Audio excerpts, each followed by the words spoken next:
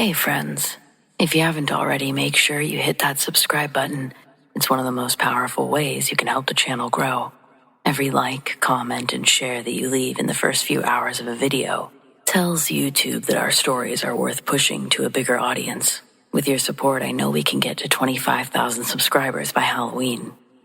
Remember, we never have ads in the middle of our stories. And don't forget, if you want to rep The Darkest Hour, visit thedarkesthouryt.com for exclusive merch you won't find anywhere else. Thanks for being part of this journey. Now, on with the show.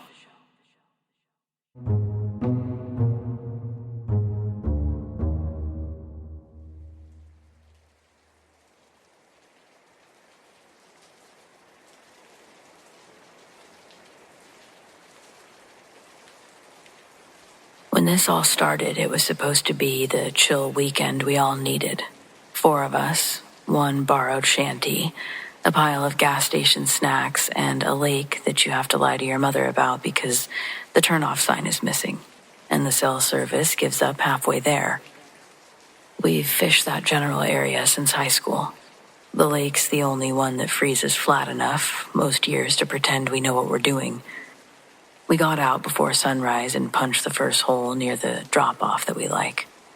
The ice was thick enough to make those good hollow knocks when the auger bites. The air was so cold that it felt like it made noise. We did the dumb jokes, the first beer at 8 a.m., the whole ritual. The first few hours, nothing but a couple lazy perch and so much coffee I could hear my own heartbeat. But around noon, the light did that white-on-white thing, where the sky and the ice forgot that they're supposed to be different. I was sitting half in, half out of the shanty, with my gloves off to mess with the line, and I noticed a glow under the hole that wasn't the reflection of anything we had. It looked like somebody had put a flashlight on low under there, moving it in slow circles. "Phone light?" Tom said, and held his over the hole. When he did, the glow under the ice paused and drifted away. We all made the same idiot face and leaned in, because the next instinct after fear is curiosity if you're with friends. It came back near Mike's hole, 5 feet over. Not bright, just obvious. The color wasn't right for a phone. It was the pale kind of glow that you get from a glow stick after 3 hours of use, except it wasn't green or blue. It was almost the same color of the snow. A shape moved inside of it, quick like a fish. Then another. I remember thinking plankton, even though I know that doesn't light up under ice like that. Bioluminescence? Tom tried, because he likes big words when he's nervous. Wrong lake for that, Mike said, but softer than usual. We got more holes going. You can judge us for that later. We weren't thinking bad idea. We were thinking that we'd just discovered a weird trick of light, and we wanted 10 weird tricks. When I started on the new hole, the auger snagged on something that wasn't ice, not a branch or a rock. The motor bogged, and the handle jerked. I killed it before it snapped my thumb. When I pulled up, there was something on the blade that slid off back into the hole with this slow, thick reluctance. It was dark, darker than the lake water should have been, and it left a stain on the clear ice. At the edge, it looked like coffee had been spilled into glass. "Dude," Tom said. "Dude." We all leaned in again, because apparently we don't learn. The glow that had been wandering took a straight line toward a new hole and stopped under it. The ice there was maybe 10 inches thick, clear as a window. Pressed against it from below was a pale hand. That was what my brain said first. Hand. Because it was the right overall shape. But the fingers seemed wrong in a way that makes everything hurt. Too long, too even. Like nobody had ever jammed them in a car door or chewed a nail. No webbing or hair. Because of how it was facing, I couldn't see if there were nails or not. But I could see that the skin was so smooth, There were clearly no fingerprints or texture. It just lay flat against the ice like it was feeling for warmth. Then it curled its fingers, and there was a tapping sound. It was like a knocking on a table to get someone's attention, but one we couldn't recreate on the ice. We all went still together, like birds deciding that the shadow is close enough to matter. The tapping had that dull underwater quality, a little late for our ears. The hand slid sideways, slow, exploring the underside of the ice toward the first hole that we drilled. We backed up uncoordinated like kids in a haunted house. The glow moved with us. I don't remember choosing to talk, but I heard myself say, "We should go." Nobody argued.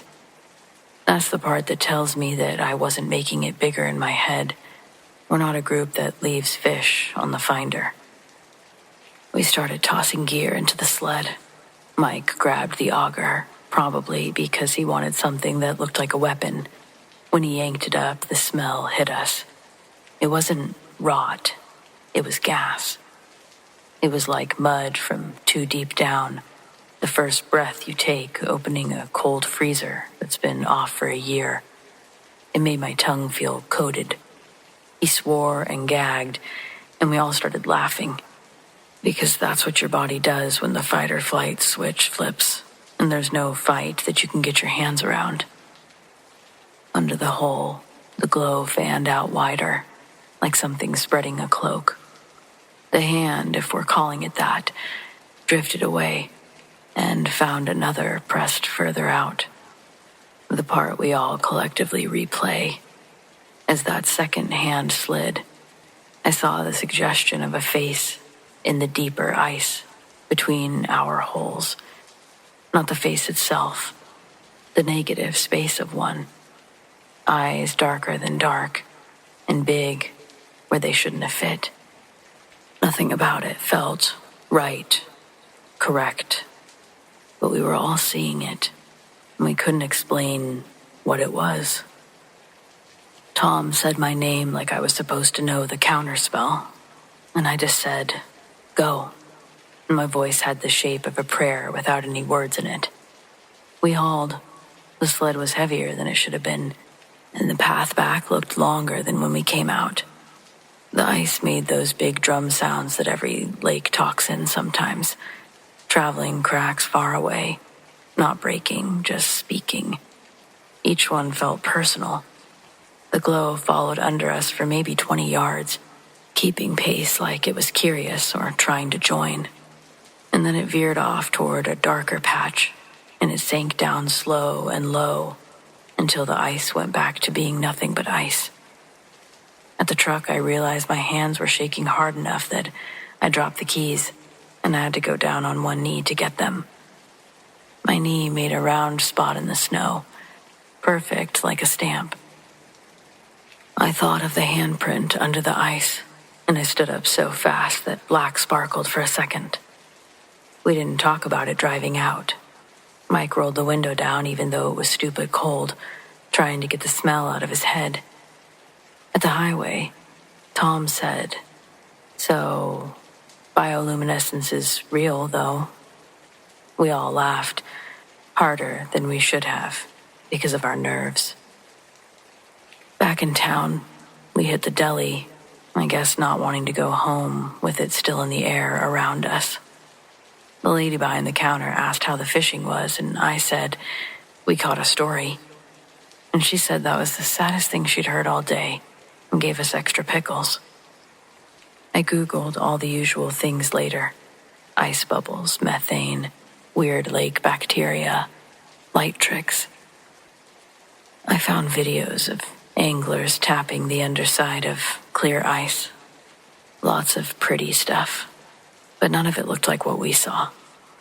None of the stuff on there had hands. We went back for the shanty the next day because we left it. The holes had frozen over an inch or two. In the new ice over, the one where the auger snagged, there was a cloudy swirl like something had been stirred into the freeze and then changed its mind. It had a tint to it, I don't want to describe, because I can taste it when I think about it. If there's a version of this where we were just scared of light and our own reflections, I would like to subscribe to that reality.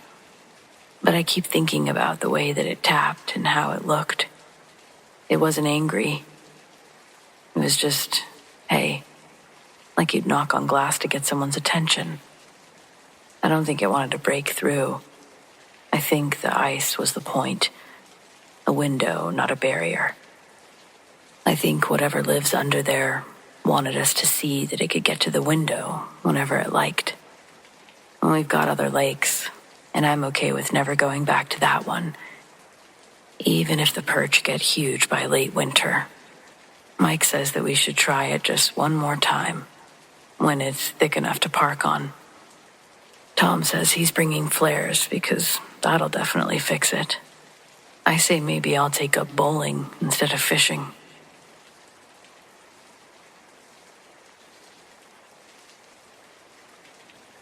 Been driving trucks a long time. You see weird stuff at 2 a.m. Fox ghosting the shoulder, kid's bike in the median, mannequin parts that make you think about quitting freight. I'm not the spooky type. You keep it between the lines, drink your coffee, mind your hours. That's the job. This is Oklahoma, late shift, flat country, where the horizon's a string pulled tight. My trailer was full but light, nothing that should rattle. Weather was clean, music low. About a mile out, I saw an overpass ahead, like a Lego piece across the road. On top of it, the silhouette of somebody standing at the rail. That happens. People walk at night. You give a courtesy tap on the horn if they look a little wobbly.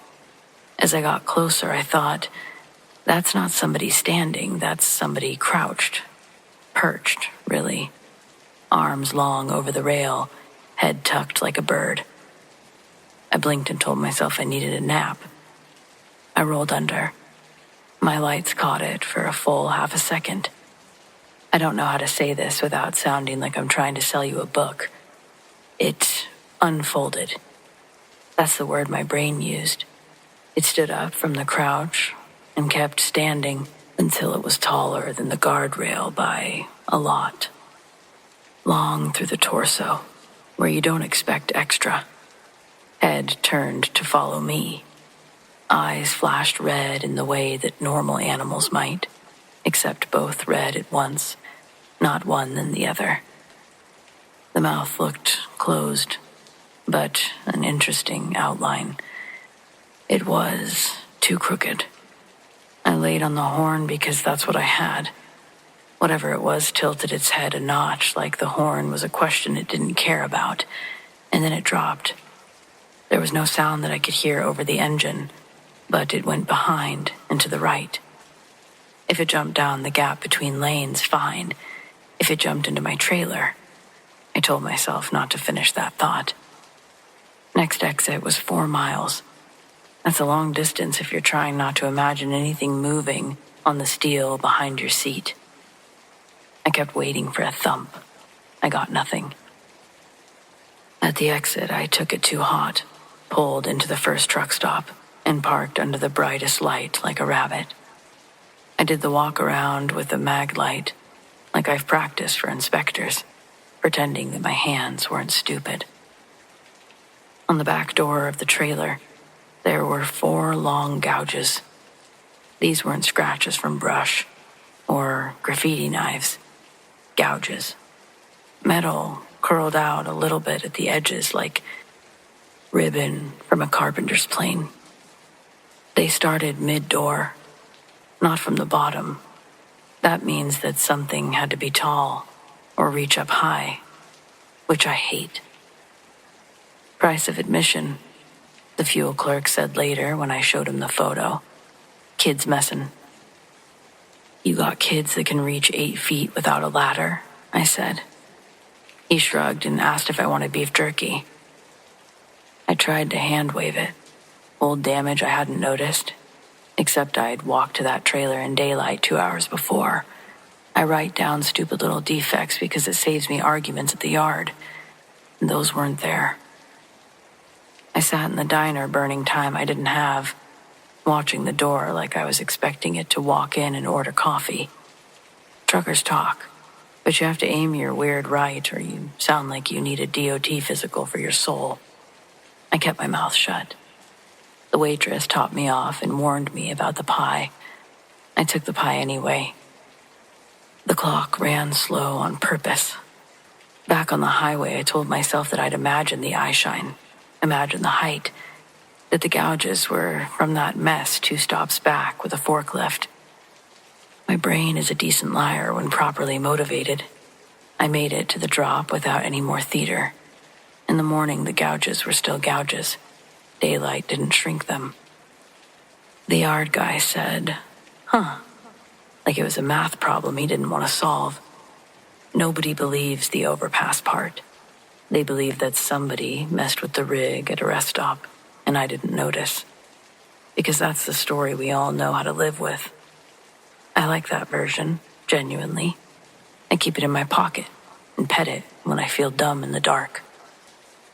But there's a picture in my mind I can't show people. It's from when I first pulled in. If I brighten it in my mind, I can see prints in the dust on the door. Not clear like a movie. Just the sense of 5 long marks grouped wrong. Like a hand with some decisions made differently. They're angled like something steadying itself before it lets go. Or landing. Every time I run that stretch, I watch the overpass. Most nights there's nothing up there but stains, occasional vulture doing its ugly cleanup job. Once, maybe a month later, I saw a silhouette again. Smaller this time or farther. And I felt the old cold up my neck. Nothing jumped. I still checked the door at the next fuel. Clean. If you're going to tell me that it was a big owl and my brain turned into a bedtime story for insomniacs, I won't fight you. Because I hope you're right. But if you're going to tell me about some folklore with long-armed things that hang around roads and learn how to look like us just enough to keep it from getting hit, save it. I don't think I need any more shapes in my mirrors. Truckers learn to live with the dark like it's a roommate, one who doesn't talk much. You check your straps, you keep rolling. The world outside your windshield is big and bored, and mostly not about you. That's fine. I like it that way. But if you find yourself under an overpass at 2 a.m. and something up there stands up and keeps standing, don't be brave. Honk. If it makes your hands feel like they did something, keep it straight. Go to the light. Do a walk around with the bright side of your phone. If there are new marks, put them in your report. Tell the yard you probably caught a branch somewhere. That story is tidy, and it goes down easy.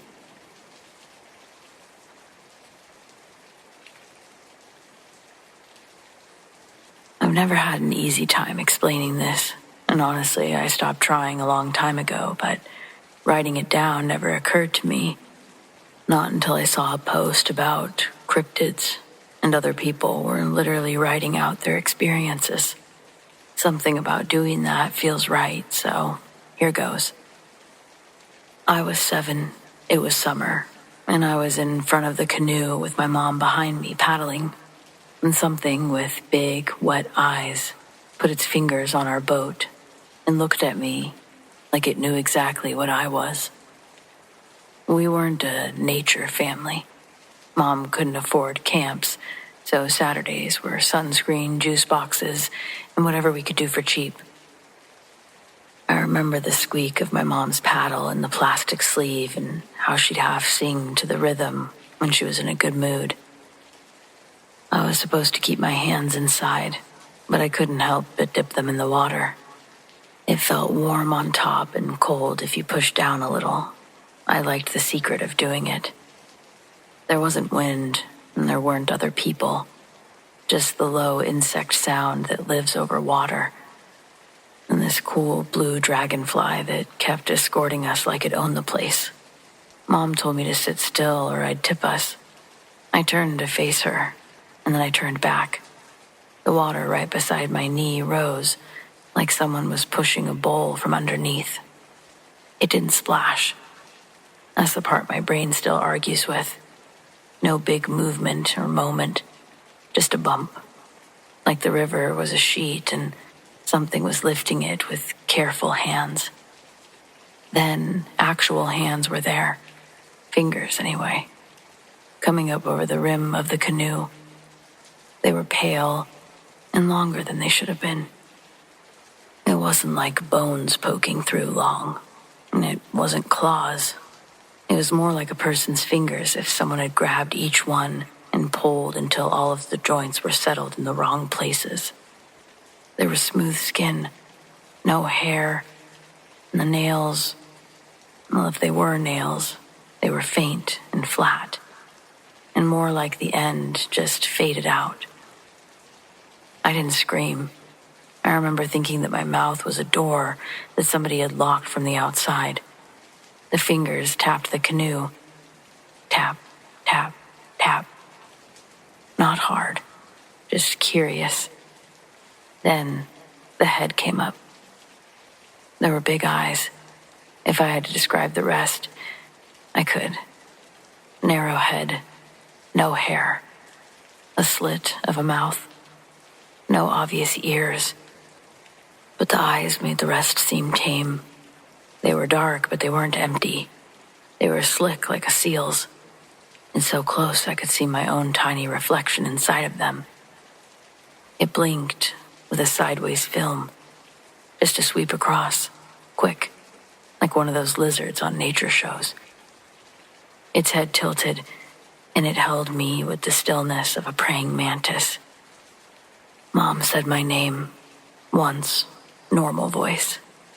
Then again, like she'd realized too late that something was wrong with the world.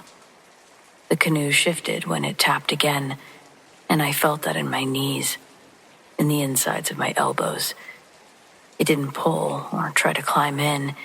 It just looked like I was the weird animal. Then it let go and slid out of sight. The water folded back together. Mom hauled me backwards onto her lap so fast, the paddle clacked against the gunwale and floated away. She grabbed for it, missed, and then gave up. Started paddling with her hands, short, frantic swipes that did basically nothing. We drifted and turned in a slow circle while she kept saying, "Did you see? Did you see?" And then she swallowed it. I could feel her frantic breath on the top of my head. It smelled like the orange gum she chewed. We got to the bank eventually and scraped mud up our shins, launching ourselves out of the canoe like it was on fire. We didn't talk on the walk back to the car. She put me in a towel and buckled me in, and then just sat there with her forehead on the steering wheel for a long time. When she finally started the engine, she said, "It was a fish." And I knew she didn't believe herself. For years, I tried on different words like hats, otter, muskrat, turtle. None of them have hands like that, though. None of them have eyes like that either. When I was a teenager, I fell into a late-night internet hole, and I tripped over drawings of the Dover demon. I didn't know that name. Then I found Mondegishi on a site that looked like it was built in 1998 and never updated. Thin body, big eyes, long fingers. Sometimes water, sometimes rocks. The sketches put a cold weight in my stomach. I recognized them immediately. It was that same feeling of the canoe rocking a little under me. It was the tap, tap, tap. I brought it up to my mom once in college, in the kitchen while she was rinsing grapes. I said, "Do you remember that thing on the river?" And she said, "No, way too fast." And then softer, "I don't like that story." She set the grapes down like she'd suddenly forgot what they were for. I had a nightmare last week, she said, and then changed the subject to tuition. She really won't talk about it. I don't go on the water if I can avoid it. I know that might seem dramatic, but pools are fine, mostly. Big rivers, not so much, and no canoes. I'm not trying to lure anything up for a look at me again. Sometimes I think about how it didn't grab. It could have, right? It could have tipped us over or pulled my hand, but it didn't. It looked and let go. The mercy in that makes me more uneasy than if it had been aggressive, I guess. Predator behavior, I understand. Curiosity is weird. People online say that the drawing is a copy of a scary drawing, and I get that. But the drawing, it came after for me. The memory is its own animal. I'm older now. I can rationalize things to make myself feel better. I'm good at calling a shadow a tree. But there's times when I catch my reflection and I just remember seeing my reflection in those eyes, tiny and doubled, in the way that the membrane slid across, how quiet everything was, and how everything went back to normal right after. But it happened. It put its fingers on our boat, and it knew that we were there. It blinked, like a person might blink when a camera flashes. And then it was gone.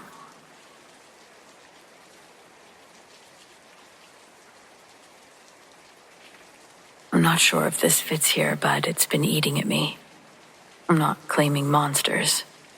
I'm just telling you what I saw and heard. And if there's some boring explanation, I'll honestly sleep better. This was in the hills where my mom's side is from. There's a back road that nobody takes unless you live out there. And there's a tight S-curve around a drop that locals call Devil's Bend. The guardrails beat to hell from folks learning the hard way in winter. My cousin Levi and I took his dad's old tent up there because we were 17 and freedom is cheap if you don't mind ticks.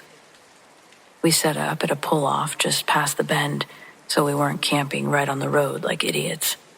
Fire, hot dogs, the usual. We saw 2 deer cross at dusk and a truck rumble by at like 10 p.m. That was the last car. Around 3 in the morning, I woke up to a noise that went straight through me. Not a coyote yip. This was high and long and tube-shaped, like somebody trying to scream, but their mouth was too big for the sound. Levi sat straight up and looked at me. You hearing that? We both stopped breathing, and it came again from up the road, around the bend. It bounced off the trees and came back wrong and distorted. For whatever reason, we went to go look. No guns, just one flashlight that was older than me.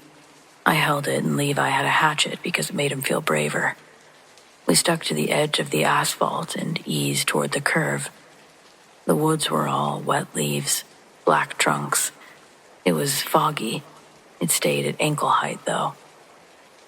When we made the bend, the beam hit the guardrail and caught eye shine. Red, quick. Something was crouched on the top rail, hands on the post like a wrestler waiting to jump. I say hands because that's what they looked like in the splash of light. Long fingers, monkeyish, not paws. It didn't have hair that I could see, but the arms were long, knees bent the wrong way, or a lot deeper than mine ever could bend. The mouth looked way too wide, like it had been cut bigger than it should be. I know that sounds like I'm trying to be creepy, but I'm telling you that it made my brain slide around because the proportions were off. It turned its head sharp to face us, and I swear that mouth, it stretched more. I don't know. The shine wasn't eye shine like a deer either. It was like the wet inside caught the light. Levi whispered to me, "Dude." And that broke whatever spell I was under. I hit it with the light dead on. It dropped. just folded off the rail with this jointy spider move and slipped down the embankment on all fours, quiet as a cat. We heard leaves, maybe a couple stones, and then it was really silent. The screams didn't come back. We didn't chase it because we're not total idiots. We went back to camp, stuffed the tent in the trunk like we were being timed, and then we sat in the car until dawn with the doors locked, which is hilarious because rolled-up windows do not stop monsters. We left when the sun got gray in the trees. In daylight, we went back. Yeah, dumb again. On the guardrail, there were these marks on the aluminum where it had been perched. It wasn't like a cat scratch. 5 divots together, like fingers had been pressed and slid a little. I put my own hand there, and the spacing was off. Too long between the index and the middle, if it was a person's hand. Maybe somebody messed with it.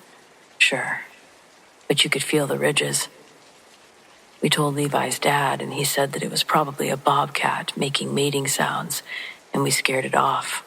It jumped. Maybe. I've heard bobcats. This was too aimed, like it was warding off, not like it just wanted to be heard. I don't drive Devil's Bend at night anymore. You can roast me for being a coward, that's fine. If it was a normal animal, it was wearing a face that didn't fit right. If it wasn't, then I don't want to meet it when it's not crouching. If anyone's got a non-nightmare explanation for long-armed thing with too wide of a mouth sitting on a guardrail screaming at 3 a.m., I'm really open to it.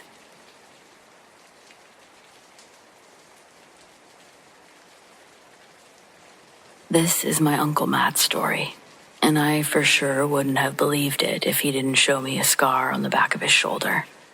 It's covered by a big cringy tribal tattoo with a Bible quote. It's barely visible, but I could see it when he pointed to it, moving his finger along an almost perfect circle of raised skin. Don't know why I shouldn't believe him, other than how extreme the story turned. I asked my dad the validity of his story. He's Matt's younger brother. He chuckled and said, "Oh yeah, looked him up for a while, that's for sure." So, story goes as follows. Matt got a job as a hydrographic surveyor right out of college.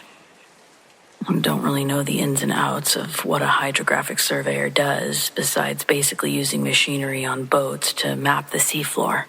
Depth, features, science stuff. Matt currently works at Amazon, pissing in jugs to meet delivery standards. I would have never guessed that he was a marine researcher in his past. He just never exactly came off as a scholar, not these days. Picture John Cleese, but homeless. Shaggy brown hair, gray beard. Throw on some glasses thicker than a bottle cap, and you've got my Uncle Matt. He was chosen to work with another scientist named Jason. Their job was to take a small boat with a bunch of machinery out into the English Channel, off the coast of London, where they would do their surveying work. Before they left port, the boat that they were supposed to use was having problems. Jason was acting as captain and lead of their expedition, and with his basic boating mechanics knowledge, he was able to get the motor running again and insisted that they set sail. Predictably, a malfunction would kill the power their first couple kilometers out to sea. While Jason tinkered with the engine below, Matt stays above on deck, leaned over the railing and watching the waves hit the side of the boat. 30 meters out, something floats to the surface that catches his eye, resembling a mound of rubbish or waste. The sun reflected off a big, glossy, black trash bag that laid over the rest of the stuff. Sadly, seeing trash in the ocean isn't a rare thing. Fishing nets mixed with other trash and sea life, it gets tangled all together until there's a buoy of discarded material and dead ocean creatures drifting in the waves. Although an unpleasant sight, it wasn't cause for alarm, according to Matt.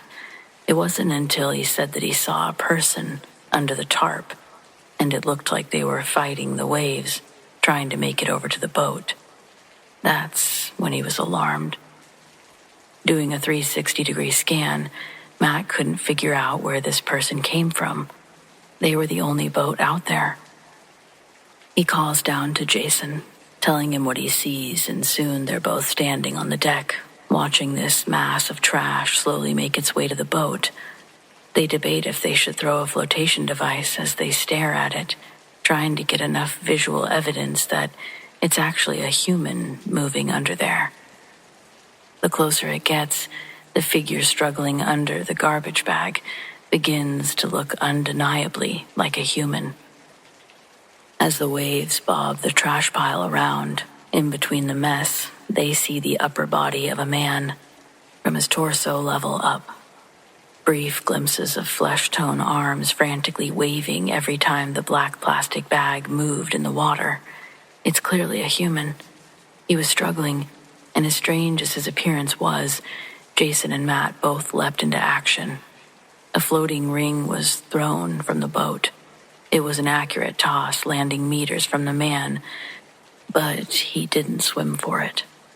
As much as both of them screamed for the guy to go to the red and white ring, the black mass stayed on track toward the boat. The closer it got, the more unnatural the man began to look. Jason mentioned that the man keeps swinging his arms around like he's treading water. Matt waited for another wave to move the trash around and reveal the man again. When one was large enough to separate the other, Matt agreed with Jason's observation. For the distance he was covering while fighting against the current, it didn't look like he was swimming. He was in a constant state of drowning, emerging from the water, grasping out for anything to hold on to. Questions were traded amongst the two if they could see the man's facial features, young, old. Neither of them got a decent look at the man's face. A foreboding feeling spread between Matt and Jason as the drowning man neared his distance to the boat. They would keep shouting at the man until the giant plastic bag was rubbing against the side of the boat. It's close enough to the boat where they can't just look out from where they are and see it. One of them would actually have to walk to the edge of the boat and lean their body over the railing a bit in order to see straight down to the side of the boat.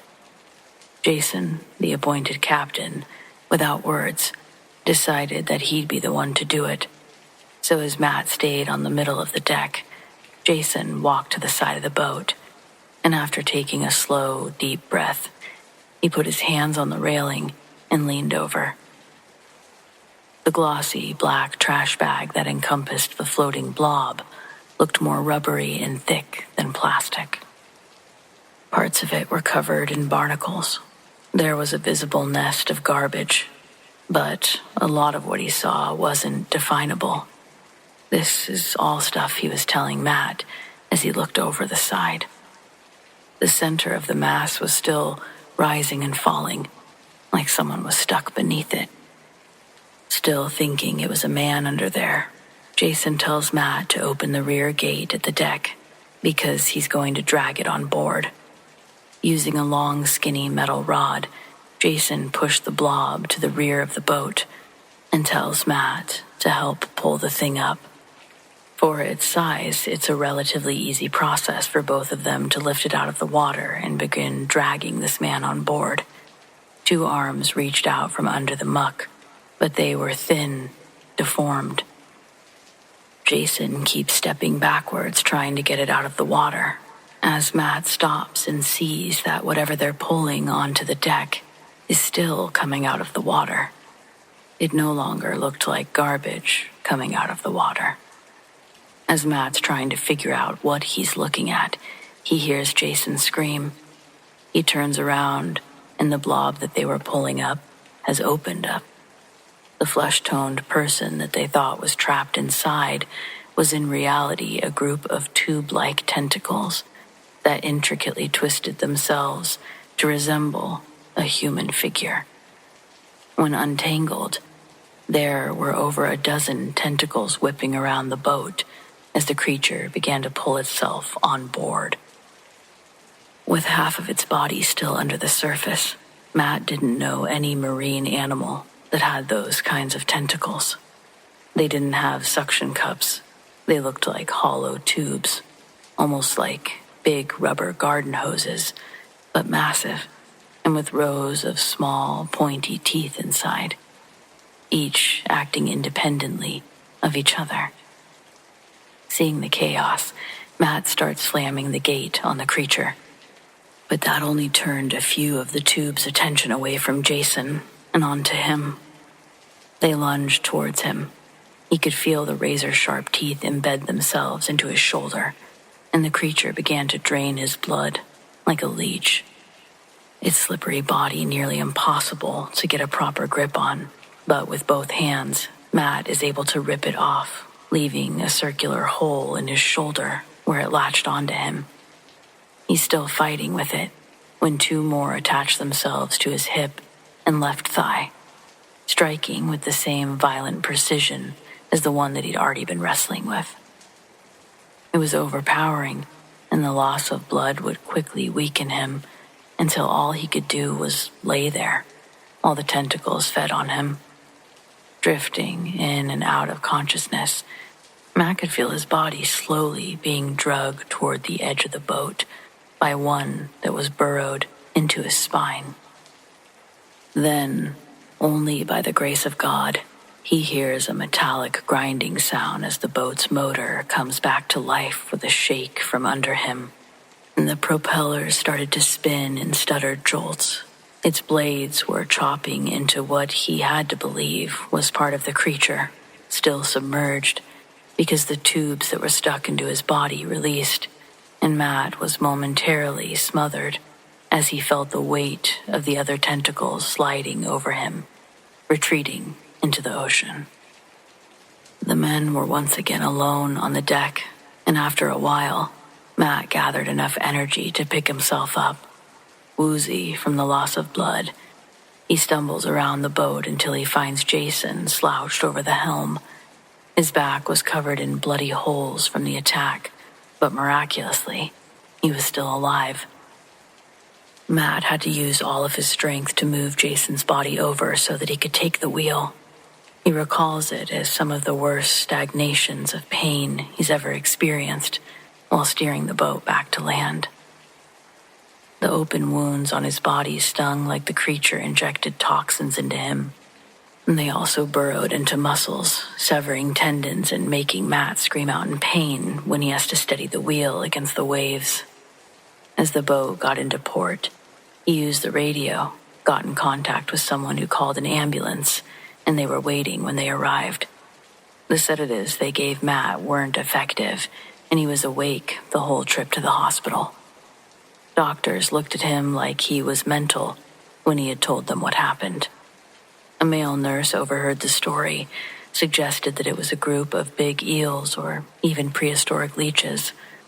The nurse's comment may have been delivered in a facetious tone, but Matt argued vigorously, repeating that the tubes were too thin and were all coming from a single source that stayed hidden under the boat. He told them that they all started by presenting themselves in the shape of a human, all the tubes twisted to form a head, arms, down to its belt line. It was intentionally moving the way that it did. The doctor started writing on her clipboard. She didn't find it as humorous as the nurse did.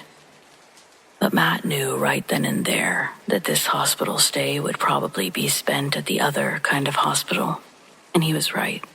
But it was most likely in his best interest. Even after his lengthy stay there, my dad said that Matt became even more of a recluse than he already was, and I know it doesn't help that Jason would end up dying in the hospital a few days later, leaving Matt without anyone to validate his story. After I heard it and my dad confirmed it, he added, "Yeah, your Uncle Matt is a man who's lost his marbles, and it was a steep decline to where he is now. But he didn't always used to be like that." So I'm more inclined to believe what he's saying is true. I wanted to come on here, tell his story, and see if anyone with a marine background wanted to lend their ideas as to what this creature could have been. It may not uncrazy my uncle, but it might bring him a sense of closure. I don't know. You tell me. I'm afraid that it could also catapult him into some sort of frozen PTSD deadpan.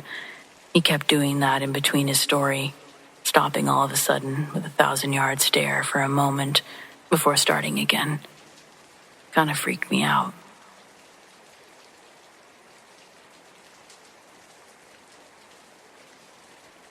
Hey, so, look, my name and information aren't important, but I just went through something that really freaked me out, and I'm only trying to warn others who might fall for the same trick. I found an ad offering volunteers $100 a night to participate in a sleep experiment. That sounded like easy money I sorely need, so obviously I called the number. A research assistant asked me a series of questions about my sleep habits, seemed satisfied with my answers. No, I don't have trouble falling asleep or waking up at night. And no, I don't sleepwalk or talk. I'm just a sound sleeper with regular dreams. There's nothing abnormal to disclose. And that's exactly what they wanted to hear. For 5 nights, I would arrive at 10:15 p.m. and sleep from 11 to 5, at which point I was free to go. All the data they needed would be collected while I slept. Sounds pretty simple, right? Well, let me tell you about this shitstorm. The first night wasn't exactly fun, but it didn't make me want to quit. $500 was enough to pay my share of rent. Monday night, I followed the directions to find that the experiment was being conducted inside of a closed-down urgent care. It only seemed strange for a moment. I mean, most would classify this as a medical thing, but once inside, the staff was pleasantly reassuring. After greeting me at the door, a petite brunette ushered me through the waiting area, past a friendly receptionist and to a back room. There was a bed with a machine sitting next to it, and that was about it. I'm not sure what I expected. Other than various electrodes being attached to my head, but reality was a step up in that regard. The only thing that they attached were 2 tiny nodes onto my temples. As soon as they came into contact with my skin, the bedside monitor came to life with wavy lines. It meant nothing to me, but my escort, who said her name was Lucy, simply nodded in approval and took notes. I was ready to get in bed. I'd taken a mild sedative despite explicit instructions against them. I have a really hard time sleeping in strange beds, and this wasn't exactly the Ritz. I didn't want to get kicked out if I couldn't fall asleep. It's funny to think that's what I was worried about, all things considered. Before leaving, she explained the participants would be monitored from another room, but otherwise left in peace until 5 a.m. Sounded good to me. I hadn't seen or heard another soul since arriving, but I was taken to the room so quickly it didn't seem strange. I simply found comfort in being part of a group. I wasn't a person, just a number on a piece of paper, a statistic in a medical journal, and that's how I liked it. I fell asleep quickly and slept through the night without disturbance, but when I woke up, there was a man in my room. He seemed to be studying the monitor and jotting down notes, but the instant I opened my eyes, I could have sworn I caught him looking away in slight panic. And it sure didn't help that he resembled Jeffrey Dahmer. The guy left a few seconds later without ever saying a word. He wasn't even wearing a name tag. It was a bit creepy, but nothing that actually scared me. I figured even if he was a perv, he couldn't do much more than stare, right? Anyway, I'm just going to call him Jeffrey, since I never actually learned his name, but we'll come back to him in a second. When I got home that morning, I crawled into bed for another hour's sleep, and I had an itch behind my left knee. While scratching, I felt what I thought was a mosquito bite and instantly forgot about it. Fast forward to the second night. Everything went exactly the same, down to Jeffrey being there when I woke. He was taking notes again, but standing noticeably closer. I said an awkward good morning, hoping to feel more at ease if we actually spoke, but a polite nod was his only reply as he shuffled out of the room. Any doubts I had about returning vanished when another $100 was placed into my hand, and I went home once again. This time, I had an itch behind my left knee while brushing my teeth, and it kinda hurt to scratch. The mosquito bite was larger, and it stung to the touch. It was annoying, but not concerning. I mean, who thinks twice about a mosquito bite? Sure, it was in a weird spot since I'd been wearing sweats, but stranger things have happened. Wednesday night. I arrived at the usual time, but I stayed in my car for a few extra minutes. I wanted to meet another guinea pig, just to drum up conversation, but I never saw a soul. I didn't want to risk my $100 by being late, so ultimately, I wound up right back in the same situation.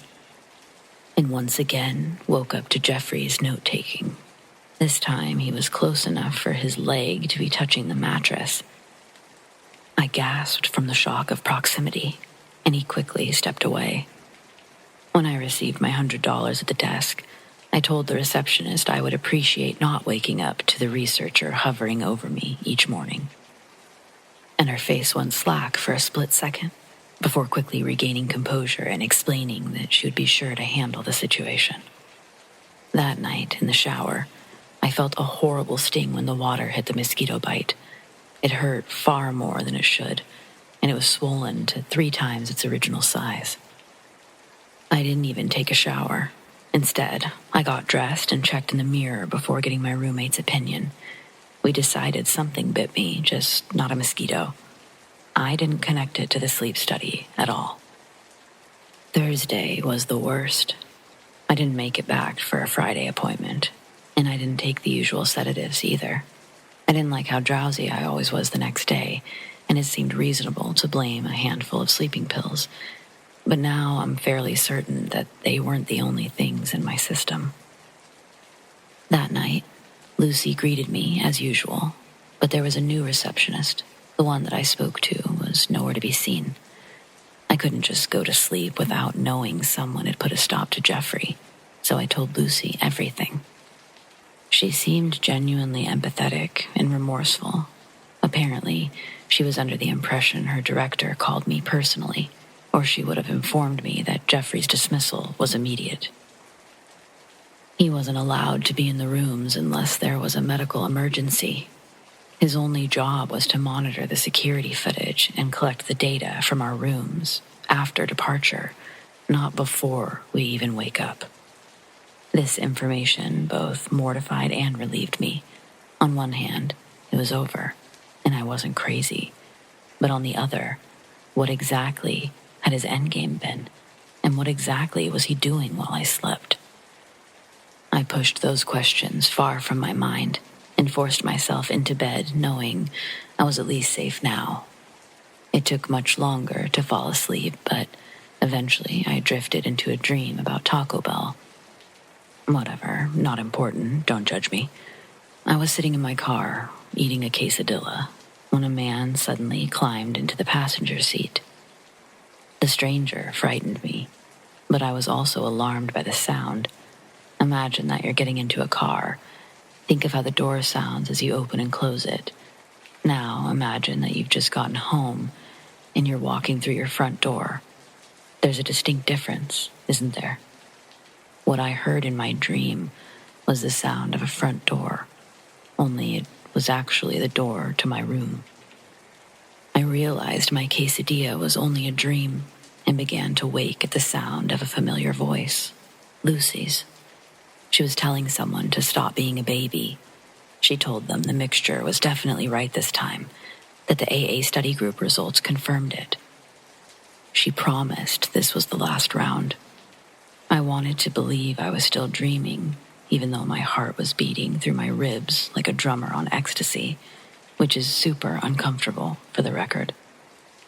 I didn't so much as decide what to do, as I acted out of sheer instinct thanks to some kind of autopilot self-preservation power. First, I started to moan and roll over. Lucy, instantly fell silent, and I could feel her tension as she waited, breath held. I didn't want them to know that I heard anything, but I also didn't want them to think I was fully asleep. I counted to 10 before grunting and rolling a little more, and thankfully, that made them nervous enough to leave the room. Though I'm sure they were only ducking out long enough for me to pass out again. There were no windows in the room. My only way out was the same door. I cracked it open just enough to spy Lucy and Jeffrey talking to the receptionist and another man that I had never seen before. Jeffrey's mere presence was enough to prove that something shady was going on with those people and their psychotic experiment. Hoping that no one else was in the building, I sprang from my room, down the hall, and out the front door, where I saw 2 men circling my car, looking through the windows.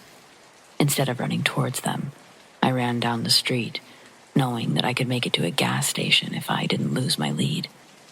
From there, I called the police. They did check out the urgent care, but it was completely empty. No people, no machines, just my car in an empty parking lot. Seriously, though, what were those people doing? What the hell were they really testing on me?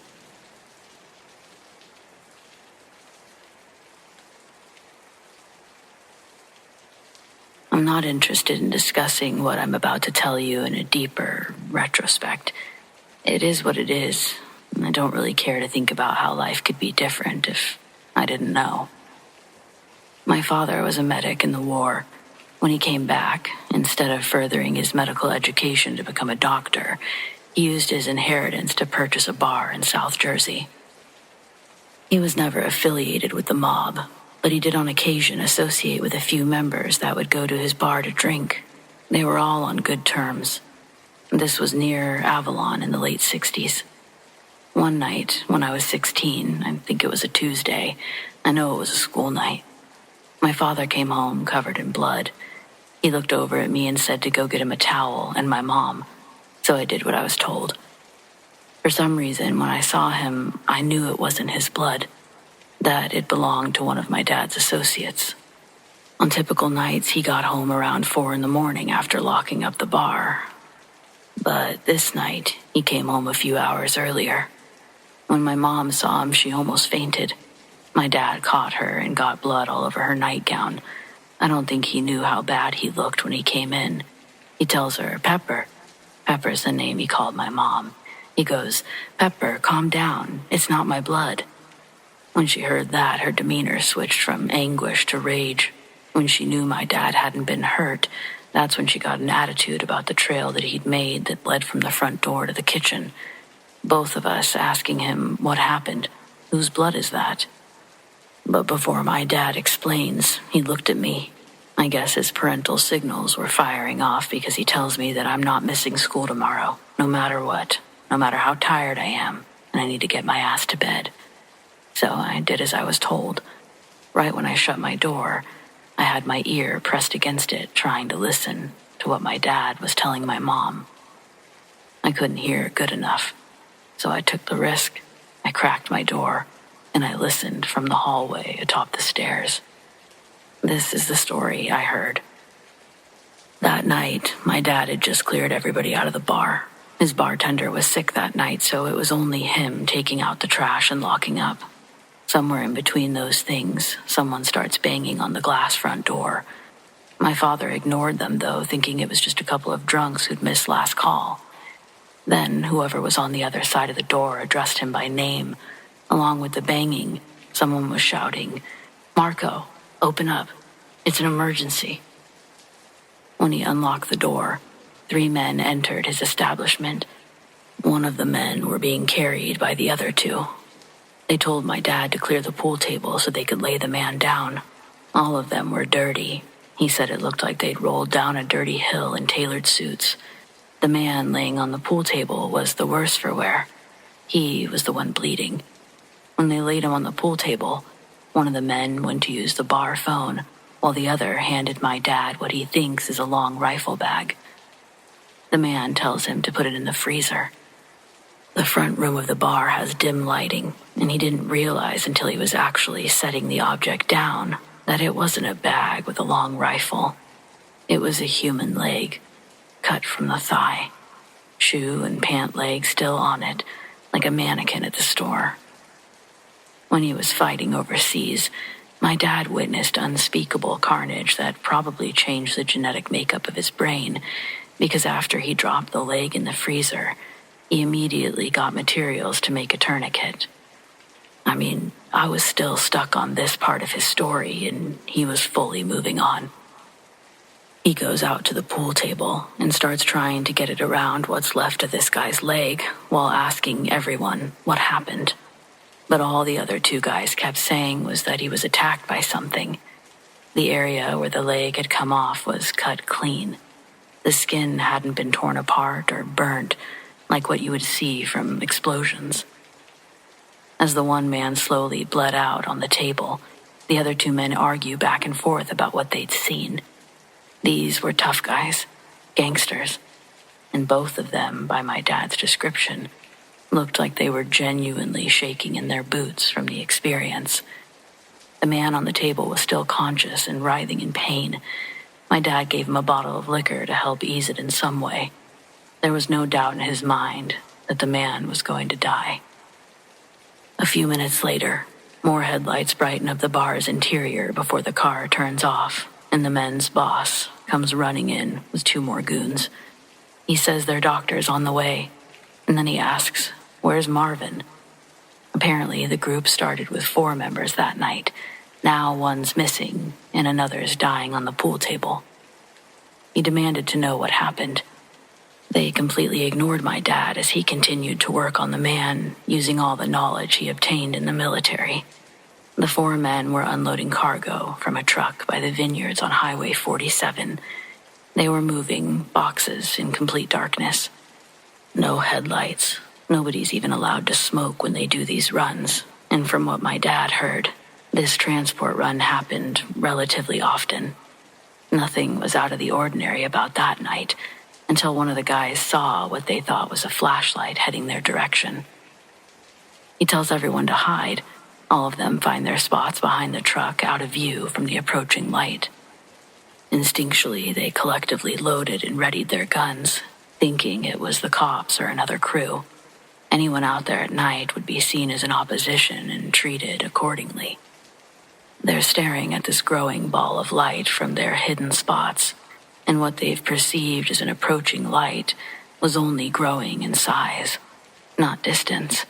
It was already much closer than they'd originally thought. What began the size of a firefly morphed and expanded to the size of a bowling ball. Then it opened, like a window sliding up. They didn't know what to do. All of them slowly abandoned their hiding spots to get a closer look. The air around it felt electrically charged. As it opened, it sizzled like a car battery. On the other side of the window, they could see a completely different landscape. There were no stars in its sky, and the trees that surrounded them didn't populate the area being shown. They scanned the ground on the other side as their point of view dilated, and what they saw was a partially eaten deer carcass. Then, one of the men said a woman appeared from the other side. She was beautiful, dressed in all white. It looked like the long, flowing robe she wore glowed like the electric window that had opened up. They thought that she was an angel or something. When she came into view of the opening, it grew until it reached the grass. Then, the woman stepped through and over to their side. She stepped over the glowing line with grace. It was like she knew they were going to be there, and she was waiting to reveal herself. A member in the group called Gio took the first step towards her with his gun raised. He was yelling, telling her to identify herself. But she just stared at him. So he took another step towards her. Mid-step, she moves at him with insane speed, and they see her limbs are much longer than any normal person. Her hands, her fingers, were pointed and sharp. Not like her fingernails, but the fingers themselves resembled claws. It was a flash of movement in the blink of an eye. By the time Gio finished his second step, he went to put pressure on it, and his leg slid out from under his hip.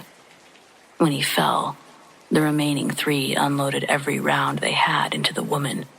She wasn't able to move faster than bullets, and she fell to the grass backwards. But she's still alive. She was still moving, crawling, trying to get back to her side of wherever she'd come from. Marvin, another member of the group, reloads his .38 and follows her in. He stood over her and put 4 more bullets in the back of her head to make sure she was dead. Then, the glowing window closed. It shrank back down to the size of a firefly and disappeared. Marvin was gone. Nobody knew what happened or what to do next.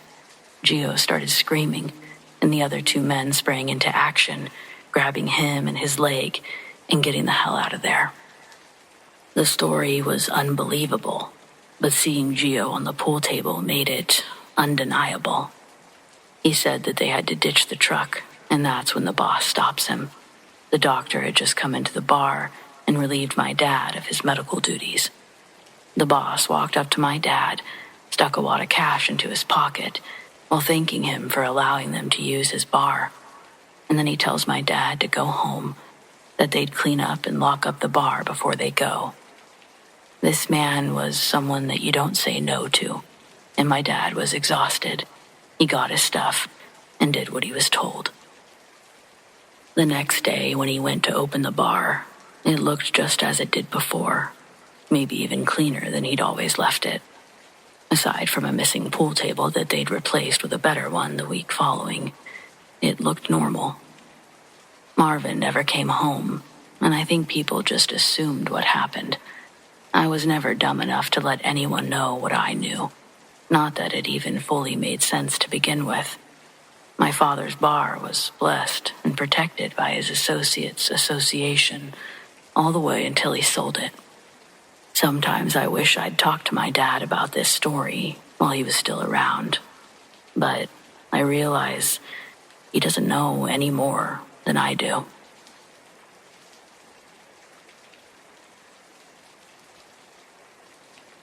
I previously posted this somewhere else, but thought I'd share it here as well.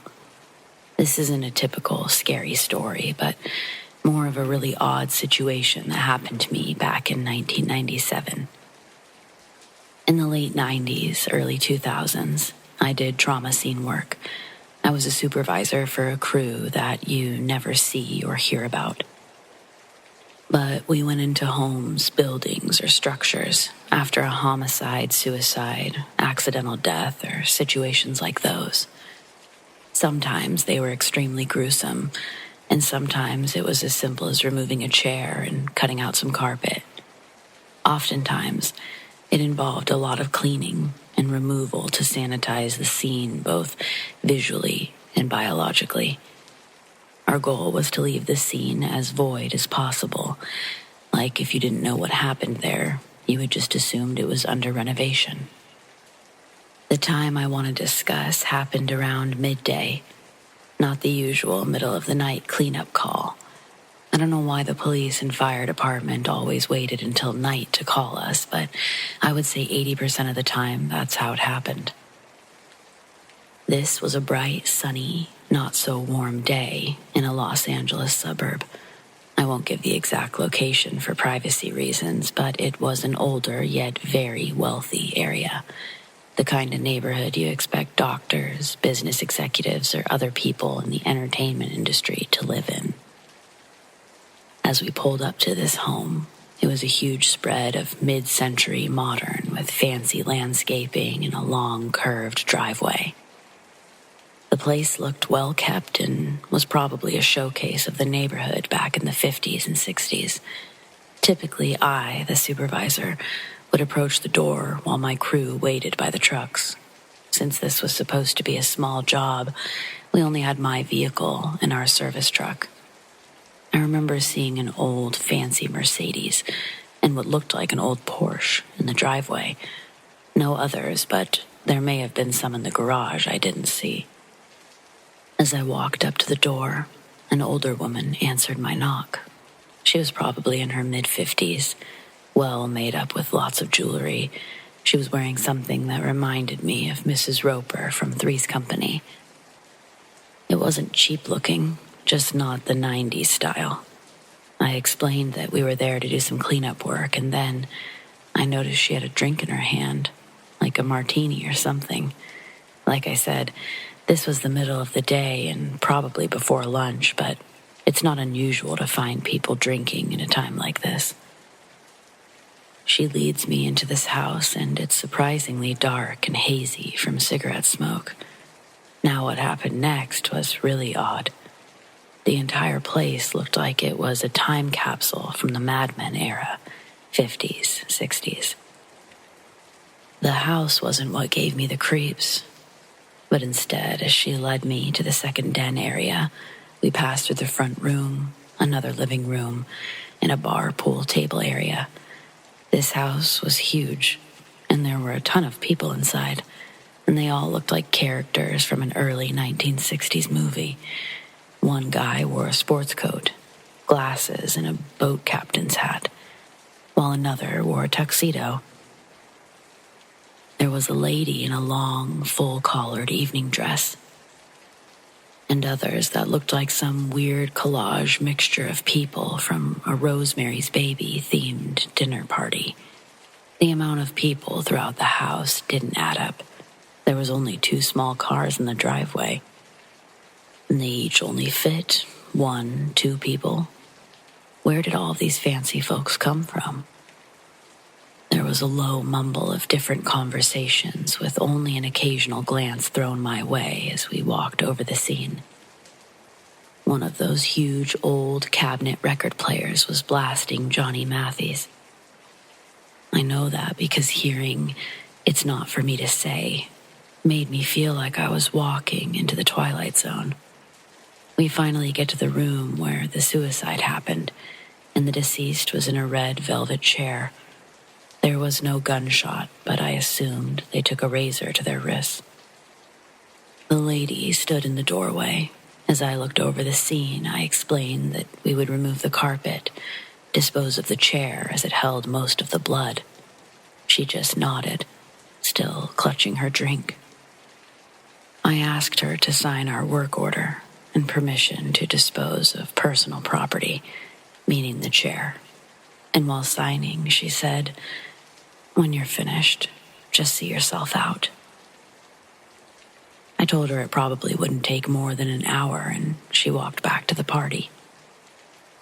I made the journey back to the front door, through the Johnny Mathis music, through the cigarette smoke, and through the low-toned conversations. I get back to the guys, and before leading them in, I tell them that this one's creepy. There's a freaky party going on inside, and everyone's dressed up. I lead them back to the room where they start bagging the chair and cutting the old carpet. There were black stains where the blood had dripped through, and we ended up cutting a straight line across the room to avoid moving lots of furniture.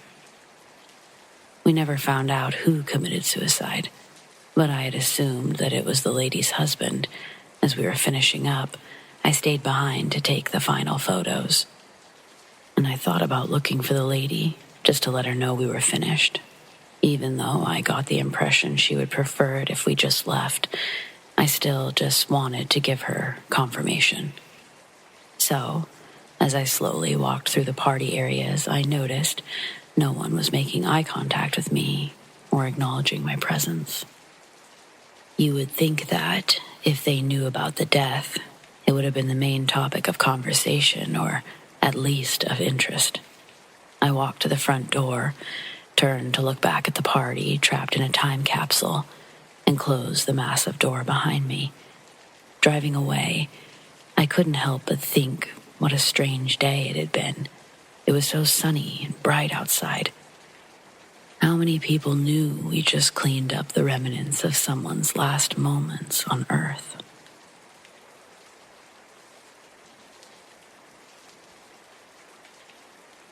My mom said it all started when I was in her tummy. Her name's Wanda. She was 14 at the time, and when her mom discovered that she was pregnant, she kicked Wanda out of the house. Worst part is she'd been raped by her mom's boyfriend, but she refused to believe her. She told Wanda that she knew about all the boys at school that she was getting fresh with. The abuse had been happening for years. It was only a matter of time until she got pregnant. That means that I was a product of a sinful act. But I was told that this is how blessings work.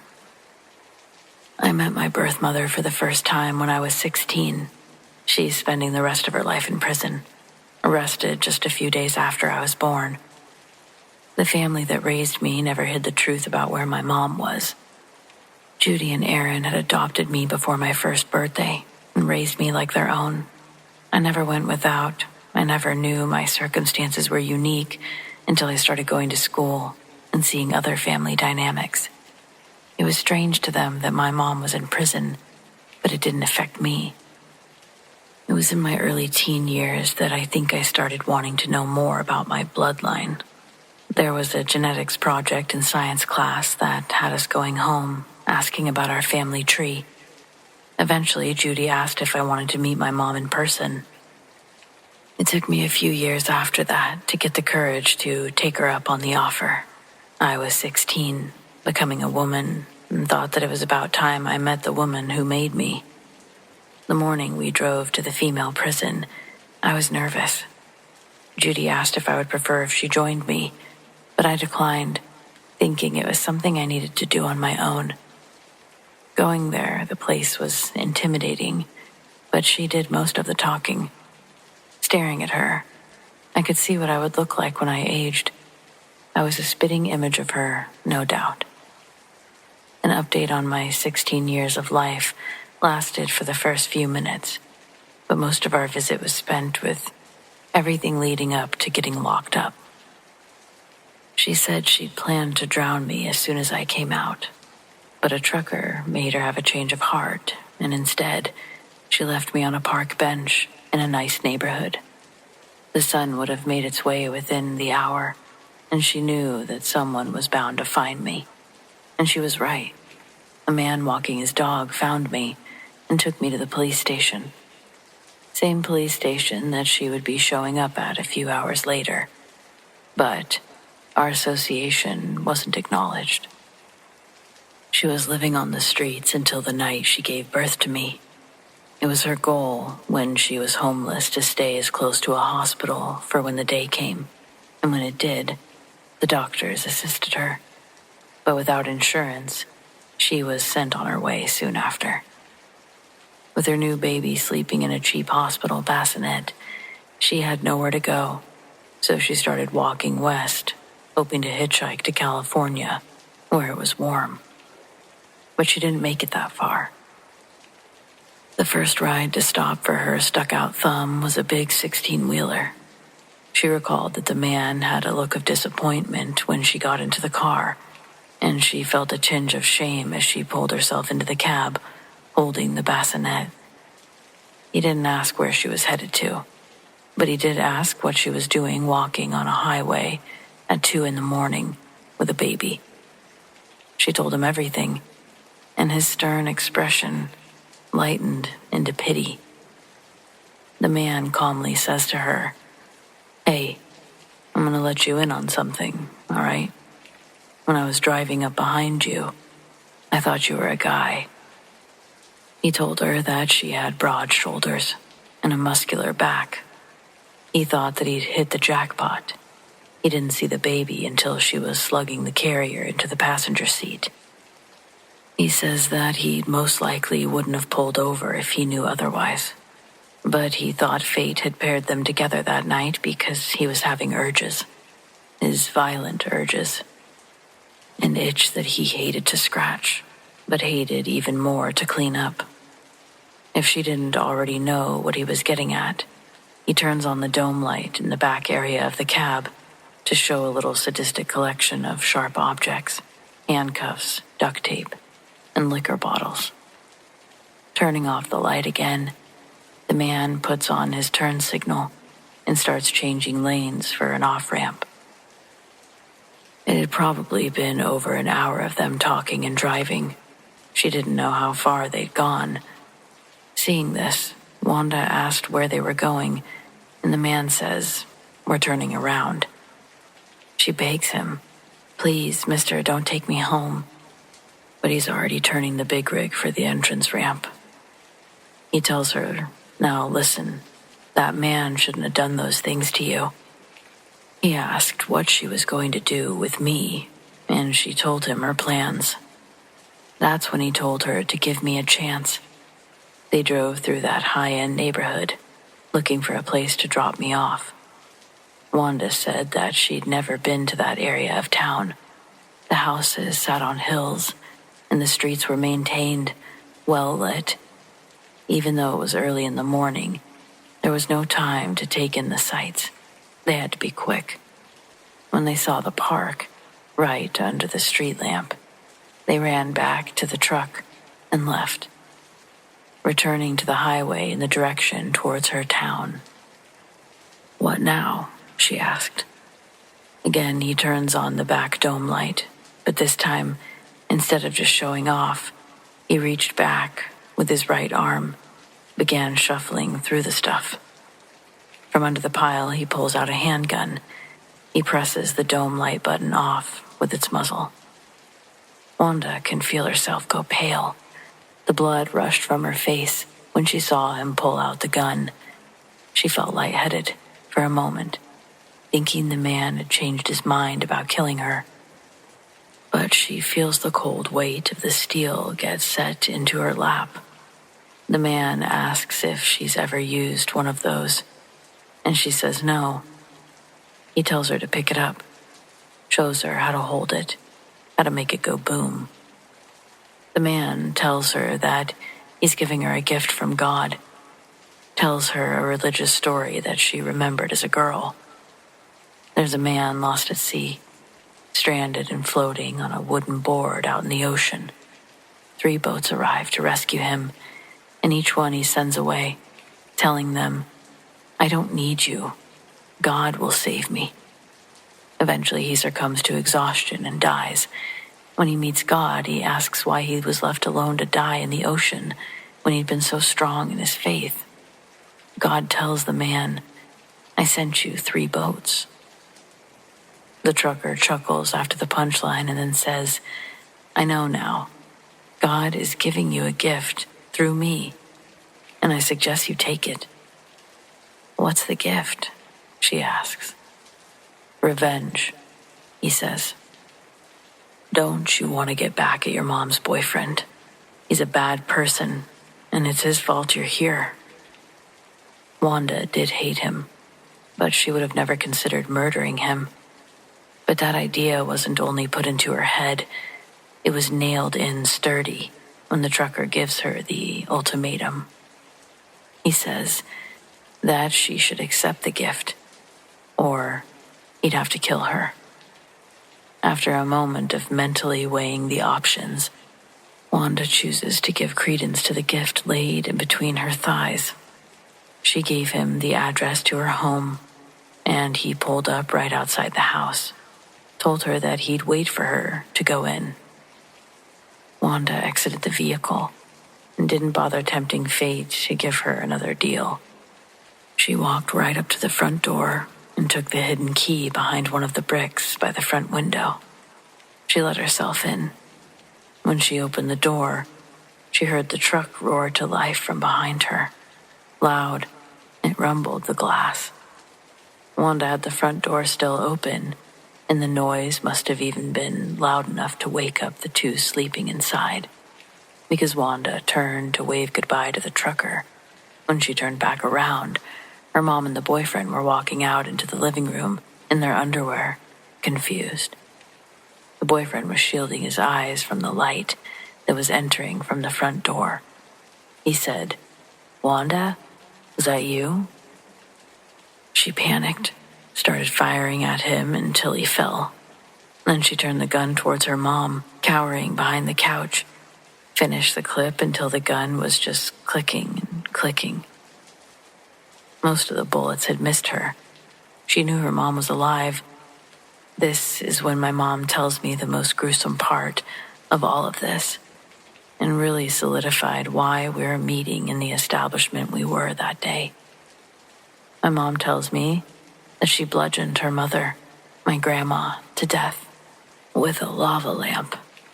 She said the glass that they make those with is surprisingly thick. By the time it broke and the contents fell out onto the floor, it was hard to distinguish what was lava lamp liquid and what was her mom's. Her words, not mine. It was said jokingly. I remember trying to laugh, but only managing a half smile because she said, "Oh, I'm just playing." I do not, in fact, think she was playing. Someone had called the cops after hearing those various gunshots, so they eventually showed up.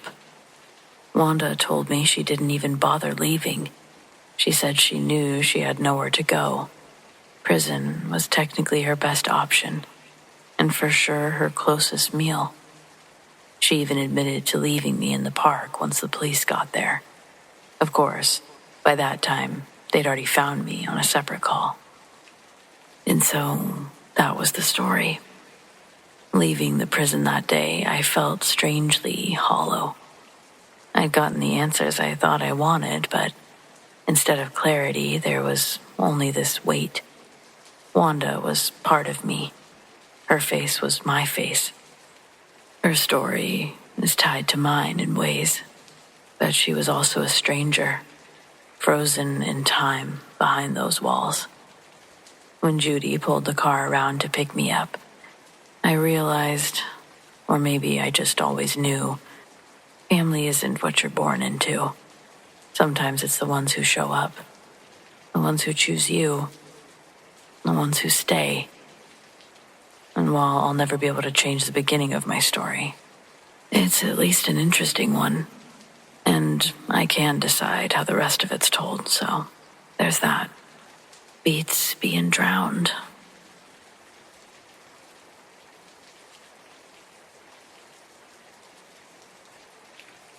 I manage a restaurant in Halifax. One of my cooks takes the bus to work every day. I don't know how I got myself into this situation, but yesterday during his shift, he came up to me in a panic, asking me to drive him to the hospital. "What's wrong?" I asked. The way he came up to me made me think that he'd cut a finger off. Apparently, his mother had just called to tell him his grandmother was dying. It was the real gather around, it's time. So I grabbed my purse, and we sped to get there. Again, I don't know how I get myself into these situations, but I somehow managed to get into the actual hospital room with the dying woman and the crying family. When I was dropping him off in the parking lot, he invited me in, and I felt weird saying no. When we went in, there's barely any standing room. All of the family was gathered as close as they could around the bed. I tried to stay as far back as I could, but as the last few people trickled in after me, I was trapped. It was uncomfortable, and I had to diligently keep on a sad facial expression so as to not look out of place, all while thinking to myself, well, ain't this a wacky predicament you've gotten yourself into? When the chatter in the room goes to a whisper, I can hear the grandmother's voice speak up in a sweet, elderly tone. Her words were spoken with a delicate southern drawl.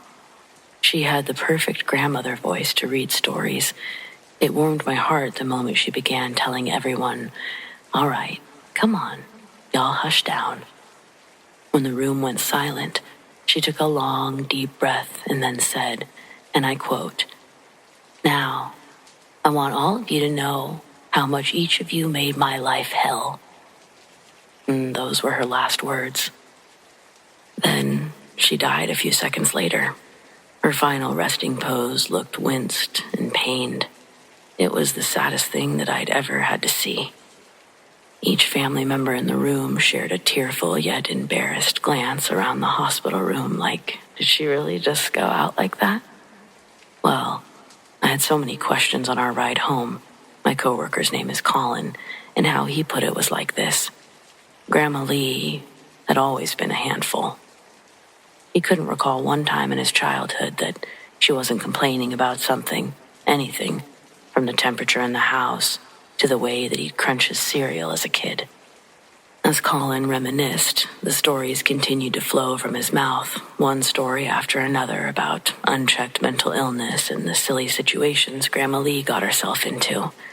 Unintentional, life-threatening dangers that she'd put Colin in when she babysat. She took him to the zoo, hung him over the guardrails just to get a closer look at the animals. When she pulled him back, Colin could see how upset the other adults looked, and they were all glaring at them. He didn't know why they were asked to leave that day. To him, at that age, Grandma Lee's unstable behavior was normal. There was a point in our road trip, as Colin pulled stories from his memory bank, I could see that he accidentally remembered one he didn't like. He stumbled over his words and then stopped speaking, like his thoughts had just made contact with his words, and he realized he was about to choke up on a story, one that he'd pushed down years ago. I turned to look at him and I saw tears rolling down his cheeks. I asked, "What's wrong?" Just a minute ago he was laughing. I had no clue what had happened.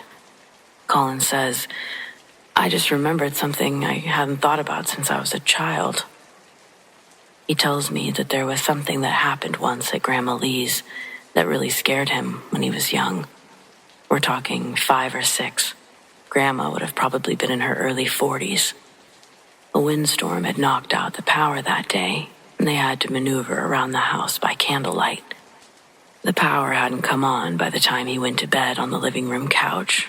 When he wakes up again, it's still the middle of the night. He doesn't know what time, but it's still fully dark outside, and the house is even darker, all except for a thin blue light that stretched out from under Grandma's bedroom door. With the rest of the house drenched in black, this beautiful glow was the only light source in the house. The light had an almost hypnotizing presence, and without knowing it, Colin got off of his couch bed and wandered over to the bedroom door where the light was coming from. The hinges on his grandma's door were squeaky, so in order to stay quiet, he slowly pushed the door open. Every inch it moved revealed more of the bedroom and let more blue light into the hallway. It was bright enough to hurt his eyes, but the source still eluded him. The light was almost blinding, and Colin had to squint his eyes. Through the shining light, he saw the figure of his grandmother. It looked like she was sitting up in bed, like she was watching TV, but the light was coming from behind and above her, almost silhouetting the front of her that Colin could see. Then, he experienced a heart-dropping realization when he noticed that there were more people in that room, more than just his grandma. There were 4 other figures that were also in the room. They'd pressed themselves into the corners of the bedroom, hoping not to be seen by Colin's squinting scan of the room. But when he saw the first one in the corner nearest the bed, the other 3 stepped out from their hiding spots as well. They were tall. Their heads almost touched the ceiling, and they were all wearing black hooded cloaks, ones that didn't reflect the blue light. One of the entities had their hoods off, and Colin was briefly able to see that its features were not human. It terrified him beyond belief, too afraid to move, too scared to scream. It was also possible that the entities were doing something to control his body, because he remembers desperately trying to move and make any sort of noise, but it was impossible. One of the cloaked figures turned their attention back to Grandma Lee. A white beam of light extended from the sleeve of its cloak, brighter than the indigo blue. She looked asleep, sitting up in bed, and when the white light was focused directly on her, it made her skin look translucent. Colin could see organs and the blood circulating through her veins. When another of the cloaked beings turns its attention toward the bed, Colin can feel whatever was constricting his muscles let go. As soon as the pressure lifted, he ran and locked himself in the bathroom across the hall. He crawled into the bathtub as far away from the door as he could get, but it didn't matter. They knew where he was, and within a few seconds, one of the cloaked figures came for him. As Colin pressed his back against the shower wall, the figure passed right through the wall. It silently floated in from the hallway, like a ghost. But Colin knew these entities weren't spirits, and when it entered the bathroom, his stomach felt like it was going down the peak of a roller coaster. He was strangled by terror. He squeezed his eyes closed and again felt the pressure on his body, freezing his movements. Then he heard the sound of the fan in the bathroom. It grew quiet, and then it was gone.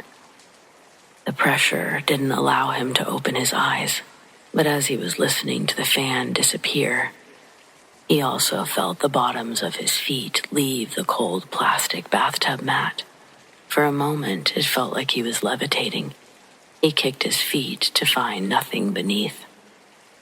The sensation didn't last long, and the next thing Colin felt was a large, soft bump on his back, like a cloud pushed him, but it didn't make him fall forward. His body naturally pushed back into the object. It fully engulfed him in warmth, and the grip of terror loosened the longer his body stayed idle. Eventually, his eyes were able to open again, and Colin registers that he's back in his bed. The sun is up, and Grandma Lee's already awake, making breakfast.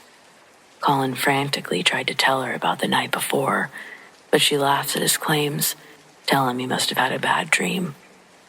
I asked him if he thought it was a dream. Colin says that that's what he tried to convince himself it was, but when he woke up that morning, there was a small triangular lump on his wrist. It felt like there was something hard under his skin. When he asked his grandma to check it out, she rubbed it, said it felt like scar tissue. It made Colin feel better believing that too. Then it seems his little child brain repressed it good and deep. While in the car, Colin rolled up his sleeve on his right arm to show me that, in fact, there is still a visible lump in the shape of a triangle on his right wrist. It's not big, probably 2 grains of rice long, but it is in the shape of a perfect triangle.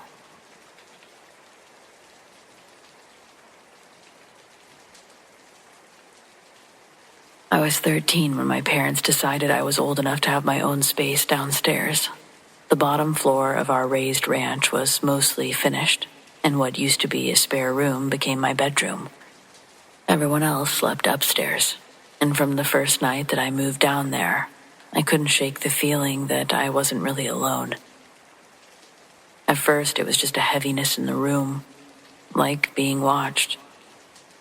Now and then, I'd hear things, faint footsteps above when everyone was asleep, knocks that I couldn't really trace. Objects slightly shifted. It was like just enough to make me uneasy, but easy enough to shrug off. 2 months in, I had a real scare. I'd gone to bed like any other night, light switched off, door shut tight. I woke suddenly around 2 a.m. Every hair on my body was standing on end. I don't know what pulled me awake, but something had changed. My bedroom door, which I'd closed, was standing wide open. Even worse, the hallway light outside was on. My family never left that light on. They'd never come downstairs. And I hadn't left that light on. And then I heard footsteps, slow, deliberate, just beyond my door in the hall. My heart hammered as I stared into the doorway, too scared to even move. The footsteps stopped right in front of the door that led to the garage. The door was already locked. I hear that knob jiggle twice. Not a sound I imagined, not the house settling. I knew that sound as well as I knew my own heartbeat, and if the garage was locked from the inside, something was jiggling it from my side of the door. The steps started again, 5 or 6 slow, heavy steps, coming back toward my room, and they stopped just outside my doorway, in the light. But there was nothing there, just the unbearable weight of being watched. I could feel it, like someone was standing there, but I couldn't see it. I did the only thing that I could think to do. I turned over toward the wall, squeezed my eyes shut, prayed for sleep. Somehow, I managed it. I never had another night like that in that house, though I never felt comfortable in that room again. It just always felt heavy. We did move a few years later.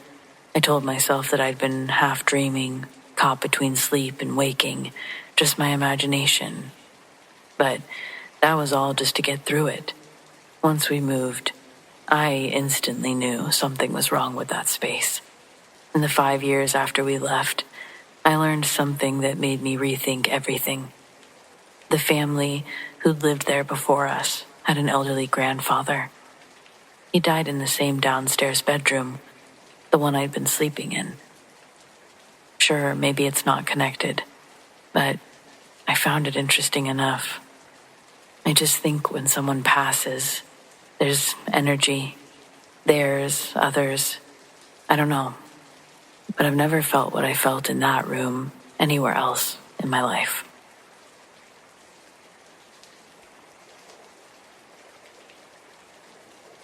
This happened when I was trying to make the 19-hour drive from Connecticut to Florida without stopping to sleep. I was on I-95 South after about midnight, somewhere in South Carolina, and I was about 100 miles away from running out of gas. I saw a sign that said there was a gas station at the next exit, so I got off. The exit ramp turned into a 4-way intersection. You could turn left or right. Or if you went straight, you could get back onto the highway. I pulled up to the end of the ramp, looked to the right, and there was a gas station. I started heading in that direction, but then I saw something that made me slam on my brakes. I looked at this gas station and I suddenly saw 6 people, dressed in white shirts and white pants, dancing around the parking lot. It creeped me out. I didn't think there was anything supernatural about it at the time, but it was really odd that a group of people were dancing in an empty gas station parking lot around midnight. I didn't hear any music, but all 6 of them were moving like there was some big mosh pit. Then one of them noticed me. He began dancing very fluidly right in the front of the gas station, but all of a sudden he stopped, looked right at me for a few seconds, and started walking toward my car really quickly. As he took the first few steps towards us, he seemed to just snap. I don't know how else to explain it, but it looked like this man's spine completely bent at a 90-degree angle as he lurched into a weird power walk and continued walking right to my car. He stayed all hunched over like that. I floored it, went straight through the intersection and got right back on the highway. As I pulled away, my girlfriend and I simultaneously said something like, "Did you fucking see that?" Her version of the story was identical to mine. The only difference is that she only saw 5 gas station dancers, where I saw 6 of them. We got gas at the next well-lit rest stop, an actual truck stop, not just some gas station off the side of the road. She's my wife now, and we have an unofficial wedding vow that we'll never stop in South Carolina for gas again.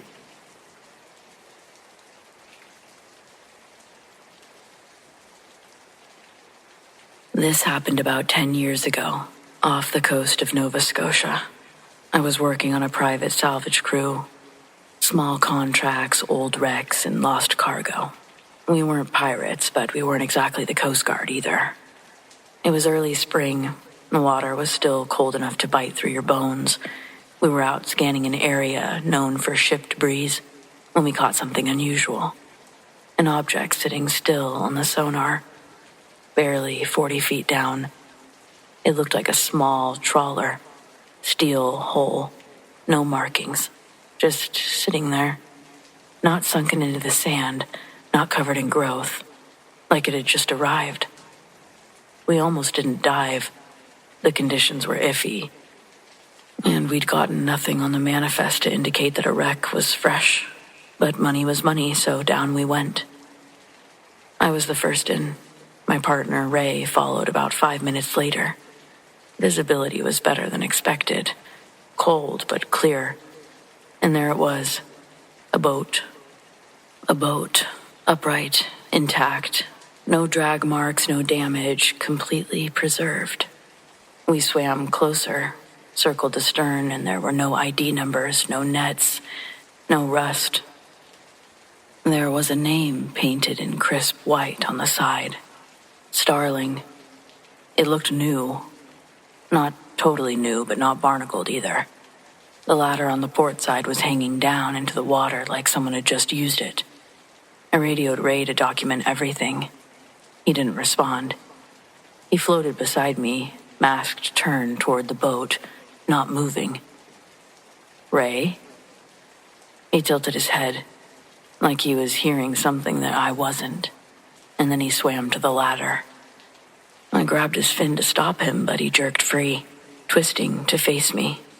His eyes were wide, but there was no fear in them, just this weird calm. He shook his head at me, slow, like, don't. I pulled him back anyway, fought him until he finally gave in and we both surfaced. On the deck, I asked what the hell he was doing. He looked me dead in the eyes and said, I saw someone on board. I thought I did. We marked the coordinates, got back to base, and filed our logs. The next day, the boat was gone. We returned to the spot with better equipment, searched for hours. Nada. No evidence anything had ever been there.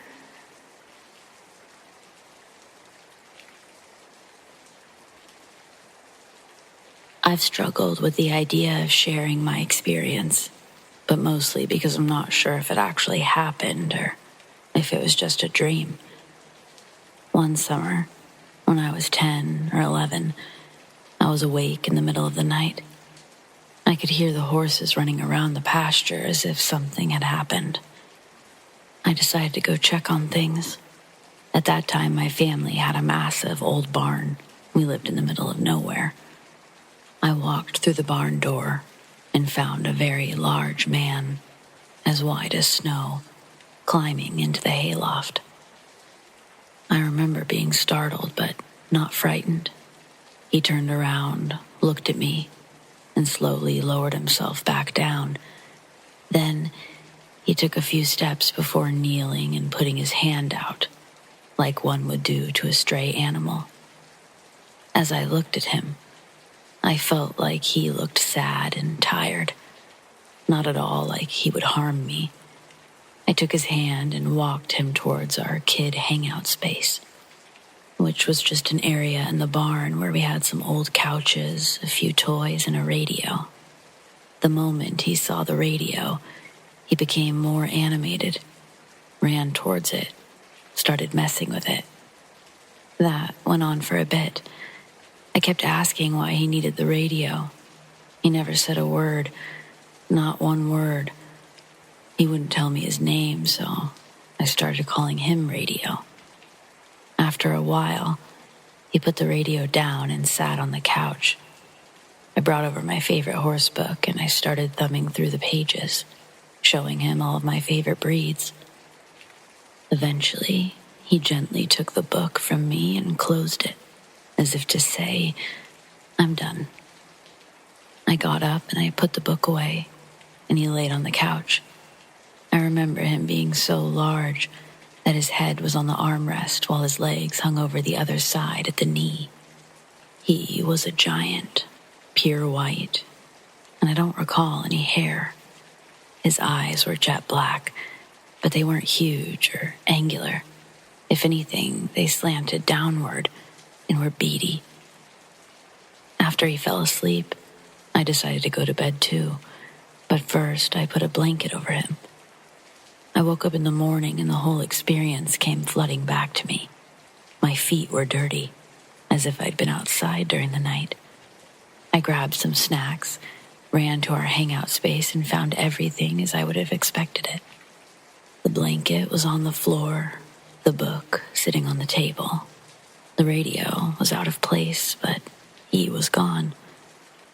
It's important to know that I had a habit of sleepwalking at this time in my life, so it's possible that this was all just a dream. At first, I thought he was just a very strange person, and I hoped he found safety. The memory never left me. By the time I was a teen, I decided the whole thing was a dream and let it go. Then Prometheus came out, and I agreed to go see it with friends. When the tall, white alien came onto the screen, I nearly jumped out of my seat. It wasn't an exact match, but it was like seeing a ghost. At the time, I knew absolutely nothing about aliens, and the only ones I'd ever heard of were the classic little green men. Nonetheless, I forced myself to let it go and move on. The memory couldn't be real, so I must have dreamt it. As more time passed, I began to wonder how I could imagine a being that I'd never seen or heard of. Could it have really happened? Could radio be real? Has anyone else ever had an experience like this?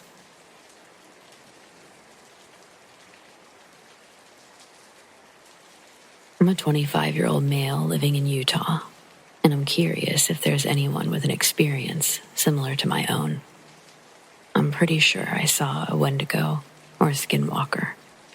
I know it sounds crazy. I don't actually believe in monsters, and I'm fairly skeptical when it comes to the paranormal, but this happened when I was 17 and still in high school. Our house was in a small town, and our backyard was a vast stretch of empty fields and mountains separating us from the closest civilization. My best friend Jack lived next door, and we sort of shared this backyard space. His house was built on a different street, but the small cul-de-sac ended in this field. Later, it'll be relevant to know that his road was originally meant to have more houses, but they were never built.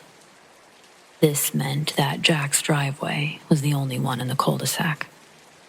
At that age, I didn't have the best relationship with my parents, so I stayed at Jack's house a lot. A couple times a month, we would wake up to some weird gurgling and dragging sounds from the back porch. His room was in the basement, and the back porch could be seen through his window. But whenever we'd gather enough courage to check, nothing was there. This went on for years, but one night still haunts us to this day. It was around the time Jack was getting ready to move. We used to stay up all night playing games or watching movies, but on this night, we decided to drive around and listen to music. We hopped in his truck, switched on the high beams, and turned down the field as we drove onto the roundabout. That's when the lights illuminated this thing. It looked like a person, but it wasn't. It was naked, on all fours, abnormally large, particularly its limbs. They seemed to fold beneath the creature. Its pale skin was stretched tight over its frame, but the face is what still sends shivers down my spine. Its black eyes glistened as it stared at us, and its jaw hung open to reveal a gaping black maw, like a snake preparing to eat. Then, it suddenly began to scurry backwards into the brush, almost like a movie on rewind. My friend and I were pale as ghosts as we stared at each other in shock, disbelief. We tried to enjoy the rest of the night, but we couldn't believe what we saw. Instead, we stayed in his basement, guns ready, just in case we heard the gargling and dragging sounds again. But we never did. I'm sorry the end isn't more exciting, but it's the truth. I don't live in that town anymore, but sometimes I stop by for a visit. That empty field still feels like it's watching and waiting. Even though I can't see it, I still feel like it's out there.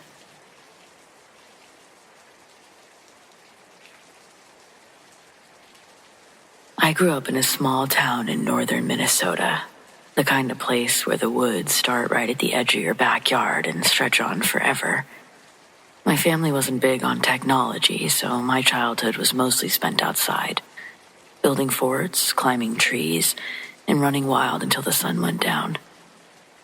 I was about 10 when my dad decided I was old enough for my first solo camping trip. Not far, just past the creek behind our house, maybe a mile or two in. I'd camped plenty of times before with him and my older brothers, but this was a test, a way to prove I could handle myself. He helped me pack a small tent, a sleeping bag, and just enough food for a night. I wasn't scared. If anything, I was excited. I remember hiking in with no trouble, picking a spot in a small clearing surrounded by tall pines. The trees were thick enough to block most of the sky, but there was still enough moonlight filtering through that I could see without a flashlight. I set up camp, ate a peanut butter and jelly sandwich, and crawled into my sleeping bag feeling pretty proud of myself. Sometime in the middle of the night, I woke up. Not to a sound exactly, more like the absence of sound. The woods are never quiet, not even at night. There's always crickets, owls, rustling of leaves and the wind. But when I opened my eyes, it was dead silent. But then I heard something. I heard someone breathing. It creeped me out because it didn't sound particularly close, but it wasn't far away either. Why could I hear it? Somewhere in the trees, just beyond my line of sight, was something making slow, deliberate inhales and exhales, like whatever it was wanted to be heard. My first thought was a bear. My dad had told me what to do in that situation. Stay still, don't make sudden movements, let it pass. But then, between those heavy breaths, I heard something else. A voice. It was quiet. Almost a whisper, but clear enough that I could make out the words. I see you. Every hair on my body stood up. I don't know how long I lay there, barely breathing, trying to convince myself I'd imagined it. I told myself it's gotta be the wind, maybe even a dream, so I pinched myself. But then, just as I started to believe it could be a dream, the voice came again, closer. Come out now. I shot up, heart pounding so hard I thought that I might shake the tent. I wanted to run, but every part of me screamed, don't move. The zipper on my tent was just inches away, but I couldn't bring myself to reach for it. Then the breathing stopped, and the forest came back to life. Crickets, wind, the distant hoot of an owl, like someone had just flipped a switch. I sat there, frozen, until the first hint of dawn crept through the trees. Only then did I finally gather the courage to unzip the tent and step outside. Nothing was there. No footprints, no broken branches, just the woods, looking the same as they always had. I packed up my things and hiked back home without stopping once. My dad asked how it went. I told him it was fine. I asked him if he'd paid me a visit. He looked at me, confused. I never mentioned the voice. I still don't know what I heard that night. I have spent plenty of time in the woods since then, but I've never camped alone again. Sometimes even now, when I wake up in the middle of the night, if it's silent, it's eerie to me. I need noise. I just think about the slow, deliberate breathing just outside my tent.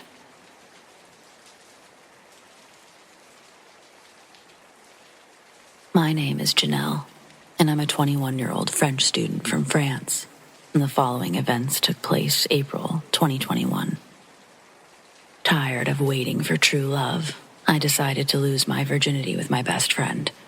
Afterwards, I found a fantastic boyfriend and we got along wonderfully for 3 months. Then, he threw me away for still being in love with his ex, and yes, I'm still upset about it. Fragile little thing that I am, I made my first suicide attempt, went to the ER, and then landed in a mental hospital. Even with treatment, I was depressed for a few months, and I had a strong penchant for alcohol. What better way to continue my cycle of self-destruction than with dating apps? A few weeks after being released from the hospital, I matched with new people and forgot all about my dear ex. I always met the men at home because that's what I did on my actual first dates, and I didn't know any better. One day, I matched with a guy we'll call Matthew. He wasn't very handsome, and he had a few extra pounds, but I'm not Beyonce either, so I agreed to meet. We laughed a little and shared common interests, especially smoking weed. I was already planning to smoke some joints before sex. He told me his address. I didn't know if it was real. He also mentioned where he used to work, but he'd just gotten fired. I didn't care if he had a job or not. I didn't want a life with him. I explained that I was recently released from a mental clinic, that I was still fragile and depressed. It was all to make him understand that he couldn't play with me, that I was looking for sex, but also conversation and hugs. I wasn't looking for a one-night stand. He assured me that's what he wanted too, that he was actually quite cuddly. I thought he was perfect. After only a couple of days of talking, we agreed on a mojito party at my house, and he brought some joints. Matthew arrived, and he looked even worse than his photos. He was dirty, he had greasy hair, and his shirt was stained. He was also dressed like a teenager despite being 26. In short, I was far from wetting my panties, but in desperate need of company. I asked him to make some drinks while I chose a movie, and he prepared 2 mojitos before joining me on the couch. We talked a little, and he wasn't particularly smart or very interesting, so I downed my drink, hoping to liven up the party. Thus began a 3-day blackout. According to our dear Matthew, we drank and smoked during the movie and then went to the bedroom.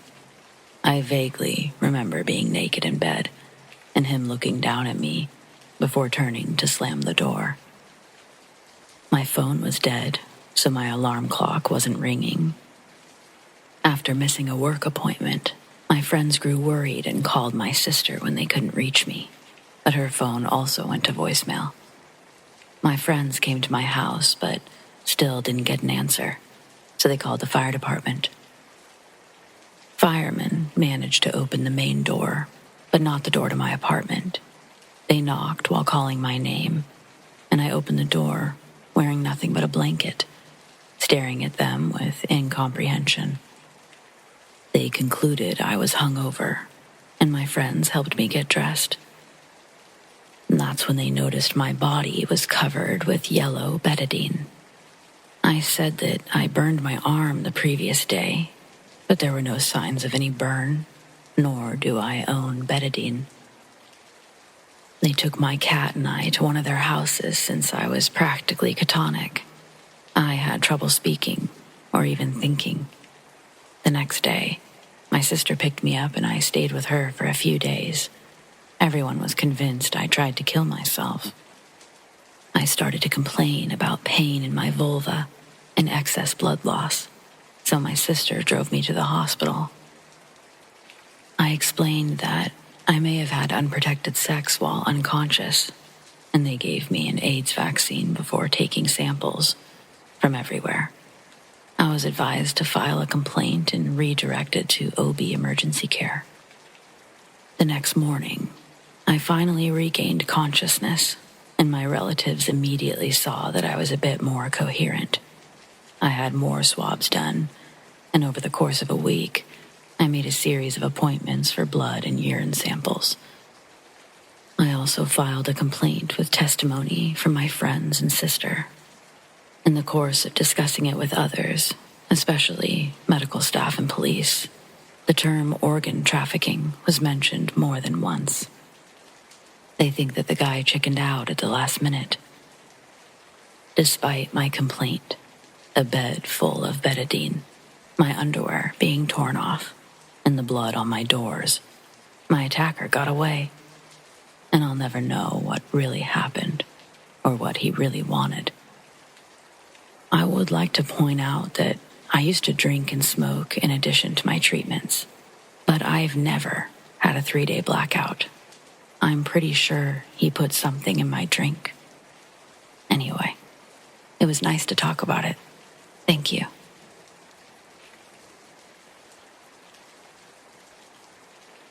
So to give some background information, I'm spiritual.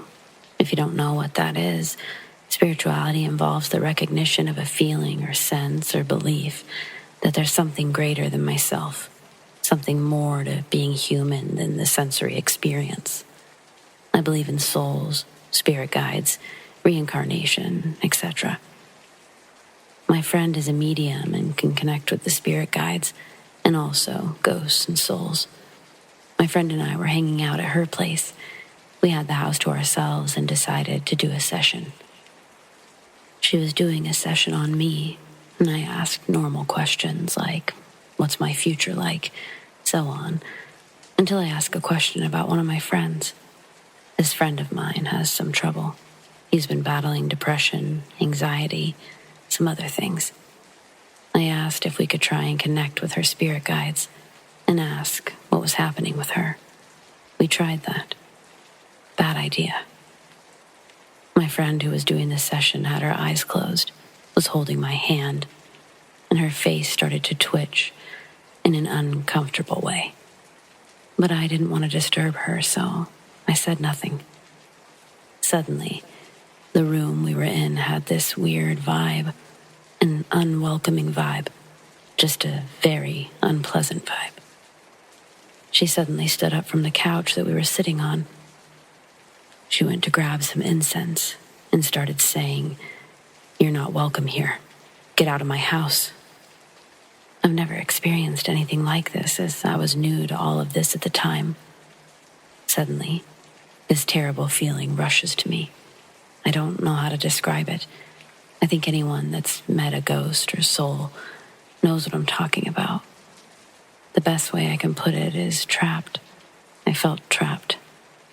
No matter where I went in the room, I felt trapped and small, like I was someone's prey, like I was being watched. Thankfully, my friend got this ghost or soul out of the house, and we sat down to talk about what had just happened. My friend told me that this is what's called a clinging spirit. It's a spirit that feeds on negativity and sadness, or in my friend's case, her depression and anxiety. My friend told me what she saw afterward. To understand this, you need to understand the floor plan a bit. So right as you enter the house, there's a staircase that goes upstairs. On the right is the kitchen. On the left is the living room, which is where we were. Neither of these rooms has doors in it. It's just the wall with a hole. The living room couch is at the opposite end of the entryway, so you have a full view from there. My friend said in the doorway, she saw this tall, skinny, black goo. It had no face, but had the shape of a woman's body. The moment it appeared in the doorway, it started screaming at my friend, like a very loud, painful screaming, a horror movie scream. The moment she opened her eyes, the ghost wasn't there, but the feeling of its presence was. That's also what I felt. After all this happened, we called my friend's mom and sister, and we slept in the guest room, as we were too afraid to go upstairs to my friend's bedroom.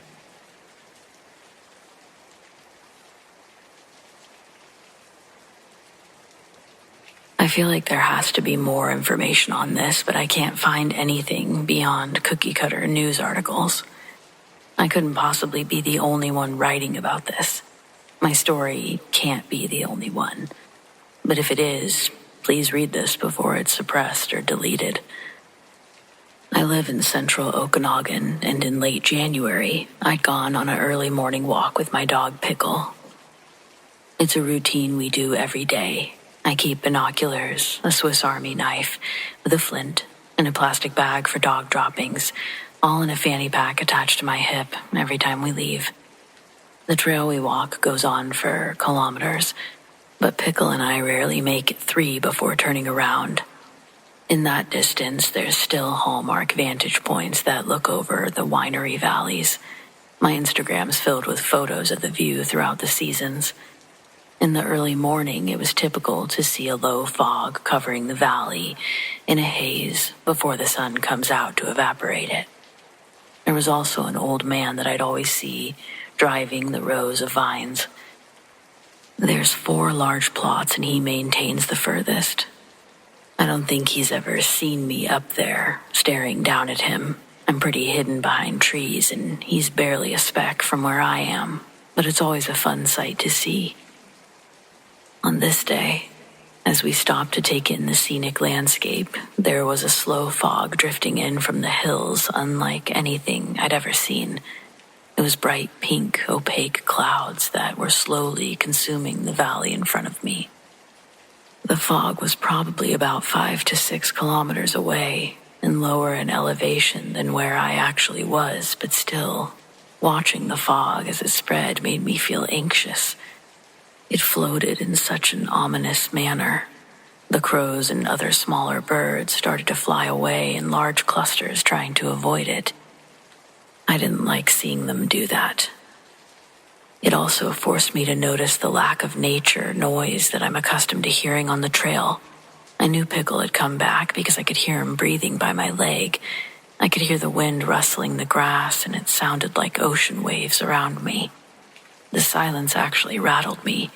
I'd never heard the world so quiet, so empty. And then a sound began to echo from the valley. It was barely a hum, but I was astonished I could hear it from where I was. I started looking for its source on the furthest plot, and I spotted a large tractor emerging from the fog. It's going full speed and leaving a clear path of destroyed trellis fencing in its wake. It hurtled right through the rows, trying to outrun the cloud. Plumes of brown and green lifted off the ground every time the tractor bucked.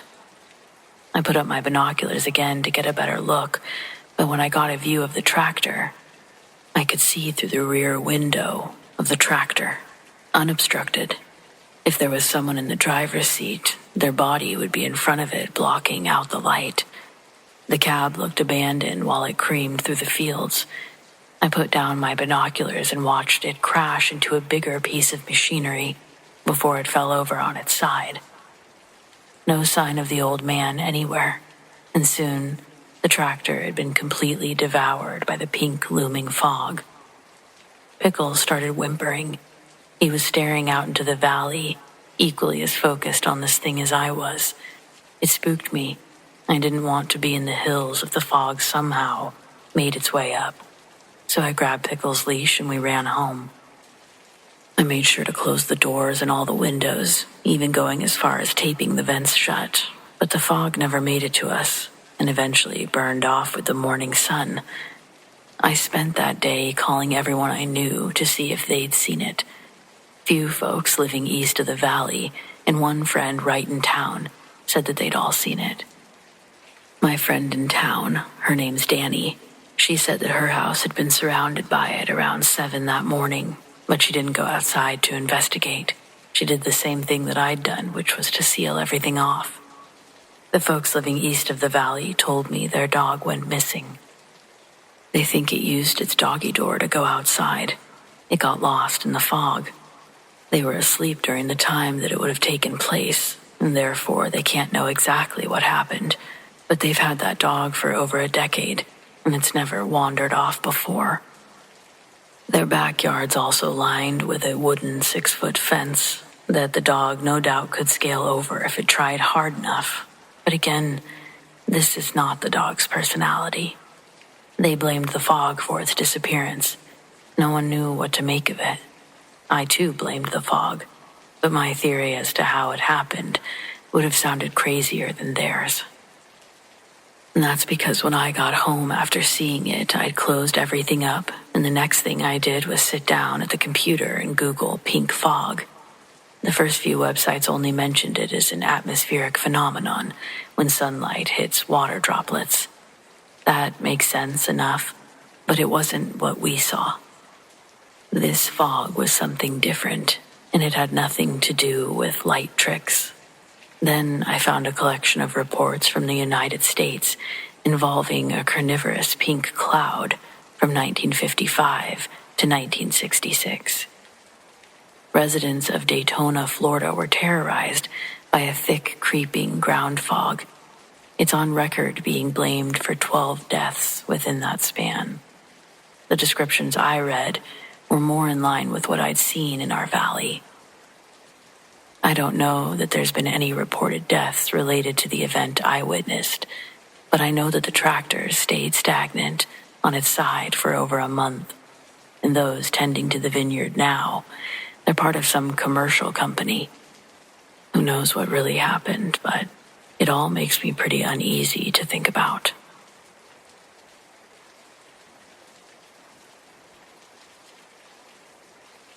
We'd been clearing debris for most of the day.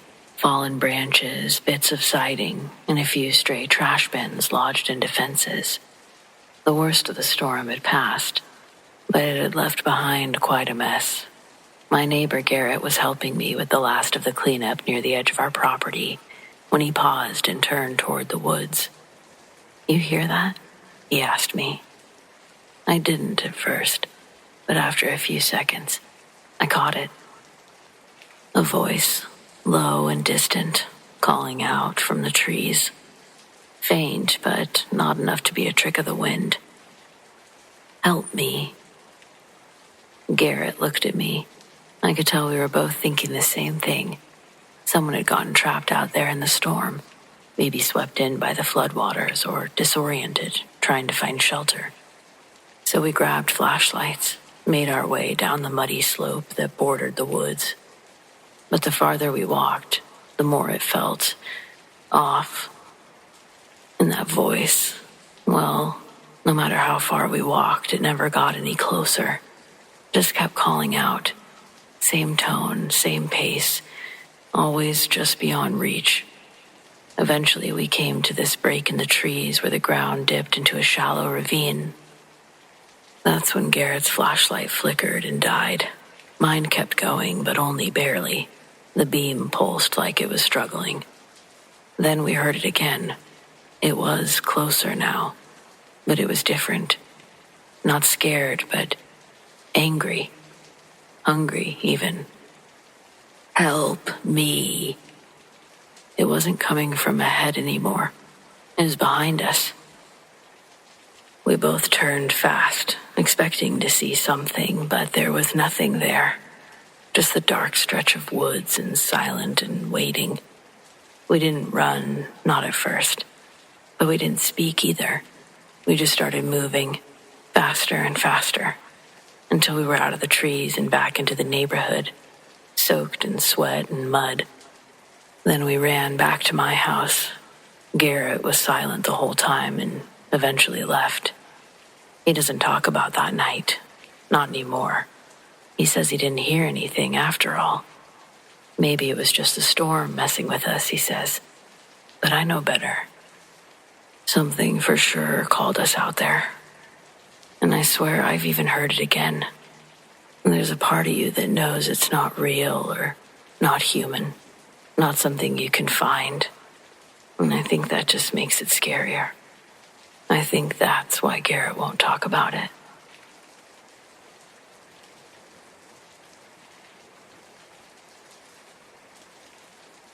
When I first started learning to drive, I was working for my dad. One afternoon after work, he asked if I wanted to drive us home. I said sure. It was my first time getting on the highway behind the wheel, and I remember being nervous but excited. Somewhere along the stretch between exits, I glanced into the rear view and I saw a guy on a sports bike. He was coming up fast behind us. I figured he'd pass us in the next lane, so I looked forward again, kept both hands on the wheel. And then I heard it, that awful sound of metal scraping asphalt. I looked around and back in the mirror. The bike was spinning down the highway on its side, sparks flying. Behind it, the rider was skidding on his back, limbs flailing like a flipped-over bug. I watched, frozen, as he disappeared under the tires of the car behind him. slammed on the brakes and swerved off to the shoulder, yelling for my dad. We called 911. The cars around us were stopped, some people already rushing to the scene. I stayed in the truck, shaking. That was the first real trauma I ever witnessed. But here's the part I've never been able to explain. When I looked back one more time, just a few seconds after it had happened, I saw him, standing, a little ways ahead of where the bike had landed, just standing on the side of the road, helmet still on, motionless. I blinked, wiped my eyes, but he was gone. Later, we heard that the rider did not survive, dead on impact. I didn't say anything to anyone for years because I wasn't sure what I saw, but I still think about it. How could he have been standing there, whole, just seconds after I watched his body disappear under a car? Maybe I saw wrong. Maybe it was someone else. Or maybe for a moment, what was left of him got to stand up one last time.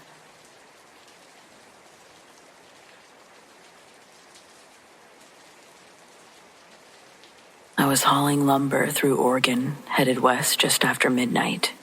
2-lane mountain stretch, fog curling up from the trees.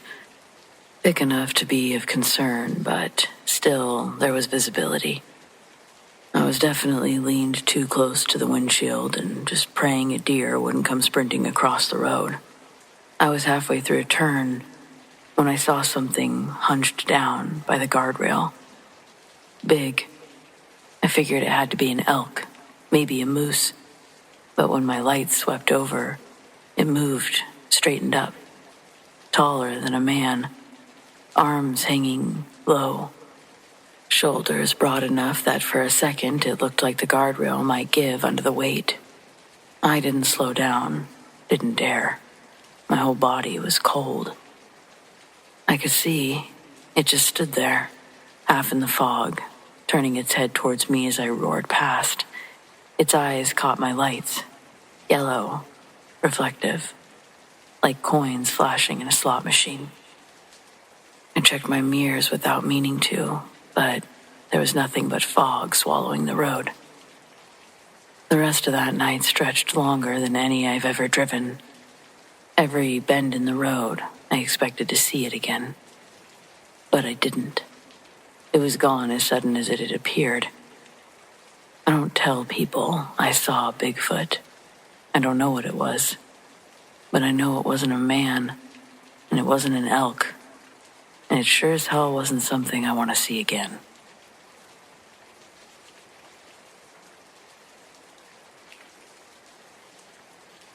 This was back in '05, Kansas.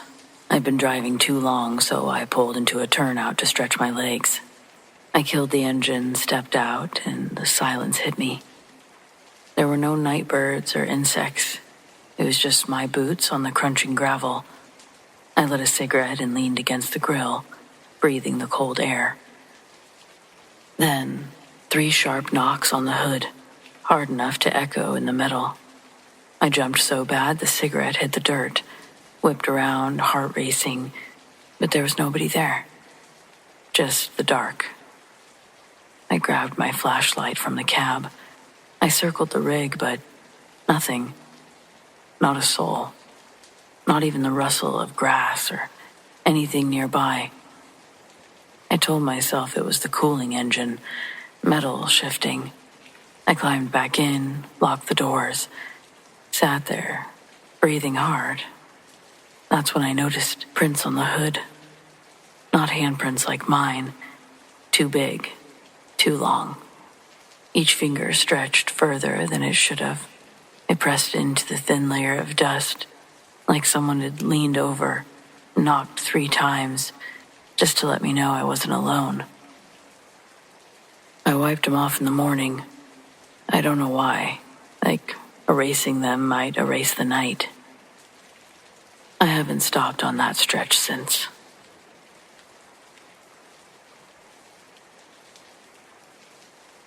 So right now, my garage is being rebuilt. and one of the doors is gone because the whole frame needs to be rebuilt and it's taking longer than expected. There's no door at the moment. No big deal. It's just a garage. The house will survive if a raccoon or something gets in. But I'm not kidding. This happened just like 20 minutes ago. My cat ran outside behind me, and like an hour after that happened, I could hear him and the neighbor's cat fighting. I try to keep my cat inside, but he's fast. He'll run between my legs and right out the door. Okay, so cat got out. Him and the other cat are making some noise. Pretty average night so far. And then they get louder and a bit louder. And then I hear what had to have been a fox, but Jesus, it sounded like a recording of a human. Like, I'm not lying, and I guess I'm pretty sure it was a fox, but you know what? Fox, Cthulhu, either way, I'm not going to go back out tonight. Fuck that. So, why am I posting this? I've had experiences with skinwalkers before. I've got another story out there. I sort of thought that it had lost interest in me because it's been a few years, but after hearing that scream, just, no thanks. I'll stay inside.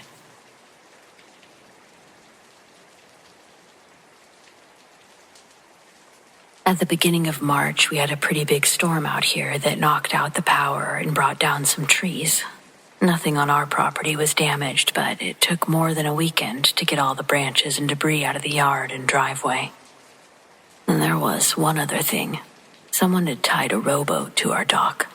It was covered with barnacles, and the wood had deteriorated, like it had spent the last decade at the bottom of the ocean. Most of the paint had chipped and worn away, but I could see the whole thing used to be painted blue, with white trim. The side of it read, "Oh, Susanna." The vessel didn't look sea-bearing by any means. Neither me or my husband are very boat-savvy, and our dock isn't big enough for a full motorboat to sit at. It's got enough for a few chairs, and fishing at most. We purchased this property because it was beautiful and isolated.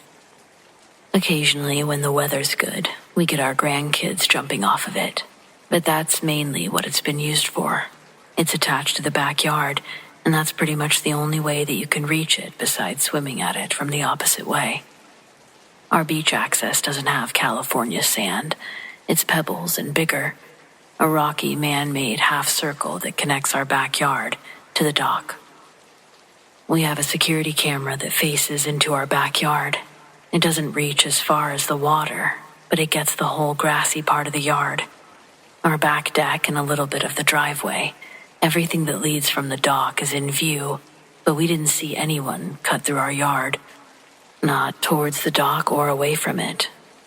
But the boat clearly hadn't just washed into the shoreline because someone had lassoed it to the dock with a brown rope. Again, though, unless the owner tied the boat off and then jumped back into the water and swam away, there was no way our cameras wouldn't have caught them. Our whole system cost us a pretty penny. It's motion activated, records in crystal clear HD. Regardless, there was still a rickety broken boat on our property with splintered wood and tetanus nails that neither of us wanted our grandkids playing on. We joked that it was actually the perfect size boat for our little dock and that we'd been considering getting something small for us to push around on the water, but it wasn't going to be this boat. We didn't know what to do with it, though. Pushing it back into the water would have just littered the seafloor by the dock. And it was way too big for my husband, Santiago, to lift and move on his own. So we thought we'd ask our son-in-law to break it apart the next time he brought the kids. It let out an eerie creak every time the waves pushed it around, almost like the boat was singing, but the current wasn't strong enough for it to fully drift back. Santi carefully placed a foot inside the boat, making sure to avoid the exposed nails. And then from under one of the benches, he pulled out a vintage Sears tackle box made of metal and copper. It was the only thing inside the boat, and when he handed it to me to climb back out, I held it up, found an engraving on the underside that said, Roebuck and Company, 1940. It was in pristine condition. No rust, no dents, I couldn't believe my eyes. Then we popped it open. We saw that it was filled with wooden lures. They all looked to be hand-carved. Some of the lures we were pulling out were so intricately crafted that they resembled small art pieces rather than fishing gear. The inside of the box was also completely dry. We closed it up and walked back into our home where we dumped it out onto the table. There must have been more than 20 different lures, a bunch of extra hooks scattered across the tablecloth. When we were done looking at all of them, we put all except for one back into the tackle box. Santi took a dragon-shaped one because he thought it looked really cool, wanted to hang it on his rearview mirror. He put that one in his coat pocket before we went to bed. Later that night, our house alarm went off. The panel said that our back patio door had been tampered with, but the motion sensor didn't pick up anything. None of the lights outside were activated. Santi got out of bed to check around the house and immediately runs back into the room telling me that every door in the house was wide open. He ran back to grab his rifle. I followed him out of bed and I stood behind him as he went from room to room checking for an intruder. When we were unable to locate the source, we checked the camera feed. They didn't capture anything or anyone, but at the exact same time and speed, you can see our front, side, and back doors swing open. It was so unsettling, and with no explanation as to how it happened, all we could do was lock everything back up and hope it didn't happen again. I think it shook Santi more than he let on because he grabbed his rosary from the dresser and slept with it in his hand that night. The next morning he called our son-in-law and asked him to come out to help move the boat. They made a plan for that weekend. We then went downstairs, and the house was filled with a disgusting odor, like a fish market in the summer. When we returned to the kitchen, the tackle box that we had brought in the night before now looked eroded, oxidized, and rusted. It was also the source of the smell. Seaweed and rocks were stuck in the chipped metal. It was the same tackle box, with the same engraving on the bottom, but now it looked like all of the years of wear and tear caught up to it, overnight. I made Santi take it outside, and he brought it all the way back to the boat, returning it right where he found it. But the energy in the house still felt off. It was the morning, and a gorgeous sunrise was about to come through the window, but the house, it still felt cold. I couldn't escape that spooked feeling as I'd walked around the house. It felt like we'd brought a presence into the home, and it wouldn't leave, like someone standing over your shoulder when you're alone in a room. I'm not one of those crystal ball horoscope ladies, but I felt like I could comprehend what it meant to feel an energy shift, like when the air feels different before a thunderstorm. The hair on my arm stood up, and I felt like my baseline was staying comfortably in fight or flight mode. In the house that I'd spent decades in, I now felt like something was waiting to grab me from every corner. When the weekend rolled around, David, our son-in-law, came down with his truck and an axe to break the boat into smaller pieces that could easily be loaded up and moved. Me and my granddaughter, Nevaeh, watched the boys work on the boat from the patio. She walked inside to get a soda from the fridge, but came back with that small little dragon lure, the one that Santi had taken from the tackle box. I'd forgotten all about it until she showed it to me. Just like the tackle box it came from, the wooden lure looked worn down and broken. The hook was dull and misshapen, and Nevaeh noted that it was stinky. I told her to throw it in the yard. I'd have one of the boys take care of it. Where did she find it? I asked. I didn't think she would have walked all the way up to the bedroom and gotten into Santi's coat, and she didn't. She says she almost stepped on it by the refrigerator. Wow, that could have been a doctor's visit. She got lucky avoiding it. Standing on the back deck, she winds up and throws the dragon lure as far as she can into the grass of the backyard. Right after it hits the ground, I hear Nevaeh say, "Grandma, look." She's pointing out to the bushes on the right side of the yard. and out from under the leafy branches pops the scariest coyote I've ever seen. It emerged from the bushes looking like a demon from way down low. The sight of it made me use the Lord's name in vain and grab Nevaeh to go back inside. From the kitchen window, we both watched the coyote slink into the yard. It looked dead on all accounts. One of its eyes were dangling on its cheek. Its fur was patchy with mange. Sticks and leaves were tangled in its hair, and the eye that was still in its head, it was foggy and white. Its face had on a permanent snarl, but I was surprised at how fast it moved despite its condition. It entered the yard with a sort of limp and stared back at us with its one eye. Then it turned its head towards where Nevaeh had thrown the lure and crossed the yard in expeditious leaps. It picked up the dragon lure in its mouth and then swiftly exited the yard where it had entered. I'd never seen anything like it before. When I told the boys about it, they thought it was strange too. It's common to see wildlife where we are. I've seen a few coyotes on the property previously, but none of them quite like this one.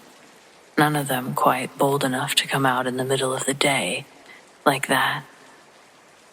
After David and Nevaeh left with the remnants of the boat in the back of his truck, Santi and I walked out to the bushes where the coyote had come from, and there was fur and what looked like bits of decayed flesh stuck in some of the lower branches.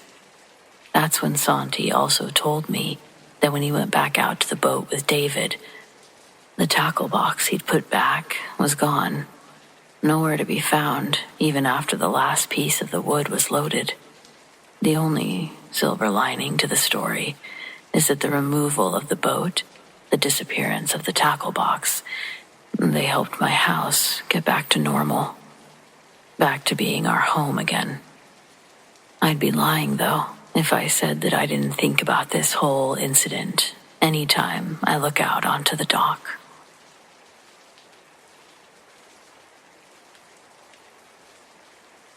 When I was 12, I had a friend named Jay who was 14 and also friends with my cousin.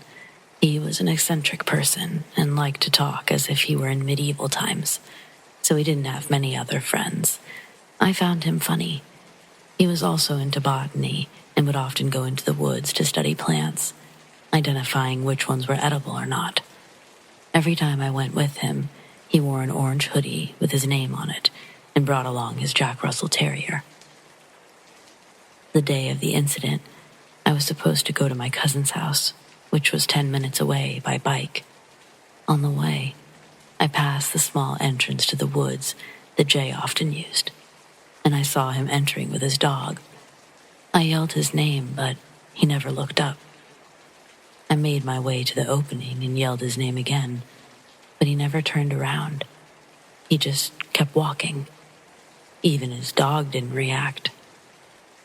I almost followed him, but I went to my cousin's house instead. He wasn't there, but his stepdad came to the door and broke the news that Jay was in an accident. He and his dog were coming back from the woods later than usual, and a drunk driver hit them. Jay lived for several hours before succumbing to his injuries. I was shocked. I never told anyone what I saw, and I always kept that doubt with me. I talked to a medium about a year ago. She said my dad wanted me to visit his grave. He was deported a couple of years ago before his death and was laid to rest in Mexico. I'd always kept that thought with me, but never acted on it. A few months ago, I had the time, money, and opportunity to go visit the home he was staying in Mexico before he passed. The day before I left to Mexico, I stopped by the home that he had in the U.S., where I lived with him for 10 years. The place was filled with butterflies, specifically the tree he used to sit under, and we dedicated to him after he passed. My mom still lives on the property, said she visits the tree routinely, that it had never been like that, even when my dad would spend summers under it. I'd secretly hoped it was a sign. I only remembered the medium after I watched Jim Parson tell Tyler Henry that when he canceled his reading, a bunch of hummingbirds and butterflies showed up on his property. Does anyone have any theories? I'm big on the earth recycling our soul's energy. I'd like to think that it's just their spirit's way of acknowledging us in the only form that they can. I worked as a funeral director and embalmer for 26 years. During that time, I lived full-time in 3 separate funeral homes and spent countless nights sleeping or catching short naps on a sofa in a visitation room, often when a very long day would end at 3 or 4 in the morning and the next busy day had to start at 6 or 7. While I truly believe a lot of paranormal activity took place all around, I believe most was so subtle it was easily explained away, ignored, or simply not noticed if you didn't want to. For example, whispering voices when alone in the building, footsteps where no one's walking, turning a corner and seeing a dark figure turn the corner at the far end of the hallway, things like that. While there were a few more distinct occurrences, the one that had the biggest impact happened early in my career. It was late one night in a funeral home that had once been a single-family home and converted into this building. The building had one long, straight hallway running through the center of the building, with offices, viewing rooms, bathrooms, etc. on either side. Both the front and rear doors were made of glass, and looking in either one was like looking in a mirror, especially at night. We had had a visitation, viewing or wake, depending on where you're from. It lasted from 10:30 to 11 p.m. In the funeral business, you never know what could happen during the night, and since I was the lowest-ranking person on staff, it was my job to stay and make sure the entire building was emptied, cleaned, and prepared for whatever may be needed the following day. As I was vacuuming the main hallway, I looked up, and just as clearly as I could see my own reflection, I saw a little girl, maybe 6 or 7 years old, walk across the hall behind me from our casket selection room into our business office. At first, it didn't cross my mind that it was anything unusual. Children wander out at slower paces than the rest of the crowd constantly, because people simply aren't paying attention in their state of grief. But the time, it was past midnight now, and so this would officially be a child that's been left behind. I turned and started to search the building. I started with where I'd seen her go. I realized after a while, I really was alone. I spent a good 10 minutes searching a small business office with only 2 locked exits, a locked window, and no little girl to be found. While I never let these things keep me from doing my job, I will admit that when vacuuming that hallway, I never looked up. I always kept my eyes on the carpet to make sure I never missed a spot.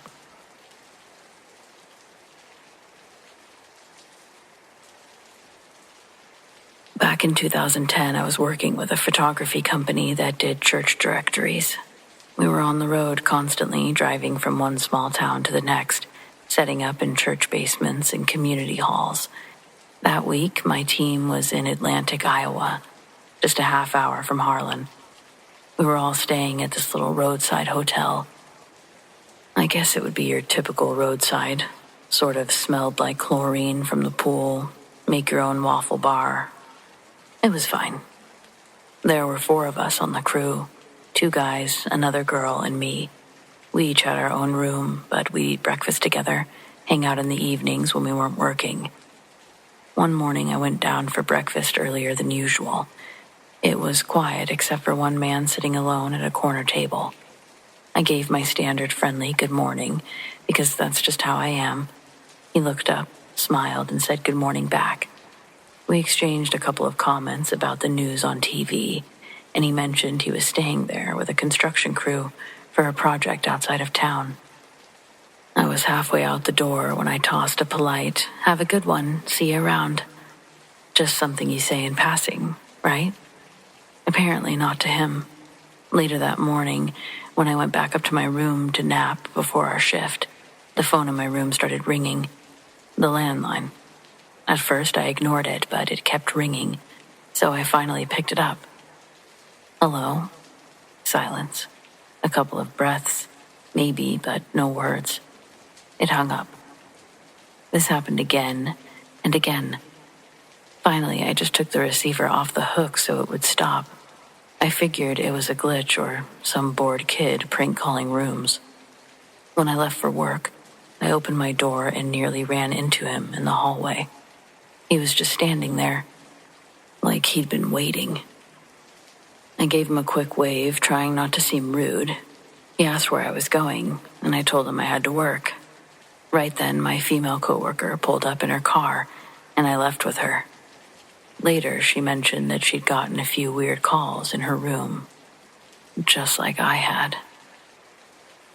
That night, there was a thunderstorm rolling through. Tornado warnings, heavy rain, the whole Midwest package. We stood in the lobby for a while, watching lightning crack across the sky. That guy was there too, but he didn't say anything, just watched. I went up to my room after that, planning to get some sleep. A little while later, knock, knock, knock. It was him. I cracked the door just enough to see him. He said, "You said we could hang out?" I told him I was exhausted after work and needed to sleep, that I don't recall saying that, and I shut the door. My heart was pounding. Another knock came later. I didn't answer this time. Instead, I called my mom on my cell phone, whispering about what was happening, like I could keep it less real if I didn't say it too loudly. While I was on the phone, I got this uneasy feeling. I tiptoed to the door and peered through the peephole. He was standing there, staring at my door. Then he leaned in, like he was trying to hear if I was inside still. My stomach dropped. What was he doing? And then it seemed to get worse. He stepped just out of sight, into a little indented alcove by the doorframe. I could still see the edge of him, though, because he leaned his head around the corner, listening, waiting. I whispered to my mom, "He's outside my door." Eventually, I called the front desk. Turns out my coworker had already complained about the calls to her room. Management spoke with the construction crew's supervisor, and the guy was told to stay away from us. They even moved me and my friend to different rooms. I never saw him again after that, but I can still picture him leaning into the hallway, corner, head tilted toward my door, trying to hear into my room. I think about how all of this started because I said, "See you later," over breakfast.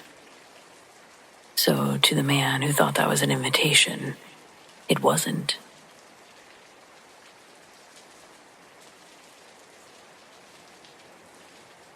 About a decade ago, I took a short-term job offshore on an oil rig in the Gulf of Mexico. I just finished a rough divorce and needed the money bad. I wasn't trained in drilling or anything. My role was mostly support, helping with cleanup, monitoring sensors, filling in whenever an extra set of hands was needed. The pay was good for 3 weeks of isolation and long shifts, and I figured I could handle anything for that long. The rig was called Nadir 6, sitting about 200 miles off the coast of Louisiana. It was older, built in the late 80s, but still in active rotation thanks to a patch of deep-sea reserves that they hadn't fully tapped. The guys there were mostly decent. Some rough personalities, some loners, a couple of sarcastic lifers, but nothing too bad. But even from day one, Nadir 6 felt off. It started with the lights. At night from the platform, you could see strange flickers below the surface. Far too bright for fish, too slow and oddly rhythmic for anything mechanical. They weren't always in the same place. Sometimes they'd hover out near the edge of the visible water. Other times they'd be directly beneath the rig, pulsing, blue, green, and cold. like a heartbeat of light through murky glass. I asked about it the first night. One of the veteran guys, Roddy, he just muttered, "deep bioluminescence," and told me to ignore it. But then I caught two others talking in hushed tones about the same thing in the galley the next morning. One said the lights used to move. The other said that he saw them stop once, just stop, dead still. When he stared at it for too long, they just moved, like they were alive. But they always seemed to show up before something went wrong, is what one guy said. 3 days in, we did lose power to the lower pump station. The whole place shuddered, groaned. It was kind of creepy. Well, really creepy. One of the backup generators kicked on, but even then the hydraulics stayed out of sync. No explanation, just a blown fuse or an operator error, according to the report. 2 guys were reassigned to land shortly after. Didn't even say goodbye, just packed and left. A few nights later, a diver went missing. We were doing some inspection work on one of the main supports below the waterline. I wasn't on the dive team, but I helped monitor the audio and cam feeds. Everything looked fine until it didn't. 1 second, he's adjusting a valve. The next, there's a burst of static, and the screen goes black. Then you hear his muffled screams through the regulator. We all rushed to the control station. His voice, even though muffled, was in full panic. He kept trying to shout about lights in the dark, something moving between them. And then a noise, low, vibrating, not from his mic, like something scraping metal from the outside. His voice cut out and there was no bubbles or debris, no body, just silence. We pulled up the second diver, and he refused to speak, refused to even look at anyone in the eye. When he got to the surface, he ripped off his gear and sat shaking in the corner for hours. Management sent him home the next day on a private chopper. I never learned his name. We were told it was an equipment malfunction. No dive team was sent out again during my rotation, but those odd lights stayed. They changed, too. Not just pulsing anymore. They began circling, spinning around the rig, slow like a lazy orbit. It made the shadows move weird across the walls at night, especially the bunk halls. Like there were people walking past your door when there weren't. A guy named Sal swore that he saw one of those lights in his room, said it flickered just once, right above his head, and then vanished. He didn't sleep after that. Not once. They had to sedate him after he tried to climb the communications tower to get away from the glow. And just like so many others, he was gone by morning. I couldn't help but watch the lights every night, and I noticed something. They weren't just moving. They were forming shapes, geometric shapes, triangles, spirals, even writing. At least it looked like writing. Of course, I don't know what it said.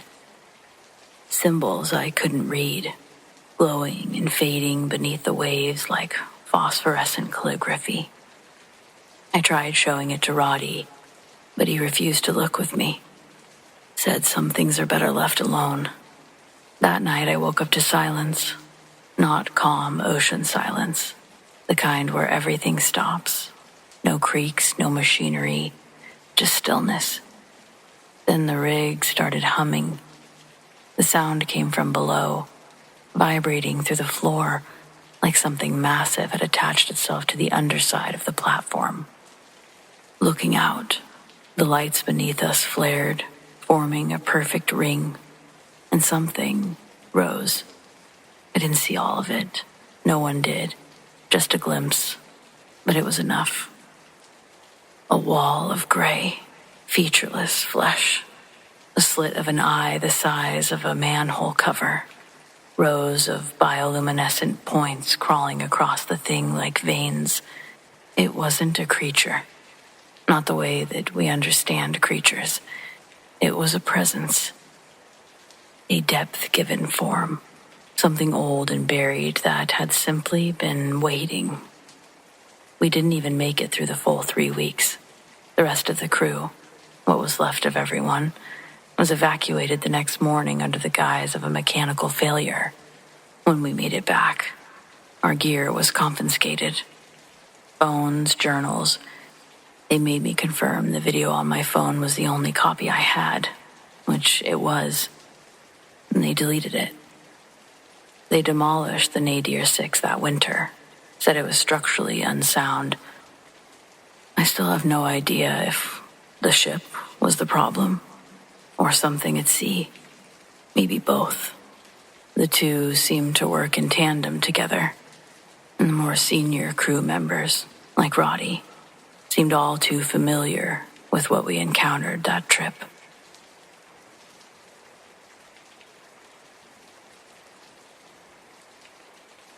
This isn't my story, it's my dad's.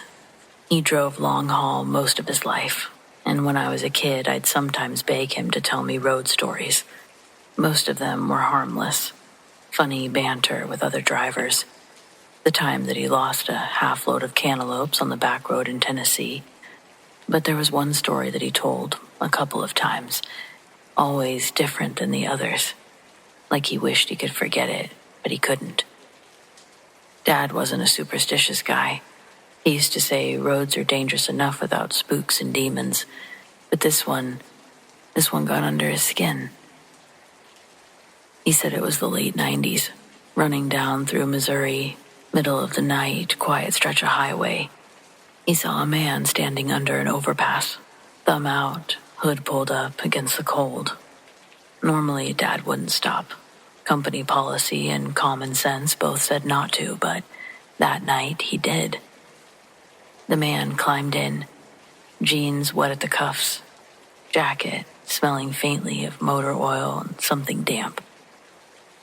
That's not what rattled him. It was the way the man said, "Thanks, Dan." Nobody called him Dan out there. He was Danny, driver, big rig, whatever handle people choose, but not Dan. Only people who knew him personally would ever say that. Dad asked if they knew each other. Hitchhiker smiled and said, "No." The rest of the ride was worse. The man was sitting just still, staring ahead like he was waiting for something. Finally, he told Dad to just stay in the left lane. There'd be a deer carcass ahead. Sure enough, there was, sprawled across the right lane exactly where the man had said. A while later, he told Dad to skip the next rest stop. Guy in a white pickup's waiting there. He's no good. Dad kept driving. When he checked his mirror, there was a white pickup, parked in the shadows of the lot, headlights off. By then, my dad said he felt cornered.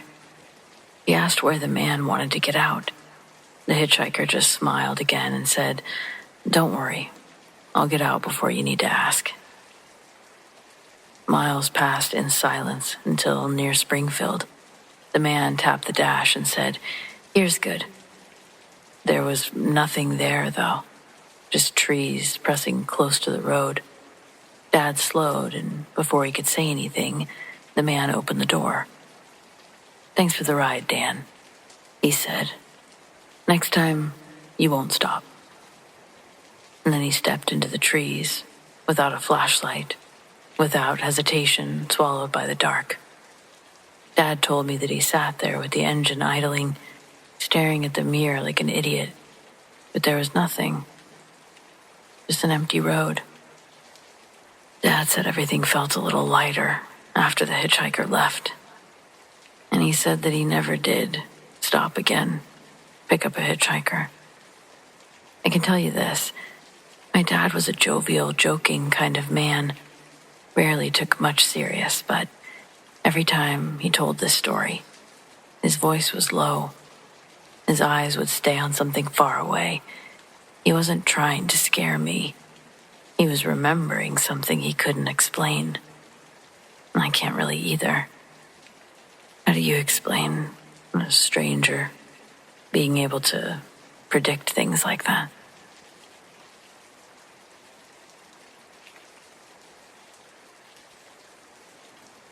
was hauling lumber through Oregon, headed west just after midnight. 2-lane mountain stretch, fog curling up from the trees. Thick enough to be of concern, but still there was visibility. I was definitely leaned too close to the windshield and just praying a deer wouldn't come sprinting across the road. I was halfway through a turn when I saw something hunched down by the guardrail. Big. I figured it had to be an elk, maybe a moose. But when my light swept over, it moved, straightened up. Taller than a man, arms hanging low. Shoulders broad enough that for a second it looked like the guardrail might give under the weight. I didn't slow down, didn't dare. My whole body was cold. I could see it just stood there, half in the fog, turning its head towards me as I roared past. Its eyes caught my lights, yellow, reflective, like coins flashing in a slot machine. I checked my mirrors without meaning to, but there was nothing but fog swallowing the road. The rest of that night stretched longer than any I've ever driven. Every bend in the road, I expected to see it again. But I didn't. It was gone as sudden as it had appeared. I don't tell people I saw Bigfoot. I don't know what it was. But I know it wasn't a man, and it wasn't an elk. And it sure as hell wasn't something I want to see again.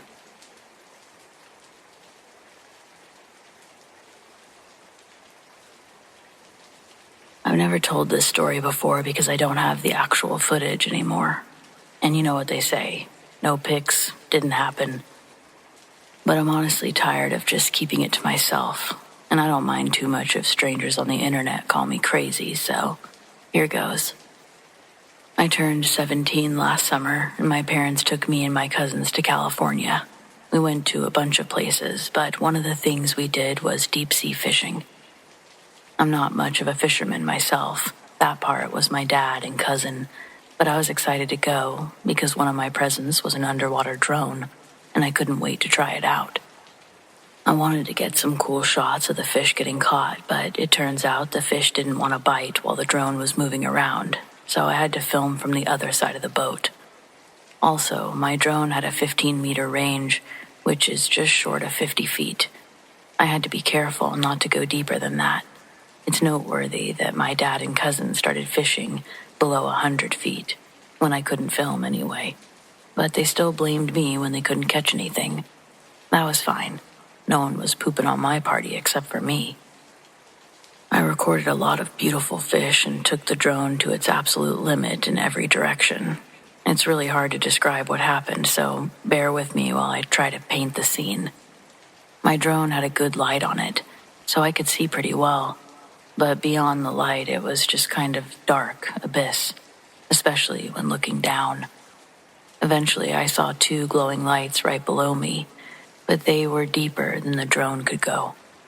I'm as far from a marine life expert as you can get. My interests lay more in filming and editing, and this was just a new way to do that. I probably know less about the ocean than most of you listening to this, but I did know that some fish have glowing eyes, and I know about those fish with the little dangling lights on their heads. These 2 lights were pretty far apart, so they couldn't have been eyes. I thought I must be seeing 2 of those cool dangling flashlight fish. I wanted to get a shot of them so badly. It would have been the coolest part of my movie. I pushed the drone to its limits trying to get a glimpse, but they were just too deep to make out any of their features. They weren't moving, so I didn't either. I hoped they would just come closer to my light or just move closer to each other if the drone was stationary for a few minutes. Eventually, that seemed to work. The lights did seem to get closer, even though I couldn't see any actual movement happening. I started to wonder if I was imagining it, because it seemed weird that they would move that slow and in sync with each other. But hey, maybe that's how these kinds of fish worked, for all I knew. After a few more minutes, I could tell that they were definitely getting closer. The lights were bigger, brighter. and I could almost see the shapes behind them. Only it looked wrong. Instead of two separate shapes, it was one giant shape. I thought maybe they were bigger than I realized and coming up side by side, but that wasn't right either. The overall mass extended too far in each direction. Finally, they were close enough to be sure that those weren't the cool flashlight fish. They were eyes, after all. Two small eyes on a massive body that stretched too far to see the end of. I looked away for half a second to call my mom over. When I looked back, the glowing eyes were surging towards my drone. I had enough time to see a giant mouth filled with rows of needle teeth devouring my drone, and then the screen cut out. I tried to explain what happened, but my mom thought that I went too deep and it sunk out of range. She was pissed. So was my dad. But I was too freaked out to care. In the middle of our argument, something hit the bottom of the boat, hard enough to violently rock it. It wasn't a small boat either. This thing was a pretty good size. The captain didn't have a clue what could have caused it, but he seemed just as scared as I was and said that we had to leave early. I stayed in the middle of the boat with my parents, but my cousin ran to look over the side. The boat got hit a second time just as we started moving, and he almost went overboard, but managed to hang on. He swears he saw a dinosaur-sized tail sinking back below the surface as we sailed away. My parents were more afraid than angry, right up until we made it back to the dock. Then they decided it was probably just a whale and that I was careless with my drone. I tried to pull up the footage on the app to show them that it couldn't have been a whale, but the video wouldn't play. It was corrupted data. I don't understand how that's even possible. Whales don't have glowing eyes or multiple rows of needle teeth, but even if they did, why would that affect my recording? Why would anything affect the recording? My cousin said that the tail he saw was pointed at the end, not finned like a whale's, but they thought that he was trying to cover for me. I've never seen him so freaked out, though. I knew he wasn't lying. He still swears to exactly what he saw, and I know what I saw. The ocean is no place to fuck around and find out.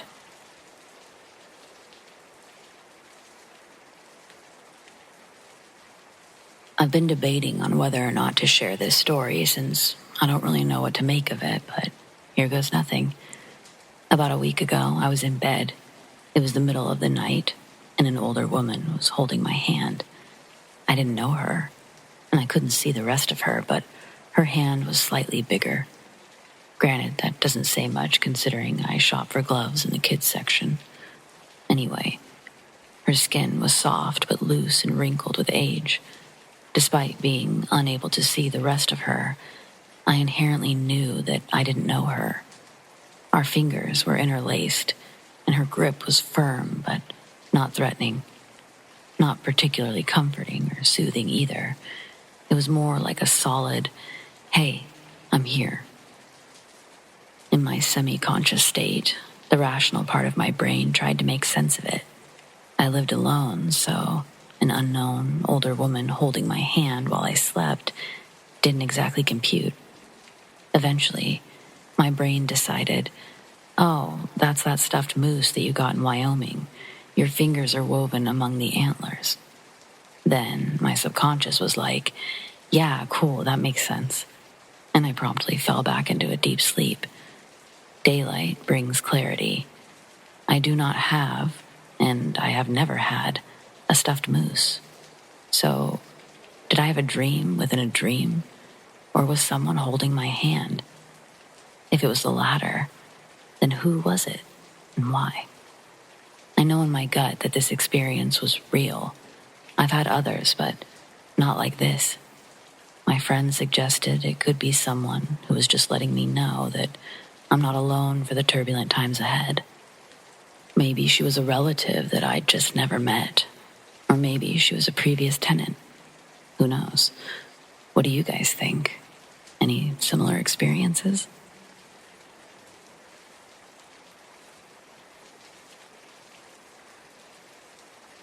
I've lived in this old Victorian long enough to stop treating weird as an interruption and start treating it like another household appliance. The house isn't haunted in the way of shadow people or things at the foot of the bed. What lives in this house, if you want to call it living, is something much stranger. It copies people. Not just shows up as someone, but shows up as someone you know. Exact face, mannerisms, voice. Doppelgangers, I guess, if you want the folklore label. If you've read about doppelgangers, you probably know the big, dramatic versions. Doubles or omens, doubles that steal a life. I'm not really interested in the drama of it all. What I experienced were small, domestic intrusions that were more confusing than frightening. Like your reflection deciding to take a detour, hang out in your living room for 20 seconds. After a while, it stops being scary, just becomes oddly normal. Here's the thing that made me stop pretending it could be explained away by exhaustion or a draft, bad wiring. The webcam incident. I was a teenager at the time, chatting with my girlfriend online. Webcam up so she could see me fiddle with my hair so we could laugh at stupid stuff. The camera framed my shoulder, the stairwell on the left, the living room entrance on the right. My sister usually fell asleep in front of the TV and then shuffled up to bed later. Loud house, wooden stairs. You can't miss it. Except my girlfriend and I both watched the webcam and we saw my sister walk from the couch up the stairs, which was a mind bender because there was no sound. I didn't say anything. I just got up, tiptoed to the living room to check because it felt like the rule. If the house is doing weird, check the obvious first. She was passed out on the couch, exactly where she had been. I sat back down and asked my girlfriend, "Did you see that?" She said, "Yeah. Someone went up the stairs. Pretty sure it was your sister." We compared notes, blinked at each other, and then carried on as if it was the most practical thing in the world. But there was another time. All of us were loading into the car to go somewhere. My mom and I already buckled, my sister still inside. She finally walks out and gets in like nothing. She looks at me like I'm nuts.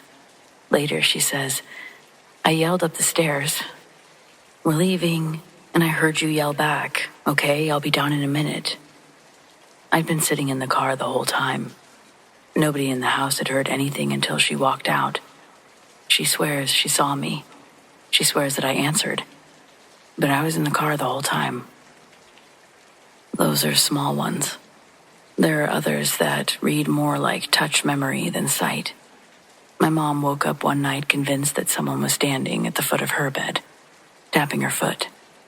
She says whoever it was faded out after a couple of seconds, but that it looked like me. I once woke up and had the sensation of someone tucked under the covers, pressed up against me, the way that my girlfriend used to. When I muttered, the blanket visibly deflated, like a hand withdrawing air. The pressure was gone. I never saw a face, just the shape of a being there and then not there. The weirdest that probably still gives me pause, after I was diagnosed with type 1 diabetes and was carrying a little black kid everywhere, I went back to base after a holiday leave. My mom texted me the next day, "Is this yours?" and attached a picture of a black zip pouch with a diabetic kit tucked outside my sister's bedroom window, propped there like someone had placed it deliberately. My sister's room is on the second floor. No one in my extended family has diabetes. I'd never seen that kit, not that one, before. Someone had set a kit that matched my life in a place that made no sense. But when things happen enough, you try to categorize them. I read the folklore, doubles as omens, twin phantoms, reflections gone rogue. I read the rational stuff too. Sleep paralysis, hypnagogic hallucinations, memory confabulation. All of that can and does explain some occurrences. but it doesn't explain a webcam recording two people watching the same impossible thing happen. Or this mysterious kit appearing like a calling card on a second-floor sill. There's this gap between what I can prove and what keeps happening. What's happening the most is that I stopped absorbing the word scared. Fears for things that you don't understand and think will harm you. After a decade of this, the weirdness settled into a smaller category. Curiosity with a low-level annoyance. Like, okay, the world occasionally splices in a scene from someone else's life and plays it in my living room. You shrug. You check the obvious. You leave a light on. You live. But I'd be lying if I said I wasn't creeped out. The fact that they resemble or mimic the ones you love, it's strange. So I guess the acceptance doesn't mean I've stopped wondering. If the house is making copies, what purpose do they serve? Are they warnings? Just echoes? Or is the house using people who live there like pages in a book that it keeps rereading? Once in a quiet moment, my sister and I sat at the kitchen table, and we listed what we could remember. The exact words, the cadence of voices that weren't there, the small favors done that no one asked for. There was no consensus. Only pattern was the doubles were precise, down to the tiny things that make a person distinct. Their laugh, the way they say, okay, the half phrase that you always use when you're sleepy. I've told this to friends in bar rooms, strangers on online threads. Some people get upset on my behalf. Some people don't believe me. And some people want to offer scientific explanations and diagrams. A small number of folks write back with their own half-believed memories. A hand on an ankle, a neighbor's voice from the closet, a shadow that looked exactly like an uncle who died 20 years ago. There's a community, obviously, for this sort of thing. Weirdly human and comforting. You trade stories, feel less alone. The other thing is, the house doesn't seem malicious. The copies don't tear the curtain or try to drive us out. They're just small, domestic, annoyingly intimate. That's what unsettles me, though. The way whatever this is chooses to mimic ordinary life. It doesn't threaten.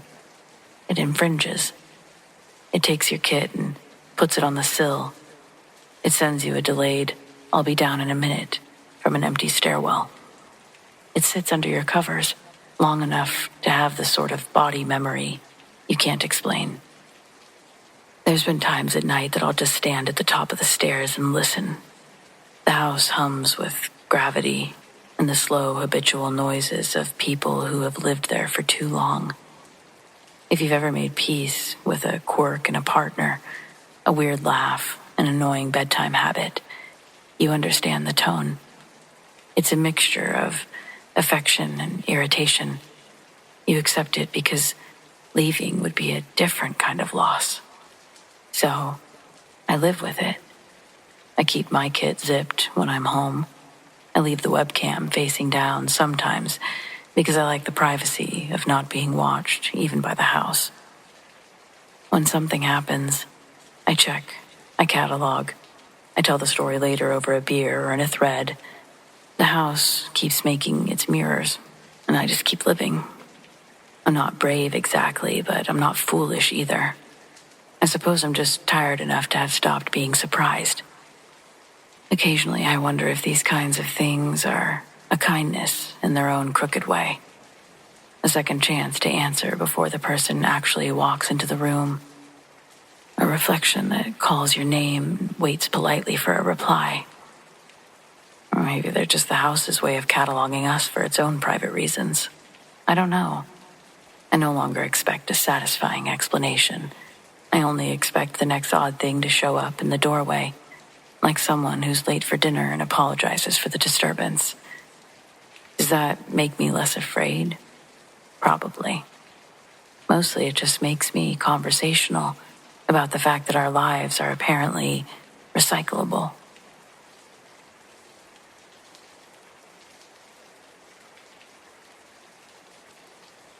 I graduated from high school in 2001, and my best friend at the time happened to be stupid rich. For her graduation present, her dad wanted to take us on a 2-month-long deep sea voyage.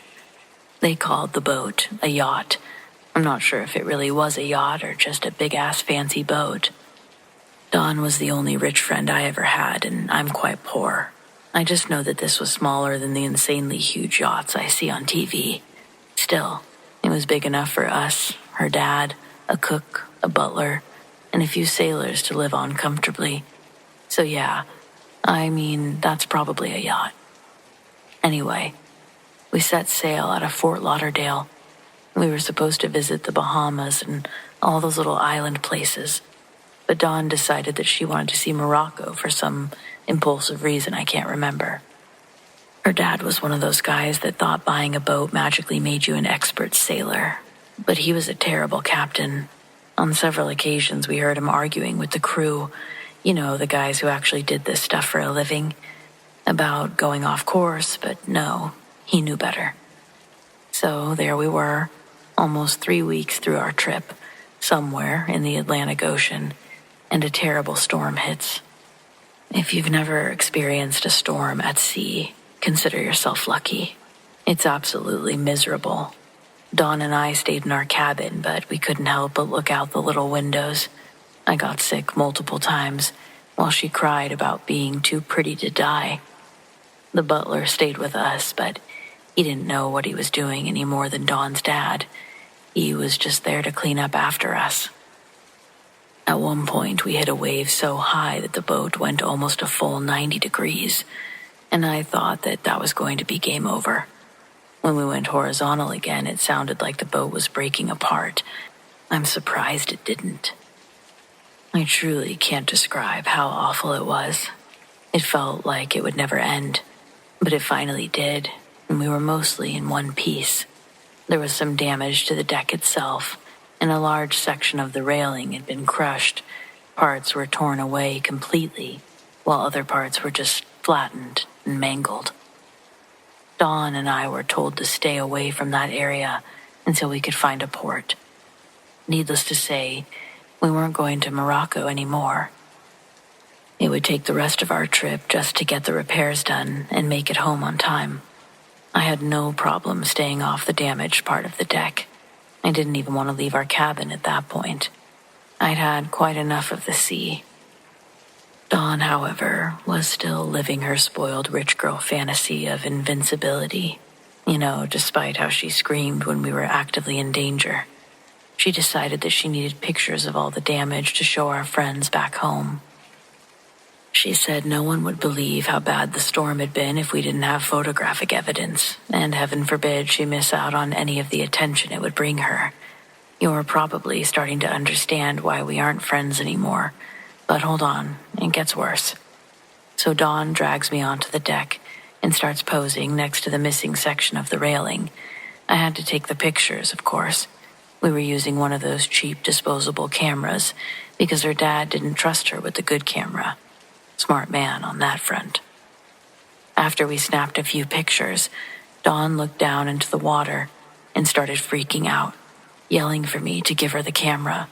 I did, and looked over to see a massive, dark shadow rising to the surface. I really thought that it was a whale. We both did. Nothing else could be that huge, right? Dawn laid flat on the deck and leaned over the edge, snapping away as it got closer to the surface. Then the butler saw us. I feel bad that I can't remember that man's name. He ran over, yelling for us to back up. I did, just out of reflex, but Dawn was totally engrossed in getting her pictures. The butler grabbed her just as the shadow broke the surface. He pulled her backwards just as the waves violently rocked the boat and sent the poor man and our camera flying into the water. Dawn and I both screamed and rushed to the edge in time to see not a whale, but a shark. A massive shark. It wasn't a great white. Those are big, but not whale size. And they sure can't swallow a man whole. But that's exactly what happened here. I know they're supposed to be extinct, but I swear to God, we watched a megalodon shark surge through the water and swallow the Butler whole. Each of its teeth were bigger than our heads. The Butler was there 1 second and gone the next with the shark. As it dove back underwater, its tail hit the boat and almost sent me and Dawn into the water too. The only thing that saved us were the sailor guys. They grabbed us and threw us away from the edge, hard. I'm not complaining. I'm extremely grateful, don't get me wrong. Dawn's dad appeared right after, and all of the sailors started talking to each other in Spanish.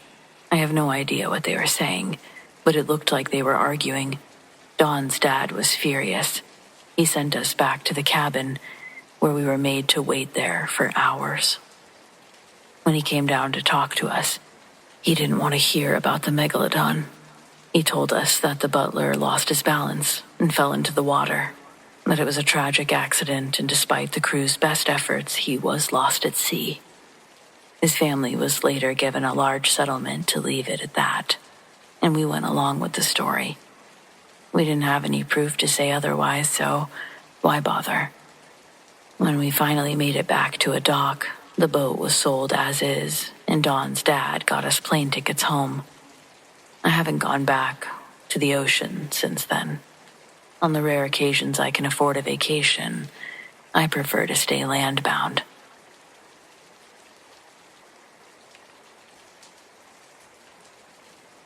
This is a strange one, so bear with me. The first time it happened, I thought I was just tired. It was nearly midnight, and I was walking my dog Murphy, who insists on a third bathroom break before bed, like he's got a contract with nature. Our neighborhood is quiet. You hear the hum of streetlights and insects over traffic, that's for sure. It was one of those heavy, still nights, humid, no wind. The only real movement was the occasional flicker of a moth. We were coming up on the old Johnson place. They'd moved out maybe 6 months ago. Foreclosure, I think. House was still empty. Grass high enough to lose a toddler in. And right there at the edge of the yard stood their old black mailbox, leaning slightly. The little red flag broke off long ago. Then a giggle. Just a tiny one. Childlike. Like the start of a laugh before someone remembers they're supposed to be quiet. It came from the direction of the mailbox. Murphy froze, his ears perked. I figured maybe a kid was hiding in the bushes or someone left a Bluetooth speaker out. But then it came again, longer this time. Not a giggle, but a weird, breathy laugh. Almost conversational, like two people whisper laughing together during a boring meeting. I stood there, just staring at the damn mailbox. It was the only thing there. There was no movement anywhere, but the laughter kept going in short bursts. Every time I stepped closer, it went quiet, and every time I backed up, it would start again. I pulled out my phone and hit record. I wasn't even scared at this point, just annoyed that a mailbox might be gaslighting me. I walked slowly towards it, keeping the camera trained dead center. The laughter stopped. Nothing moved, not a sound, not even a cricket. Murphy whined and pulled towards home. I took the hint. When I got back, I watched the footage. There I was, walking up to the mailbox, pausing, clearly reacting to something. My face was a mix of curiosity and concern, but the audio, silent. Nothing. Not even ambient noise, just dead air. The next night I waited, walked Murphy at the exact same time. We took the same route. When we reached the mailbox, I stopped. And this time, I saw something. Something small. Maybe the size of a squirrel, but too upright and too quick. Slipped out of the open slot and darted across the grass. It moved like it had knees. I swear I saw tiny arms. It paused at the tree line and then zipped further away before I could even think of pulling my phone out. I stood there, stunned. It was too small to be a person, too smooth to be an animal. I couldn't explain it. And worse, I couldn't prove it. So I did what anyone else would do. I called my big sister. The next night she came over. I explained the whole thing. Giggles, shadows, squirrel-sized goblins. And I could tell she didn't quite buy it. Still, she humored me. We walked Murphy together, stopped in front of the mailbox. Nothing. I felt ridiculous. We waited a solid 10 minutes, walked in a circle, came back. No laughter, no movement. I think you need sleep, she said. Or iron. Frustrated, I gave up. She walked on ahead to the end of the block while I scooped after Murphy. A minute later, she came jogging back. Okay, I heard it, she said, winded. Right after I passed it. Like, right after. It laughed. We rushed back. She opened the mailbox. Empty. But she did look pale. You believe me now? She nodded slowly. Yeah, it was like someone laughing inside the mailbox. My sister says she won't go near the thing anymore. And honestly, I don't really blame her. Me, I'm a little more whimsical than her, and I'm a little less scared knowing that she heard it too. I've left little offerings, crackers, shiny things. They disappear sometimes. Other times they're just gone and replaced by nothing but that familiar, distant snickering. I still hear it sometimes. I still walk Murphy past it, always on the opposite side of the street now. Sometimes I see that little blur dart in and out. I've never caught it on camera, never seen it clearly in the light. But I know it's definitely real. The creepiest part, it doesn't feel evil, it just feels amused. Like it's in on some joke and everyone else is the punchline.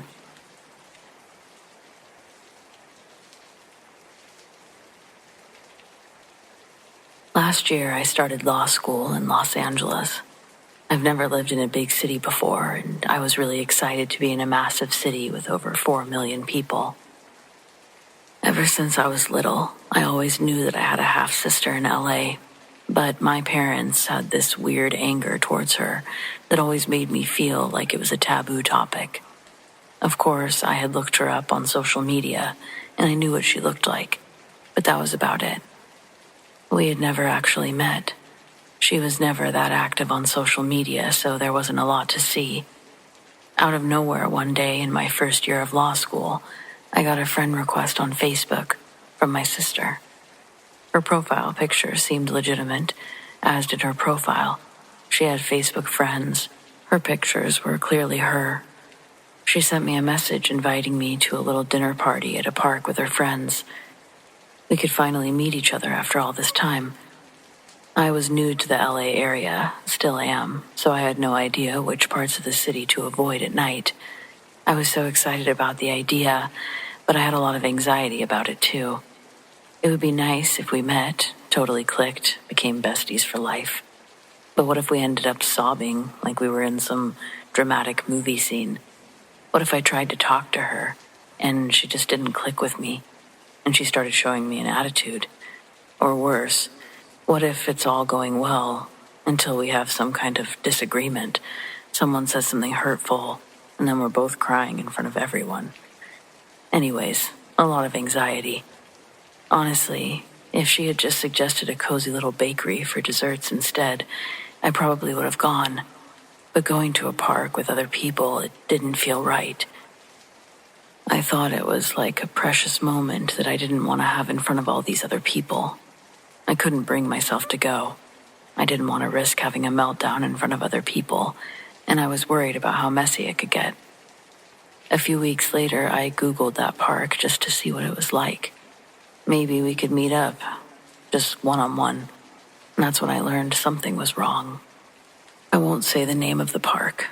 But anyone who's ever lived in LA for long enough will tell you that it's not a safe place for girls to be having a dinner party at night.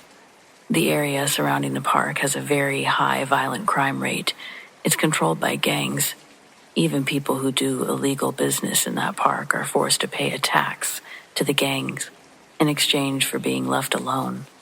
So, now I was really concerned and curious.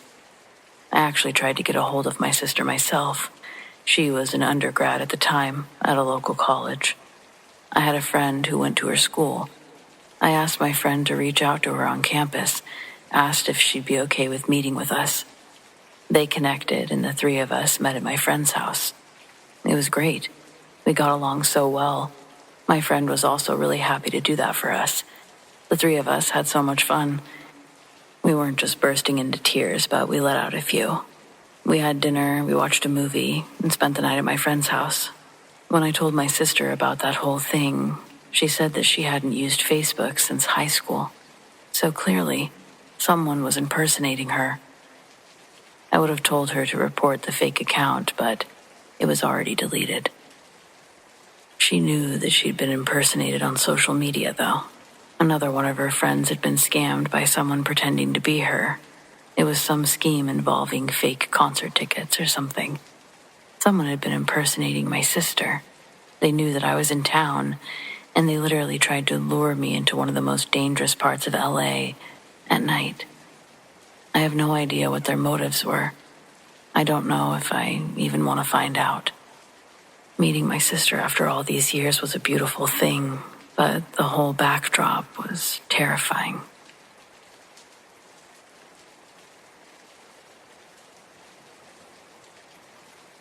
I don't usually take the bus. Where I live, if you have a car, you usually drive. But mine was in the shop after I hit a pothole big enough to swallow the rim, so I found myself waiting at a stop that I'd never actually used before. It was late, just after 9, but the streets were already empty. The bus came slow, brakes squealing like a scream before it actually stopped. Inside was half empty. I chose a seat toward the back by the windows. There were probably 6 or 7 other riders. An old man nodding off with grocery bags at his feet.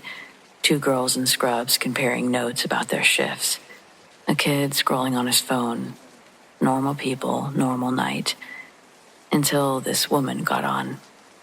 The first thing I noticed was her hair. It looked wet, but not from the rain. Wet like she'd come out of a pool, dripping onto her collar. She wore a long wool coat, even though it wasn't coat weather. She covered her face with a scarf and glasses. When she walked past, I swear, I got chilly. She sat down 2 rows in front of me on the aisle, but she turned to face me. I didn't pay her much mind until the bus started moving again. When she turned her head just enough to catch me in her peripherals, it felt odd. She wasn't full-on staring, but angled so that I could feel the weight of it. You know the sensation when someone's eyes are on you, even if they're behind you. It was that times 10. I shifted in my seat because I was literally uncomfortable. I looked out the window and told myself not to be paranoid, but when the bus hit the next red light, I risked a glance back at her. She was smiling. And I know it sounds corny, but it was a wide smile. I didn't like it. Her lips stretched like the skin couldn't quite contain the grin. Her eyes were pale. For a second, I thought maybe she was just amused at something else, a private joke. But the smile didn't break. When the light turned green and we started moving again, she fully turned in her seat, looking right at me. And then she said, "I'm the beast." Just like that. Calm, as if she were saying her name. The words didn't make sense at first, and my brain did this weird stutter, like when your computer freezes and the cursor refuses to move. Even though I didn't feel good after she said it, I half expected her to laugh afterwards, like it was a prank. But she didn't. She just kept looking at me, smiling. Nobody else on the bus seemed to react. The girls in scrubs were still chatting, I could hear that much. The older man was asleep. It was like the sentence hadn't landed anywhere except directly in my ears. I wanted to scoff or roll my eyes, maybe chalk it up to mental illness, but here's the thing. When she said it, I felt it.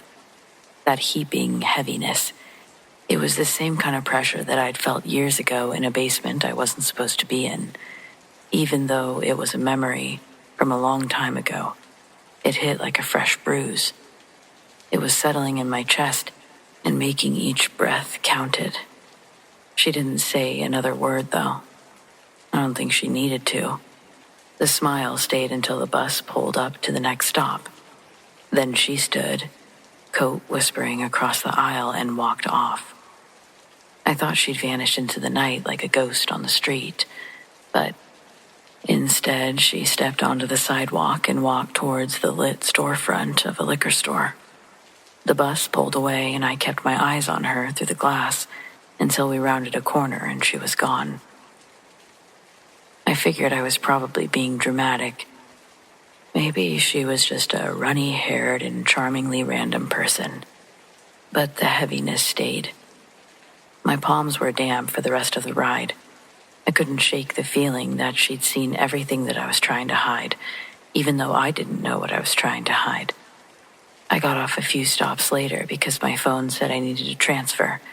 I figured I'd walk the last bit home. I needed air and light, and the act of putting distance between myself and whatever the hell had just happened seemed great. The night smelled like exhaust and warm metal. The city was quieter than the bus had been. Someone had dimmed the soundtrack out here, or again, maybe I was paranoid. I cut through the main drag, past a 24-hour deli, past a laundromat with the lights on full blast, and past a church whose doors were closed. It should have taken me 20 minutes to walk up to where I needed to be. I glanced at my watch. 9:40. I kept a steady pace, not looking back because that's when you get yourself into trouble. About 15 minutes into the walk, near a small square on the other side of town, an area with a bakery and a public bench, nowhere near the liquor store that the woman had walked towards, I saw her again, standing under a lamppost, hands shoved into her coat, hair still damp. She was watching the street with the same slow, patient smile. For a second, I thought I'd misread the map. The bus route and the time didn't add up. There's no way that she could have walked from that liquor store to that square in that amount of time, basically beating me there. Not possible. The bus route didn't stop near the square either. I checked my phone, covertly, like a person about to be proven wrong. Time matched up. No bus shortcuts and no reason that she should be there. My body was basically liquid, and I felt every hair prickle up. The memory of the basement, everything I'd felt on the bus, it felt attached to this living person. She looked up as I passed, and that same smile was there, but I didn't look. I could feel that she really wanted me to, but I didn't stop. I couldn't stop. I walked by without a glance, keeping my eyes on the ground until the bakery's bell chimed and I forced myself to breathe. When I finally risked looking over my shoulder, she was gone. That's the part that doesn't let me really rest. I guess it wasn't the words, "I'm the beast," but that impossible second sighting. She stepped off a bus and then, in less time than it should have taken, she was across town. You can call that a trick of the light or a coincidence or whatever, but I don't know what to call it. All I know is what I felt. Something bad. Evil. But I never saw her again, and I still take the bus when I have to. So yeah, of course, naturally, every time I do take the bus, I look for her.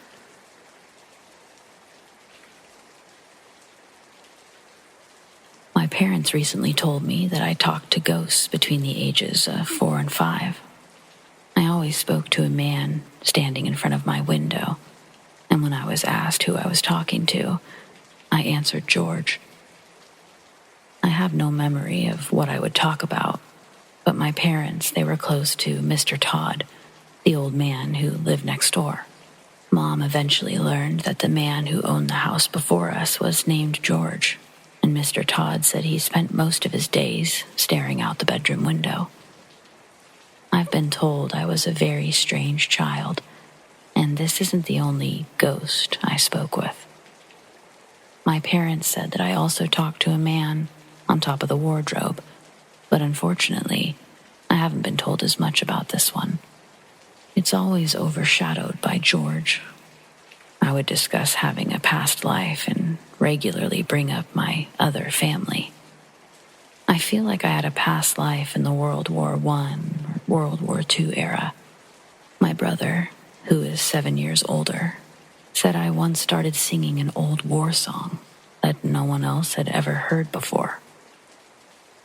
As a believer in past lives, I'm fascinated to have my own experience, but frustrated to be limited by my young memory.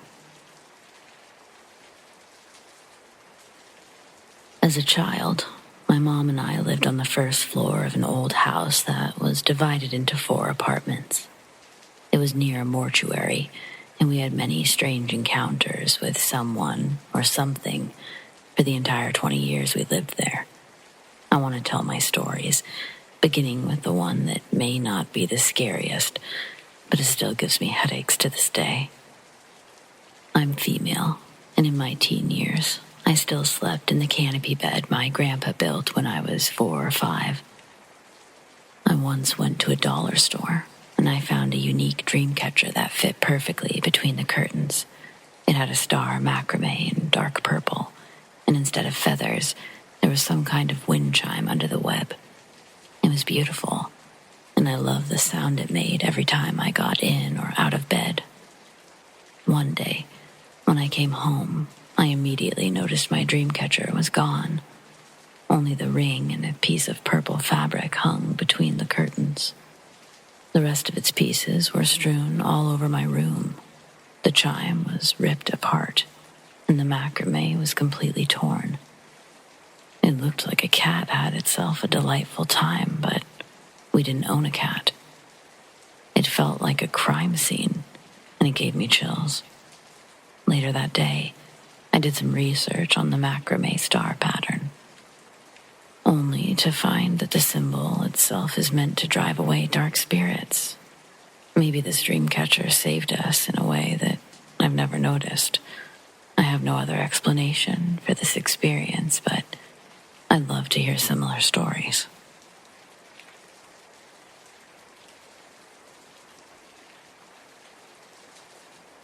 I was driving home on a familiar back road one night, a really dark night, this particular road especially. I don't remember what song was playing. I don't remember what I was thinking about, just that it was late and I was tired and I wanted to be home. And then I saw something move across the road in front of me.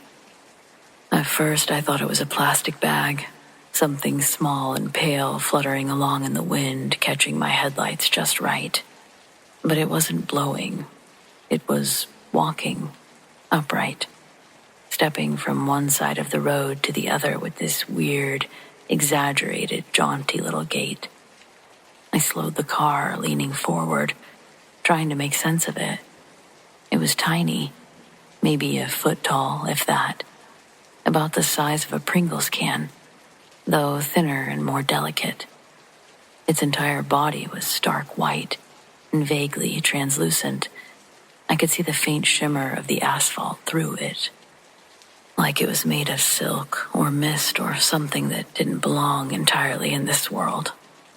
Its legs, if that's what they were, tapered off into flowy, ribbon-like tendrils that trailed behind as they walked.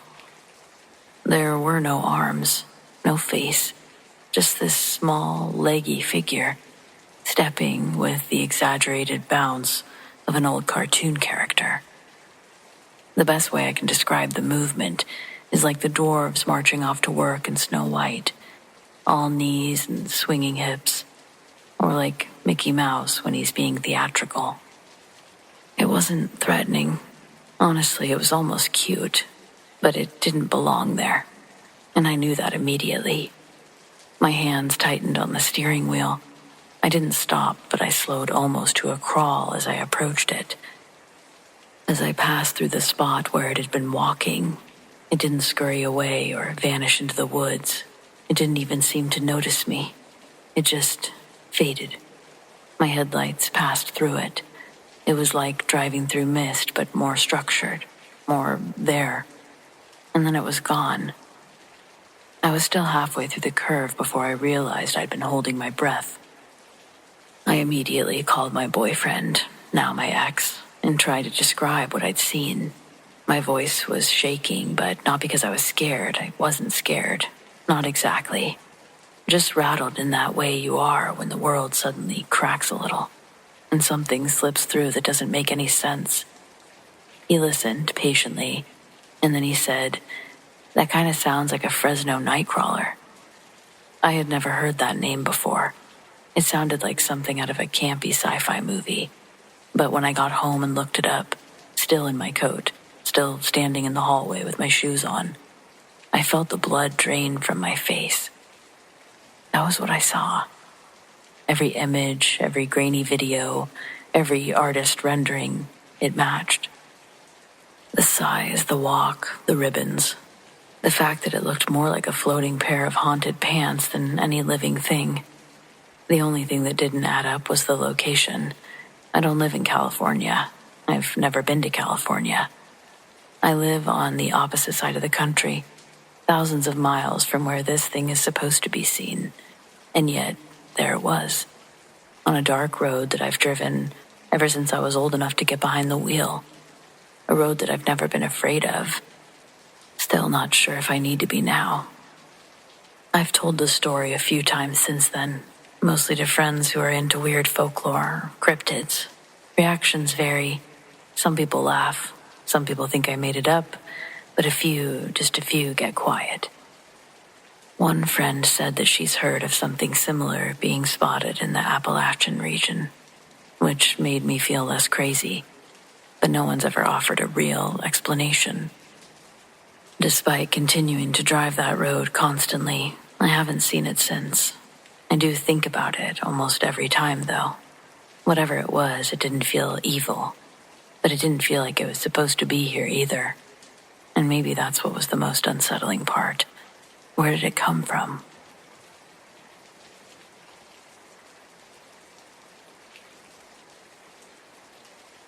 This was back in '05, Kansas.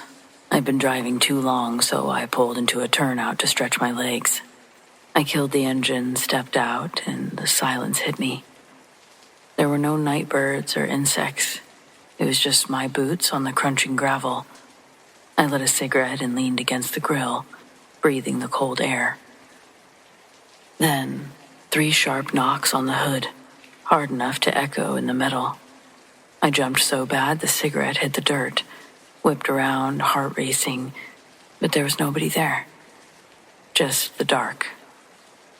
I grabbed my flashlight from the cab. I circled the rig, but nothing. Not a soul. Not even the rustle of grass or anything nearby. I told myself it was the cooling engine, metal shifting. I climbed back in, locked the doors, sat there, breathing hard. That's when I noticed prints on the hood. Not handprints like mine. Too big, too long. Each finger stretched further than it should have. It pressed into the thin layer of dust, like someone had leaned over, knocked 3 times, just to let me know I wasn't alone. I wiped them off in the morning. I don't know why. Like erasing them might erase the night. I haven't stopped on that stretch since.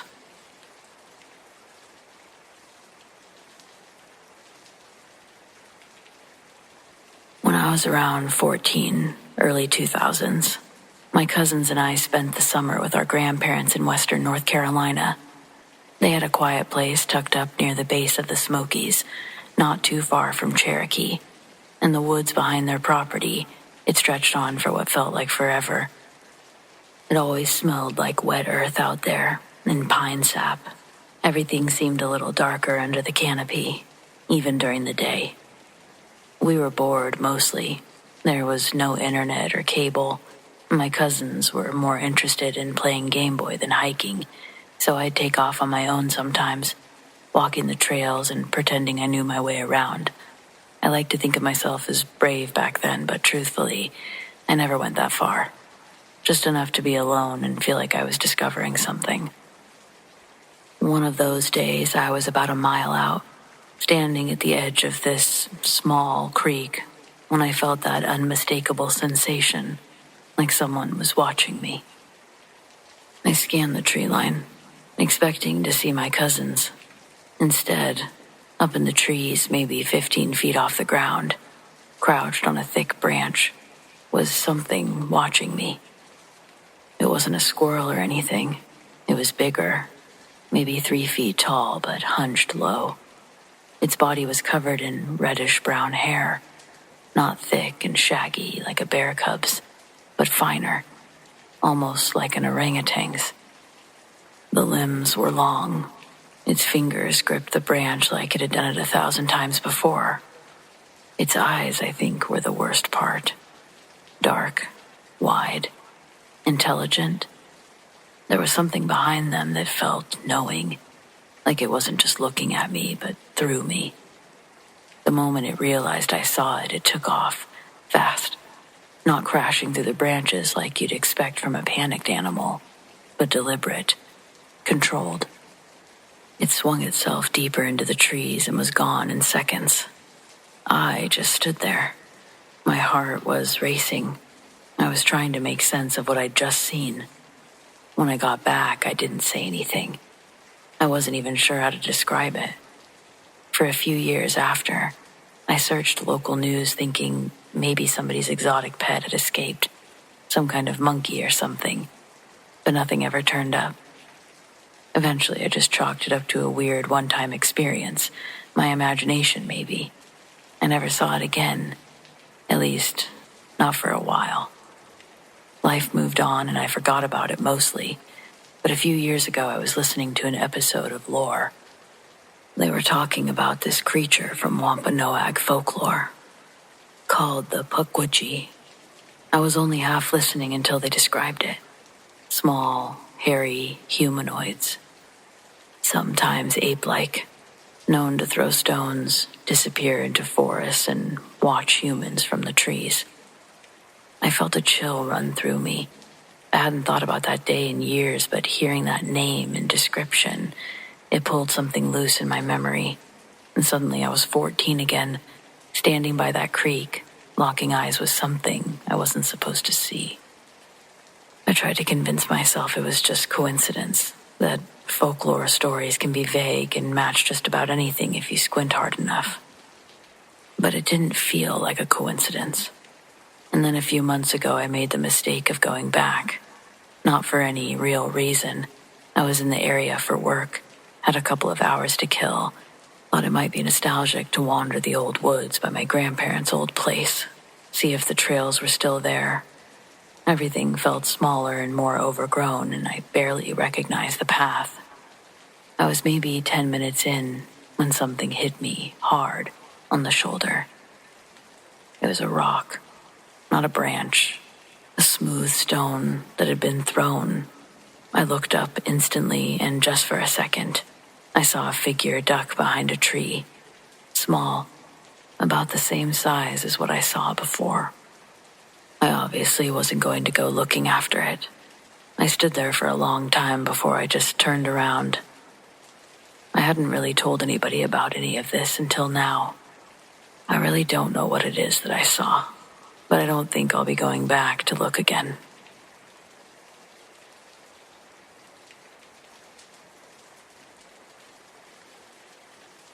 Ghosts weren't really a thing for me until we moved into a new house and I was 12.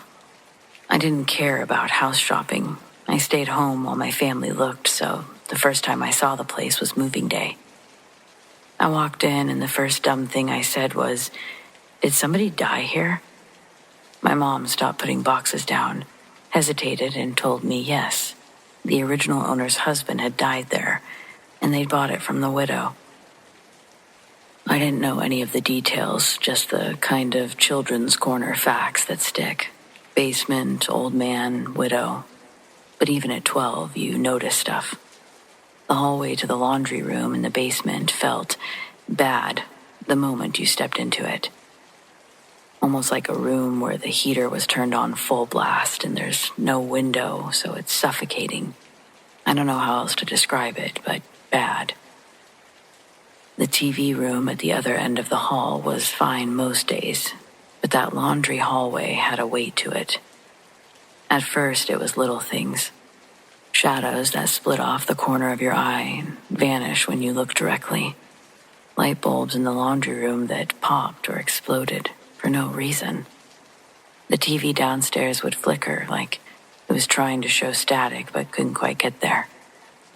My sister swore that she saw red eyes in the dark once, and sometimes she'd say that she could see kids running around in the corner of the room. Kids that would vanish when she blinked. I never saw the kids myself. My experience was more the creeping kind of fear. The sort that lives in your chest. Nightmares started. Not the usual teenage I failed the test nightmares. The ones where I'd wake up drenched and feel like I'd been dragged down the stairs. I dreamed that I was in my bedroom, and then I'd be moving, like a rope pulling me, down and down into the hallway, toward the laundry room. Then I'd snap back awake for a second. My legs would feel like lead. When you came back upstairs from going down there, you didn't walk. You ran, like something wanted you to hurry so it could follow. We all tried to be reasonable about it. We'd blame wiring when the bulbs popped. We'd say mice or draft for shadows. Once or twice we actually asked it to stop, like you could reason with whatever was left in the house. The bulbs didn't explode again after that, though, which felt like a win, even if everything else kept sliding sideways. I think the thing that made me stop pretending that it wasn't all just quirks was when my parents decided to renovate my room. That meant that I had to move out of my upstairs bedroom and into the TV room down in the basement while they worked. Not the laundry side hallway, thank God, but the other end of the basement just the same. I set up a mattress, a lamp, my books, the stupid posters that my sister made me hang. It felt like exile, honestly, until I settled into it. I told myself being down there would prove nothing. I'd face it head on and be brave. The first few nights were a blur of nervous energy and childish bravado. I told stories into the dark, dared myself to call whatever it was by name. And then one night, alone and stupid with the lights off because I thought I was past being scared, I heard something. It was a sound like someone took a baseball bat to the ductwork right above my head. A boom radiated. The noise hit like thunder. It reverberated through the floor and into my teeth. I didn't move at first. My body was a paperweight. And then I crawled under my blankets, kept my eyes open until dawn, like a child who knows monsters are patient. That sound was not the house settling. It was violent. The sound of something showing you it could reach you. The next morning I climbed up onto the mattress and grabbed the dropped ceiling tile like one of those kids in a movie who's about to find something terrible. And directly above where my head had been was a furnace duct. It looked fine if you measured by daylight, but there were dents in it, a long gouge, like something had struck it hard. Not a hairline scratch, an impact mark. You get it from blunt force. Nothing else in the basement explained it. I really didn't sleep well after that. I didn't want to be downstairs anymore.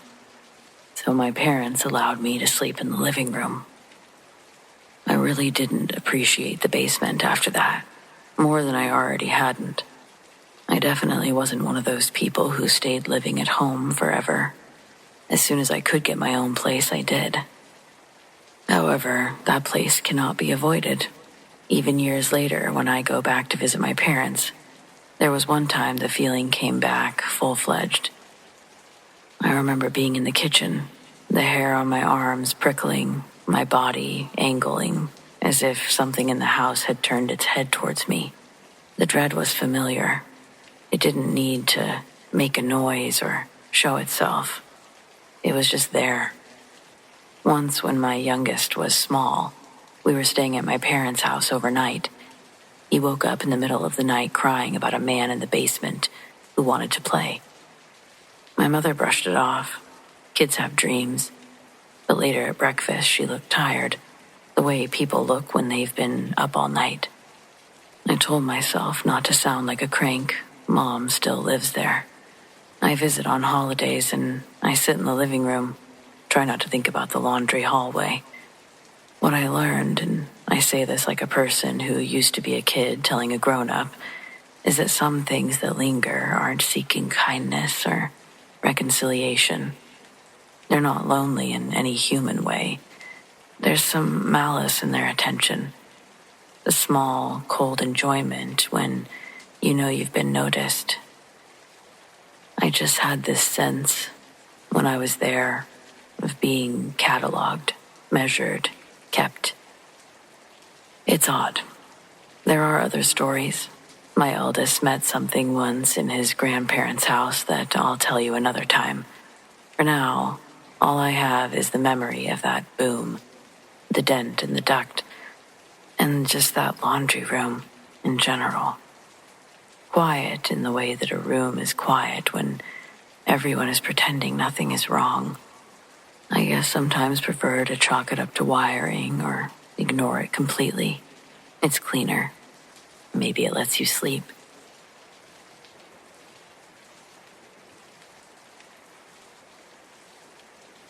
I grew up going to the state fair every summer. It was our family's tradition. Funnel cakes, rides, livestock barns, all of it. Even as I got older, I kept going. Some years with friends, some years by myself. The year that this happened, my grandfather had just passed away a few months earlier. He was the one who always made sure we went, even when money was tight. I didn't feel much like celebrating, but something told me I should go anyway. I was walking near the midway, weaving through the crowd, when I caught sight of him, my grandfather. He was standing by the old Ferris wheel, in the same faded baseball cap that he always wore, watching the people go by. For a second, I thought my brain was just filling in a familiar face in the crowd, but then he turned, clear as day, and smiled at me. It wasn't a long moment, just a few seconds, but it froze me in place, and when I finally blinked, he was gone. No trace of him. I don't know what exactly I saw that day. I know it wasn't really him, but I like to think that maybe it was his way of keeping the tradition alive. One last trip to the fair together.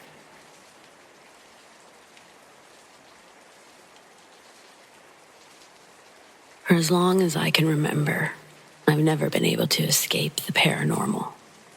Whether it be the television turning itself off at night as a child, or imaginary friends my older sister and I could both see for years. I've grown to become almost desensitized to anything out of the ordinary. Out of all the things that have come in and out of my current home, there's one being that's been there for as long as I can remember, and quite the odd one at that. For simplicity's sake, I'll just refer to him as Old Man. He's often heard walking throughout the basement, mostly in the spare living room that connects to another spare room. He's not spoken a word to any of us, but he really seems to dislike my mother's best friend, as when she lived with us for a short while, he'd bang on the laundry room walls when she was alone in there, and she'd swear up and down that he'd told her to get out. Nobody else had ever been told the same. Typically, the most that we would get was a whisper, calling our names. And who knows if that was even him in the first place.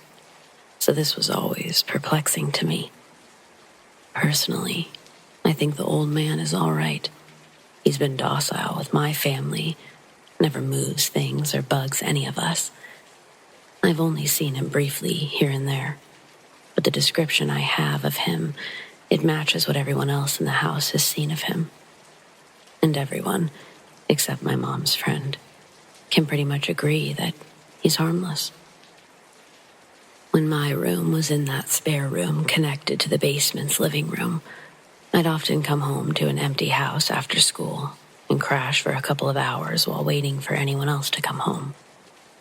Sometimes I'd be so tired from staying up too late and having to get up so early that I'd fall asleep with the lights on. And in those cases, I'd wake up 90% of the time with the lights having been turned off for me. Nobody in my family ever admitted to doing it. And my parents really wouldn't have been the type to turn the lights off for me to sleep, since they found my messed up sleeping cycle and daily naps to be frustrating. With both of my siblings being gone most of the time around then, it was also unlikely that they'd lie about doing that for me. So I can only assume that it was the old man who had helped me out with the lights. I've always wondered if perhaps he's some sort of guardian. Yet the way he acted towards my mom's friend contradicts that, since she's by no means a bad person or deserving of that. Though I can't even say for certain that it was the old man who did any of that, since she never saw him when the walls were being banged on. I wonder how many of you have had similar experiences with a being acting hostile to some while docile towards others.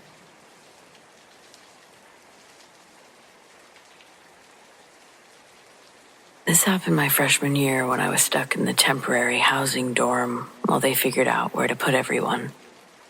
Maybe you had a similar setup at your college. Boxes in the hallway, communal bathrooms that smell like a science experiment. I tried to treat it like part of the chaos of college life, but whatever was in that room made it feel like more than that. I moved in mid-August. Room was small. Bed, desk, a tiny window that looked over the quad. I had one of those half-week roommates who left for orientation stuff, so most nights I was alone. The first couple of nights were fine. Loud hallways, freshmen yelling. Normal college chaos, right? Then on about night 3, I woke up choking. Not literally choking, but like someone had wrapped my chest in a heavy blanket. I bolted upright and the room felt odd. It was cold, but not just the temperature. Like an absence of air. There was a smell, too. Rotten eggs. It hit the back of my throat and made my stomach churn.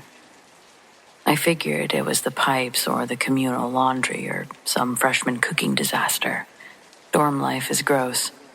I wrote it off, and I went back to sleep with my lamp on. It kept happening. Same pattern. I'd sleep, have a dream where something dark grabs my ankle or slides across my back, and I'd wake up with that weight pressing on me. Sometimes I'd hear whispers so soft I couldn't make out the words. Other times, nothing. Just the smell and that pressing sense. The whispering was the worst because it felt like someone was reading a page from my head and softly laughing. The night I actually saw something or felt it, because you never get a clear "I saw a monster" moment in these things. I dreamed a black clawed hand wrapped around my ankle and jerked me awake. I sat up so fast my lamp slapped the desk. I swear to you, I could still feel fingers like ice to the bone on my ankle. I grabbed at my leg. I found a small shape, scratched just above the shoe line. Not deep, just red, and definitely new. I was freaking out, so I got up, cleaned it, iced it with my water bottle. I told myself that It was just a scratch, maybe from my nail. I knew it wasn't true, though.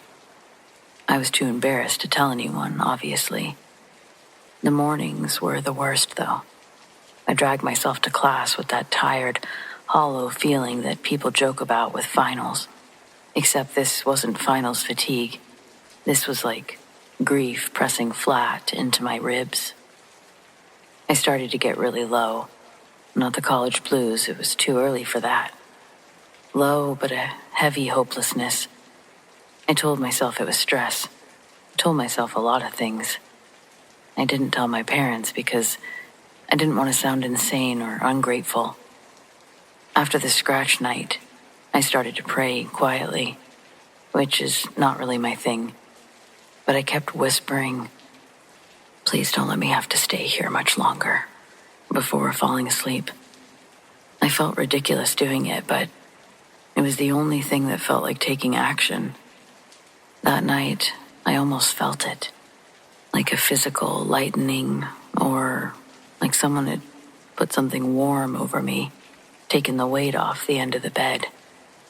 I woke up the next morning, and I knew something was going to be different. I didn't tell myself anything official, but I noticed my mood lift a fraction. Within about 24 hours, my housing assignment changed. I don't know if someone called placement, or if it was luck.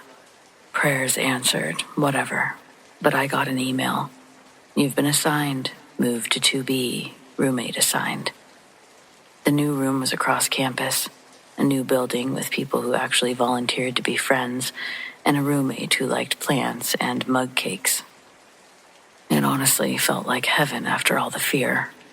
I don't want to be dramatic and say that the moment I packed my bags, the place sighed and the devil left, but honestly, that's almost exactly what it felt like. The sulfur smell wasn't in my new place. There was no whispers. Never had another random scratch. My sleep was normal again.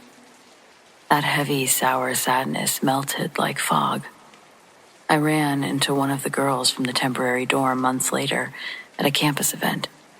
She asked how I liked my new place, and I made some joke, and she smiled.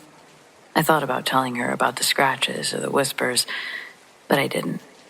People have reasons to tell these stories. For attention, they say. For meaning, whatever.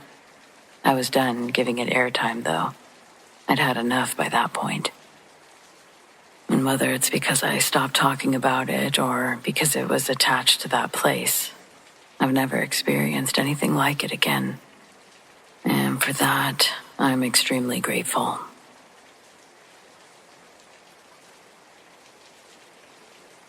My family has two people, me and my mother. My mother is a teacher, and she teaches literature in high school. I was still in middle school when this happened. Usually after a stressful day, my mother would go to her friends. At about 2 a.m., she came home, reeking of beer. On the account of her wearing nice clothes, she wanted me to take pictures for her. The front of my house is mostly a large glass door, with iron bars crossed to make a frame. She modeled in front of the door. After a while, I reviewed what I had just taken. Everything seemed normal. Until one picture, I noticed something strange. There's a white streak behind the glass door, next to my mother's face. I try to take a closer look. Unmistakable. It's a face. A white face. With two black eyes, looking straight into the camera in a creepy way. So black that it seems to be just an eye socket and a toothless, wide mouth. Everything seems to be twisted into the center of the face. I have a feeling that this is not something that should exist. Like I just saw something I shouldn't have, but it's clearly appearing right in front of my eyes. I started to feel cold. The more I looked, the more scared I became. My mother noticed, and she wanted to see what I had just took. I told her that there was something behind the door. She yelled at me, called me nonsense. But I know my eyes don't deceive me.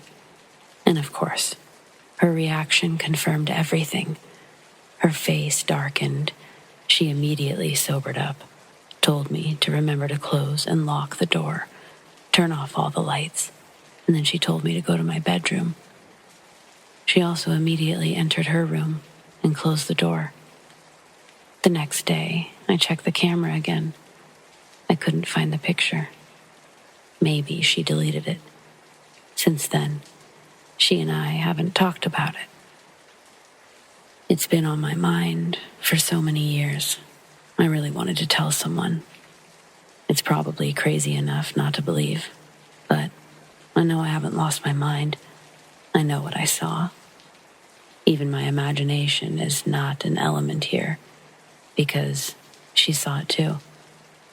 My family doesn't worship or anything, and I'm not superstitious, nor do I believe in ghosts, but it was an event that 8 years later, I still can't forget.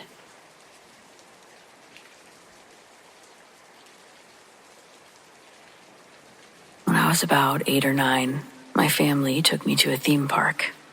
I won't name which one, partly because it just feels weird attaching the park's name to this story, but I'm sure you could figure it out. I will say it wasn't Disneyland or anything fancy like that. More of a mid-sized park. On the day this happened, my mom wanted to use the restroom near the main pavilion, so she told me to wait outside with my dad. My sister went in with her. My dad hung back for a minute, but then he said he was going to grab us some drinks and left me standing there.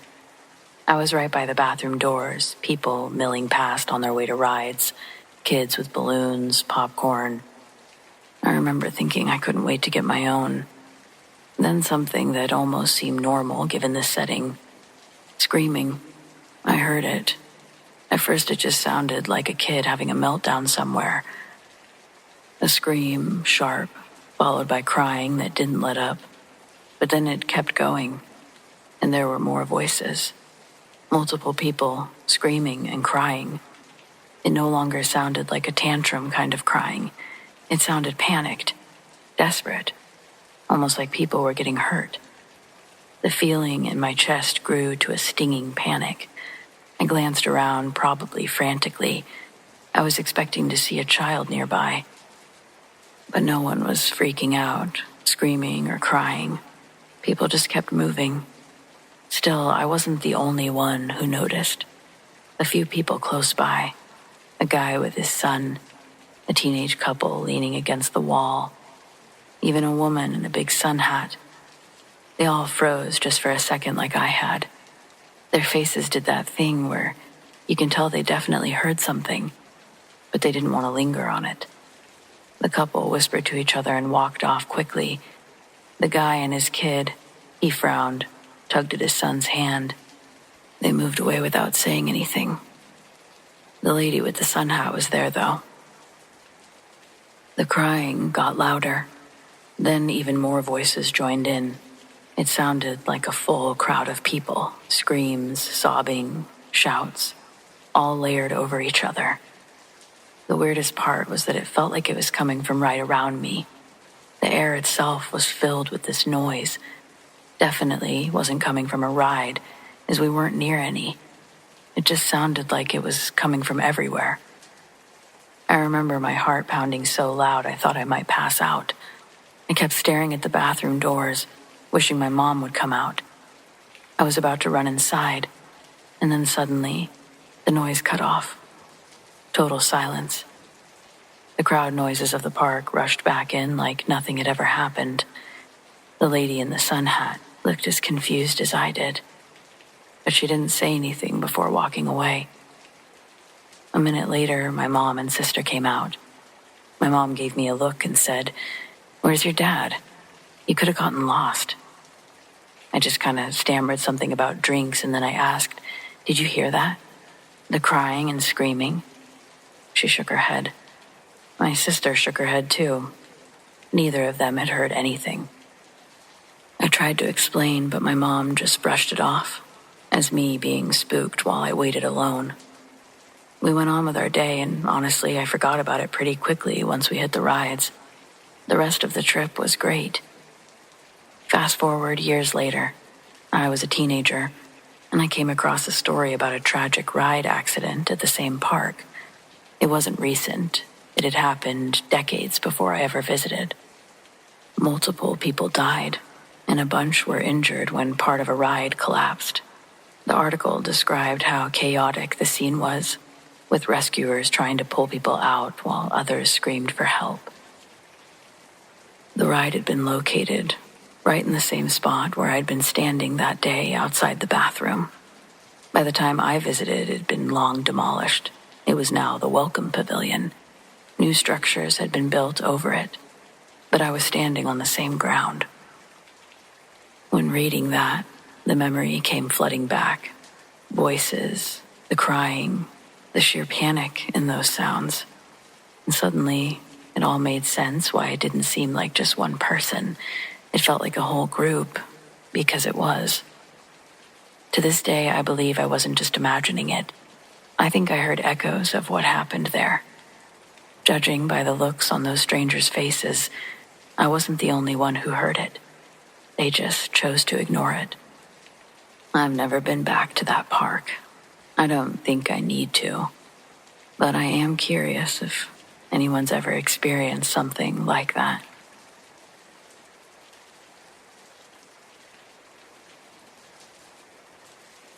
This is a moment from my childhood that has stayed burned into my memory. Burned in a way that no dream ever has. I grew up in a 130-year-old house, just down the road from a graveyard. You'd think that combination would guarantee a lifetime of strange happenings, but my childhood was pretty ordinary. There wasn't the flickering of lights or slamming of doors, just the usual creaks of an old house. But one night when I was 8 or 9, I woke up suddenly. It was a wakefulness where I didn't know why I was awake, but my eyes were clear, my heartbeat was steady. The dream was already slipping away. I rolled onto my back, and that's when I saw her. My mother was standing at the side of my bed. The room was dim. It was lit only by the glow of a streetlight outside, but I could see her clearly. Same familiar outline. It wasn't strange to see her there. I thought maybe that I'd had a nightmare and she was checking on me. Relief washed over me. I lifted my arms to hug her, and then, in a span of a heartbeat, her face changed. Wrinkles spread across her skin like time-lapse photography. Her eyes sank deep, her cheeks hollowed, her lips pulled back from yellowed teeth.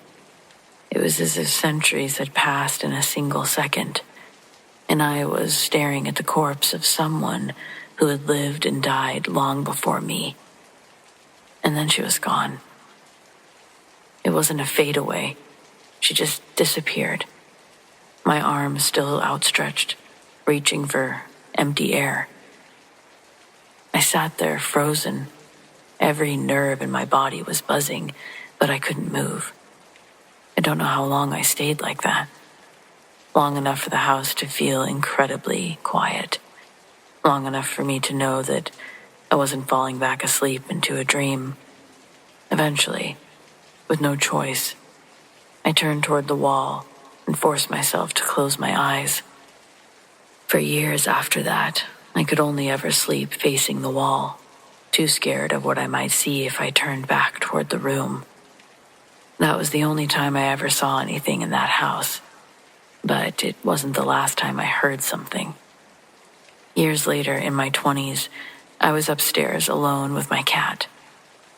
Out of nowhere came the sound of a gentle strumming, clear, distinct notes being plucked one after another from my guitar, which sat untouched downstairs. I saw my cat, ears sharp, eyes locked on the stairwell. The strumming went on for maybe 10 seconds, soft, as though someone was just idly playing, and then it stopped. When I finally worked up the courage to go downstairs, I searched for a logical answer. A draft, maybe? A curtain brushed against the strings. But the windows were shut, and nothing nearby seemed to have touched the guitar. I'm obviously still a skeptic, I don't tell people that I believe in ghosts in all forms, but when I think back to that night or that house, especially the second my mother's face aged 200 years right in front of me, I know I wasn't dreaming.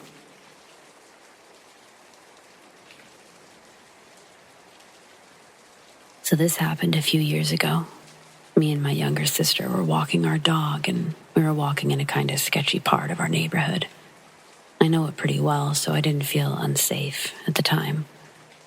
However, as me and my sister were walking down a street that connected to some back paths in the neighborhood, this old white truck with a guy probably in his 40s drove past the street, looked at us, then backed up and slowly drove down the street that we were on. He parked right in front of the path that we had to walk down to get out of that street. He kept staring at us as we walked down the street. I began to get more worried, as me and my sister were quite young at the time. We were probably around 10 and 12. I had watched a few true crime shows at the time, so I knew not to go anywhere near him. We ended up walking in a ditch by the paths because I figured this was safer than walking up on the street because cars couldn't go down the paths. We ended up being okay, and thankfully, he didn't follow us after we got on the path. To this day, it still freaks me out because we were so young, and who knew what he wanted to do. I'm pretty darn sure I had a time slip with my grandma when I was 13 or 14. She and my grandpa raised me off and on after my mom had passed away. Don't go grabbing the Kleenex box. This ain't about that, and it ain't sad. My grandparents raised me up good, and my grandma Joanne was my best friend growing up. On a random weeknight, the house phone rings. It's late. I'm in my pajamas watching TV on the couch in the living room while my grandma and grandpa are playing pinochle in the kitchen. Grandpa answers the phone. The muffled voice on the other end erupts so loud, Grandpa pulls the phone away from his ear, tells Grandma he thinks it's her friend and our next-door neighbor, Allie. She was another fellow senior citizen, but Allie didn't age with grace. She liked to party and hook up with the other lonely senior citizens in the community. Allie was a real homewrecker up until her funeral. She calls the house obliterated drunk, asking Grandma to come pick her up, not because she was responsible, but because she lost her car keys in a thorn bush outside one of her lover's houses. So, Joanne, with a heart of gold, tells Allie she'll come get her. Allie gives Joanne the address, and I help look it up on MapQuest.com, and I write down the directions. The destination was less than 10 miles away, and I offered to ride shotgun and give the directions as she drove. Joanne agreed, and Grandpa retrieved a gun from their bedroom and handed it to her. Grandpa didn't like Allie or the company she kept. He'd recently hurt his back, or he would have taken my place in the car. I got on my sandals, and we headed out to rescue Allie. The old Volkswagen we drove clunked, and its muffler would sometimes scrape on the ground, but I'd be damned if it didn't always get us from A to B. In Arizona, the sun sets real slow. There were fewer cars on the road around us, but it was still blazing hot outside. The wagon's AC was spotty at best, and it would only work in brief spurts. Our only way to cool down was to roll down the windows and cruise the empty streets to catch a breeze. That night, my grip wasn't as strong as it should have been, and a breeze caught the paper with directions written on it, snatching it right from my hands, out the window. Grandma Joanne saw the papers fly out and stomped down on the brakes with lightning reflexes. When the tires screeched to a stop, it went, "Read, read." The second "read" sounded like it was a question, like, "Read?" The best way to describe it was like giant rubber shoes on a basketball court. It didn't sound like the first gravelly friction skid, and for some reason, we sat there and laughed for quite a while about the silly noise we'd just heard. Then she put the wagon into park, turned on the hazard lights, and we both got out to look for the piece of paper I'd lost. I didn't notice anything until my feet hit the ground outside the car. One of my sandals got caught on a dry crack that had formed in the earth beneath me. When I felt the slight resistance stepping out, I looked down. I saw I wasn't standing on a street. The ground looked like desert. Grandma Joanne already fully out of the car, and the words I hear out of her mouth first are, "Holy shit." Then she starts telling me to get out of the car and come look around. Busy with my sandal situation, my shock was only a couple of seconds shy of hers. When I looked up, the barren desert that I'd gotten my sandal stuck in, it wasn't just a patch that had stopped under my feet. The dry desert floor was now all around us. Heat waves radiated with distant water mirages. In front of me, Joanne walked out further, with her arms stretched out wide, then turned around and said, "Well, how the fuck did this happen?" There was nothing in the distance in any direction. Joanne didn't look like she was scared, but I thought we'd die. We stood in a silent, hot, flat land with broken, dusty ground all around. Not a cloud in the sky. No sun either. The sky was still blue, but we couldn't pinpoint where the light was coming from. Joanne thought that we'd die too. She wouldn't tell me that until later in life, though. We both got back into the Volkswagen, but she couldn't get the engine to start. We'd never even turned the car off. So, with the temperature now hotter inside the car, we both got out and basically repeated what we did the first time, looked around and asked each other, "What the fuck is going on?" Without a better idea, Joanne pulled out her gun and asked if I wanted to learn how to shoot. If we'd had a deck of cards, I'm sure we would have done that, but we didn't. She told me all the must-know facts that someone should learn before being handed a gun, then instructed me to hold the gun out with both hands, stiff arms for recoil. I breathed in and pulled the trigger. My eyes closed tight when the gun blasted. When I opened them again, the first thing I saw was a palm tree a few yards in front of me, with a bullet in it. Dogs were barking, and I realized I was standing in someone's front yard. Joanne grabbed the gun, and she and I stared at the palm tree, examining it to see if it was real. Then the porch lights of the house whose yard we were standing in turned on, and all hell broke loose. If you didn't know this fact, all the old people around here have guns, and this homeowner clearly felt threatened by two strangers shooting his palm tree. Joanne grabbed my shoulder and pushed me into my open passenger door as a bullet whizzed nowhere near us. Thankfully, most old people need glasses to see what they're doing, and it seemed that we'd woken him up so suddenly he'd forgotten his when he chose to return fire. We noticed the wagon's engine was running again, hazards clicking again, AC spurting in bursts. Joanne ran around to the driver's side and dove in.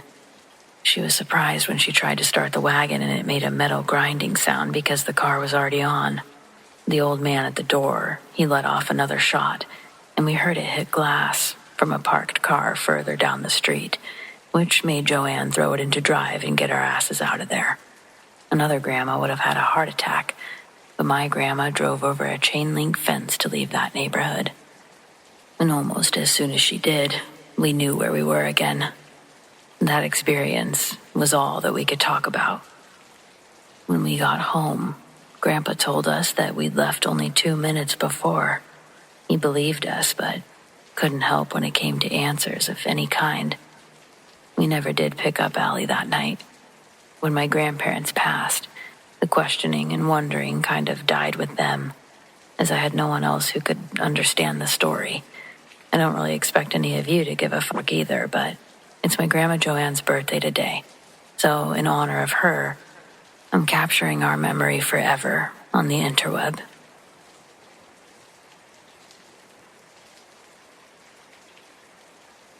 A good friend of mine told me this story years ago. He's the stereotypical old big bad trucker. I've seen some weird stuff with him while driving in South Texas along the border. He never batted an eye, but while telling me this story, he had goosebumps and a concerned expression, which, from this guy, is about the equivalent of a trembling lip. I'll tell this story in the first person as he told it to me. Years ago in the late 90s, I was on my way from the house in Central Texas, heading to Laredo to pick up a load. It was early morning, around 4 or 5. I had just come off a string of days at home, so I know I wasn't tired. I'm on one of those 2-lane winding roads in the absolute middle of bumfuck nowhere when I see something on the side of the road at the edge of my high beams. At first, I just thought it was roadkill, as it's usually the case. As I get closer, I see that it is roadkill, and there's something crouched over the deer carcass. I remember thinking either this guy's taking the antlers as a trophy, or he's fucking sick. As I got closer, still, I can see now that this guy's eating the fucking deer. He's pulling chunks of meat from the stomach, bringing them to his face. At this point, he stops mid-motion and looks up at me. Not at my truck, but at me. He or it stands up, and that's when I see it's fucking huge, brown, and covered in hair. I remember thinking at this point, oh fuck, this thing is standing on the tiny shoulder, looking at me. By this point, maybe 3 seconds have passed, and I'm about to the point in the road that he's standing at. I didn't even think of stopping. In fact, I'm starting to lay on it and get the hell out of there. As I'm passing it, it's looking at me. Again, not at the truck. It's looking through the driver's side windshield at me. He obviously has the intelligence to know that there's a driver in here and knows where I'm sitting. As I passed it, I could still see its head above the hood of my needle-nose Pete, an old truck design where the hood goes straight out from the windshield, known for being tall and difficult to see around. This thing was a fucking giant.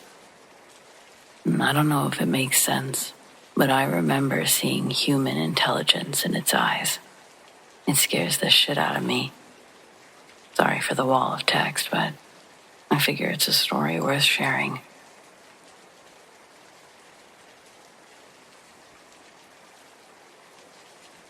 I was driving southbound on I-81 in Virginia on a summer day, but recent rain had left the road slick.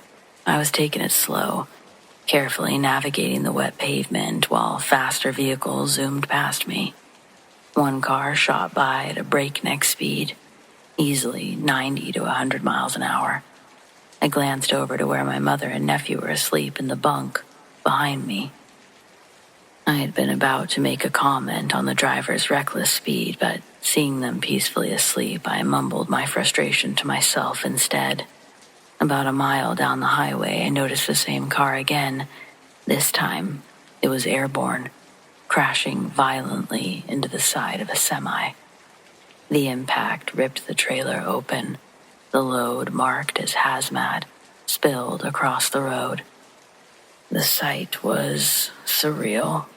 The crumpled wreckage of the car, the strewn totes, and the semi's mangled trailer. I pulled over quickly, heart racing. The driver of the car was bleeding profusely, his injuries severe. My mother and I rushed to his aid, using towels to stem the flow of blood the best we could. Each moment felt like an eternity, our hands trembling as we tried to help. The sound of sirens grew closer, and soon the state police and paramedics arrived, taking over the scene with a grim efficiency. We continued our journey to my mother's house, arriving about 30 minutes later.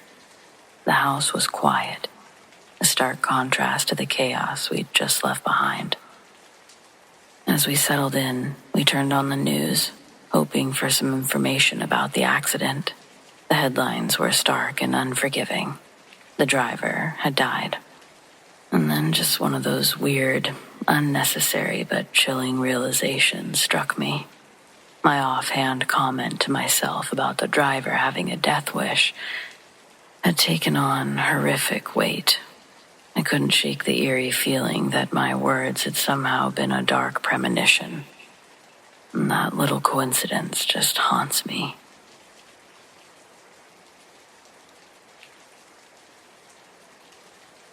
This is probably my spookiest story from the road.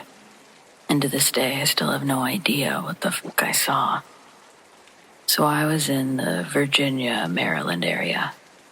And I had a lot of work-related sites ranging from downtown Baltimore to Virginia Beach and all around. Friday wrapped up and I hit the road to some social arrangements that I'd made for the weekend. I spent the weekend with friends out in various parts of Virginia, got dragged off to other places even further out, the usual weekend fun times.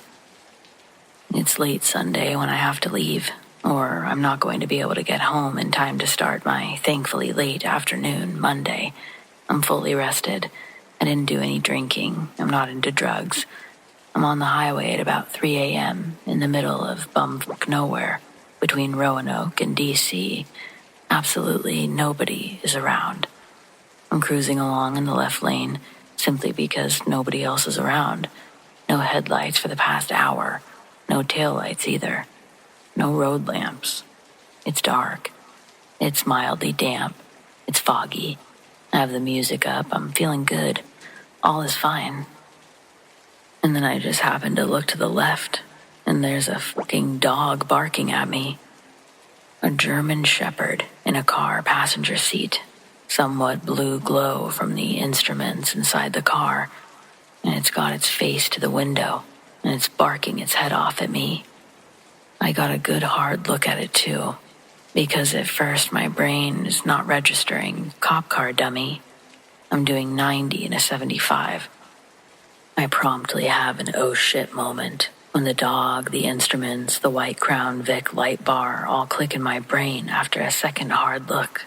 I put my foot on the brakes and I start slowing down hard but safe to pull over. I even put my blinker on to start shifting lanes over to the right to pull over because, wait, there's no shoulder on the left side of this road. I look back to my left where there's still no shoulder or room for another car, and it's just gone. No trace. I slammed my brakes and stopped in the middle of the fucking highway. Flipped on all my light bars. I even looked around with my handheld spot. There was nothing. No tail lights, no headlights, no engine sounds, nothing. There are no other tire marks in the damp but mine, and I can see for a nice long distance both ways too. Nothing. My vehicle had great visibility and a lot of extra lighting. There's no possible way someone pulled a sneaky, let alone drove that fast on wet sloped grass and rocks on my left side. So, there you have it. Ghost cop and his dog didn't like me speeding, apparently.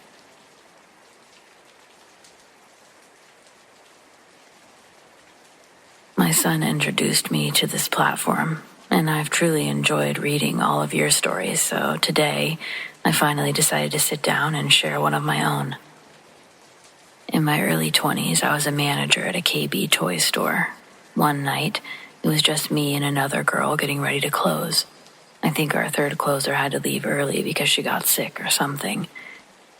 For safety reasons, we were always supposed to have at least 3 people working together, but that night, it was just us 2, cleaning and organizing. The store was minutes from closing, and I was headed to the front door with my keys to lock up. As my hand reached for the handle, the door suddenly swung open. It happened so fast that I didn't realize what was going on until a father and son nearly knocked me over as they walked into the store. We both got quite a fright, in that fraction of a second between me looking up and the man's coat blocking my vision. It looked bright outside, like there was a car with its high beams on pointed directly at the doors. The toy store had a shade film over its front glass, which made it hard to tell what it looked like outside, but I knew the sun wasn't still up. I'd taken the trash out earlier and distinctly remembered grabbing the box cutter, because the garbage bins were in the alleyway. That little strip of pavement should be my next post because some of the things that happened in the alleyway behind KB Toys were absolutely horrendous and horrifying. I got to know multiple police officers on a first-name basis just from taking out the trash and seeing them so often. They were always back there with their lights on, investigating something. They'd always ask me if I'd seen anything, but for obvious reasons, we didn't use that alleyway for leisure breaks.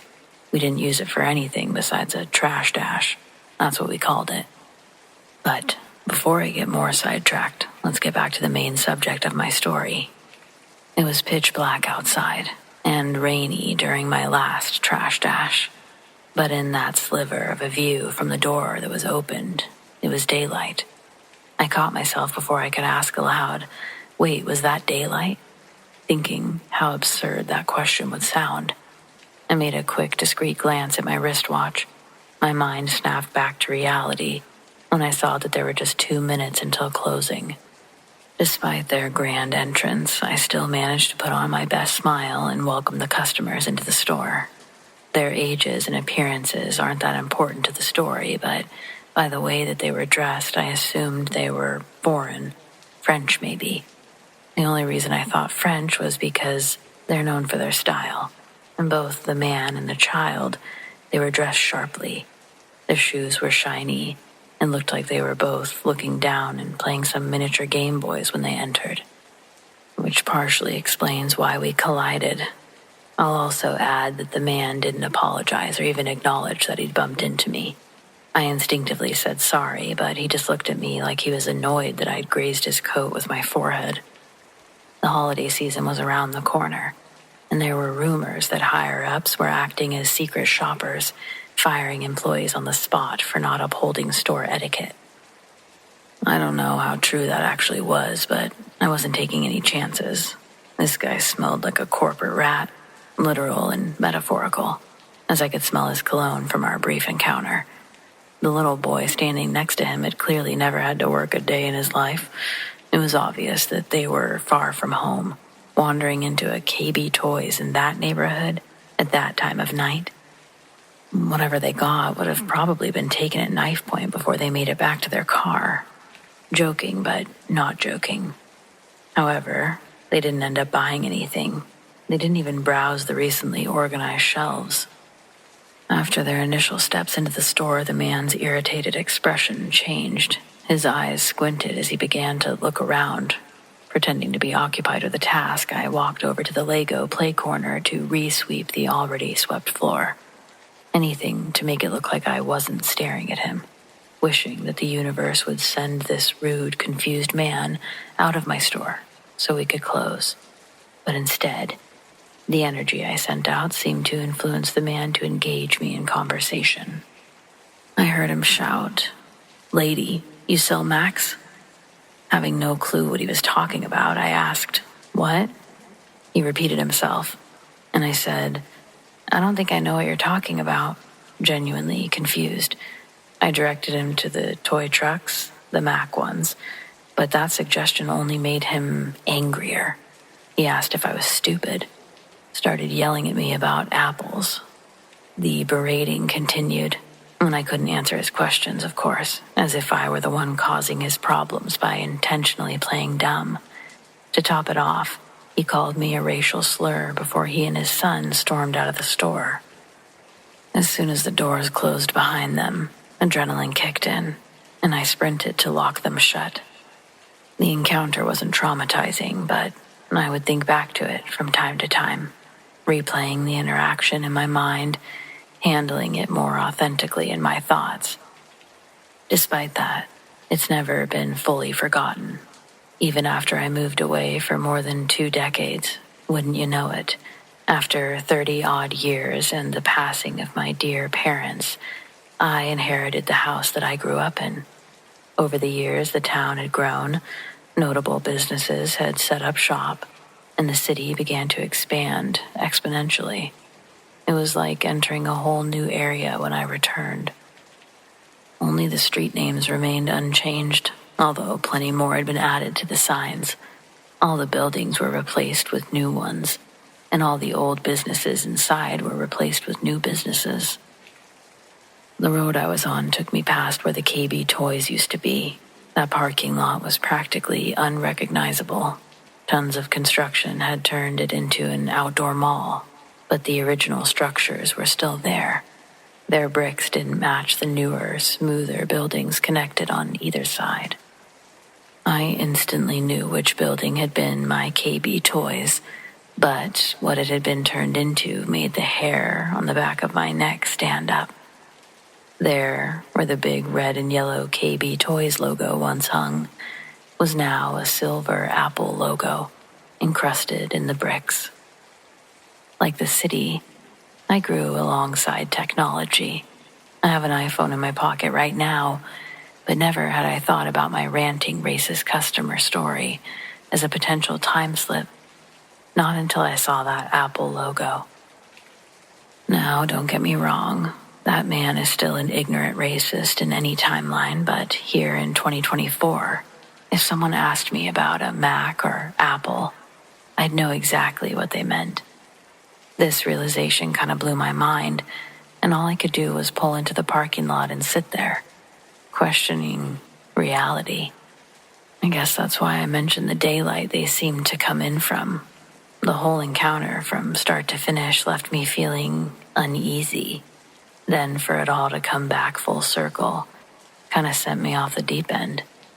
There's no way to ever know if my theory's correct or if I'm just an old coot overthinking things. The only way I'd figure it out is if I ran into that father and son sometime nowadays. If my time slip theory holds weight, they'd be living around here right now. I don't know what I'd do if I actually saw them again, though.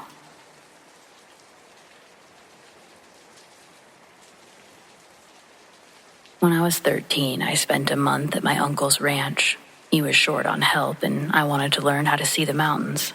There wasn't as much downtime as I imagined when I first agreed to go, but I managed to find a few hours to myself in the evenings. Mostly I just explored the property. I especially liked hiking the trails. Uncle Leo gave me a Sunday off to explore properly, but warned me not to go past any area marked with stacked stones. I made a joke about the Blair Witch, but he said that they were there to mark bear territory. That put the proper level of fear into me, and I was determined to stay off those paths. I left at sunup and had a grand old time for the first half of the day. By lunch, I was well into new territory and ate my sandwich with a magnificent view of the mountains and valleys. Shortly after, I ran into an area blocked by stone piles and decided it was time to start heading back if I wanted to get home by dark.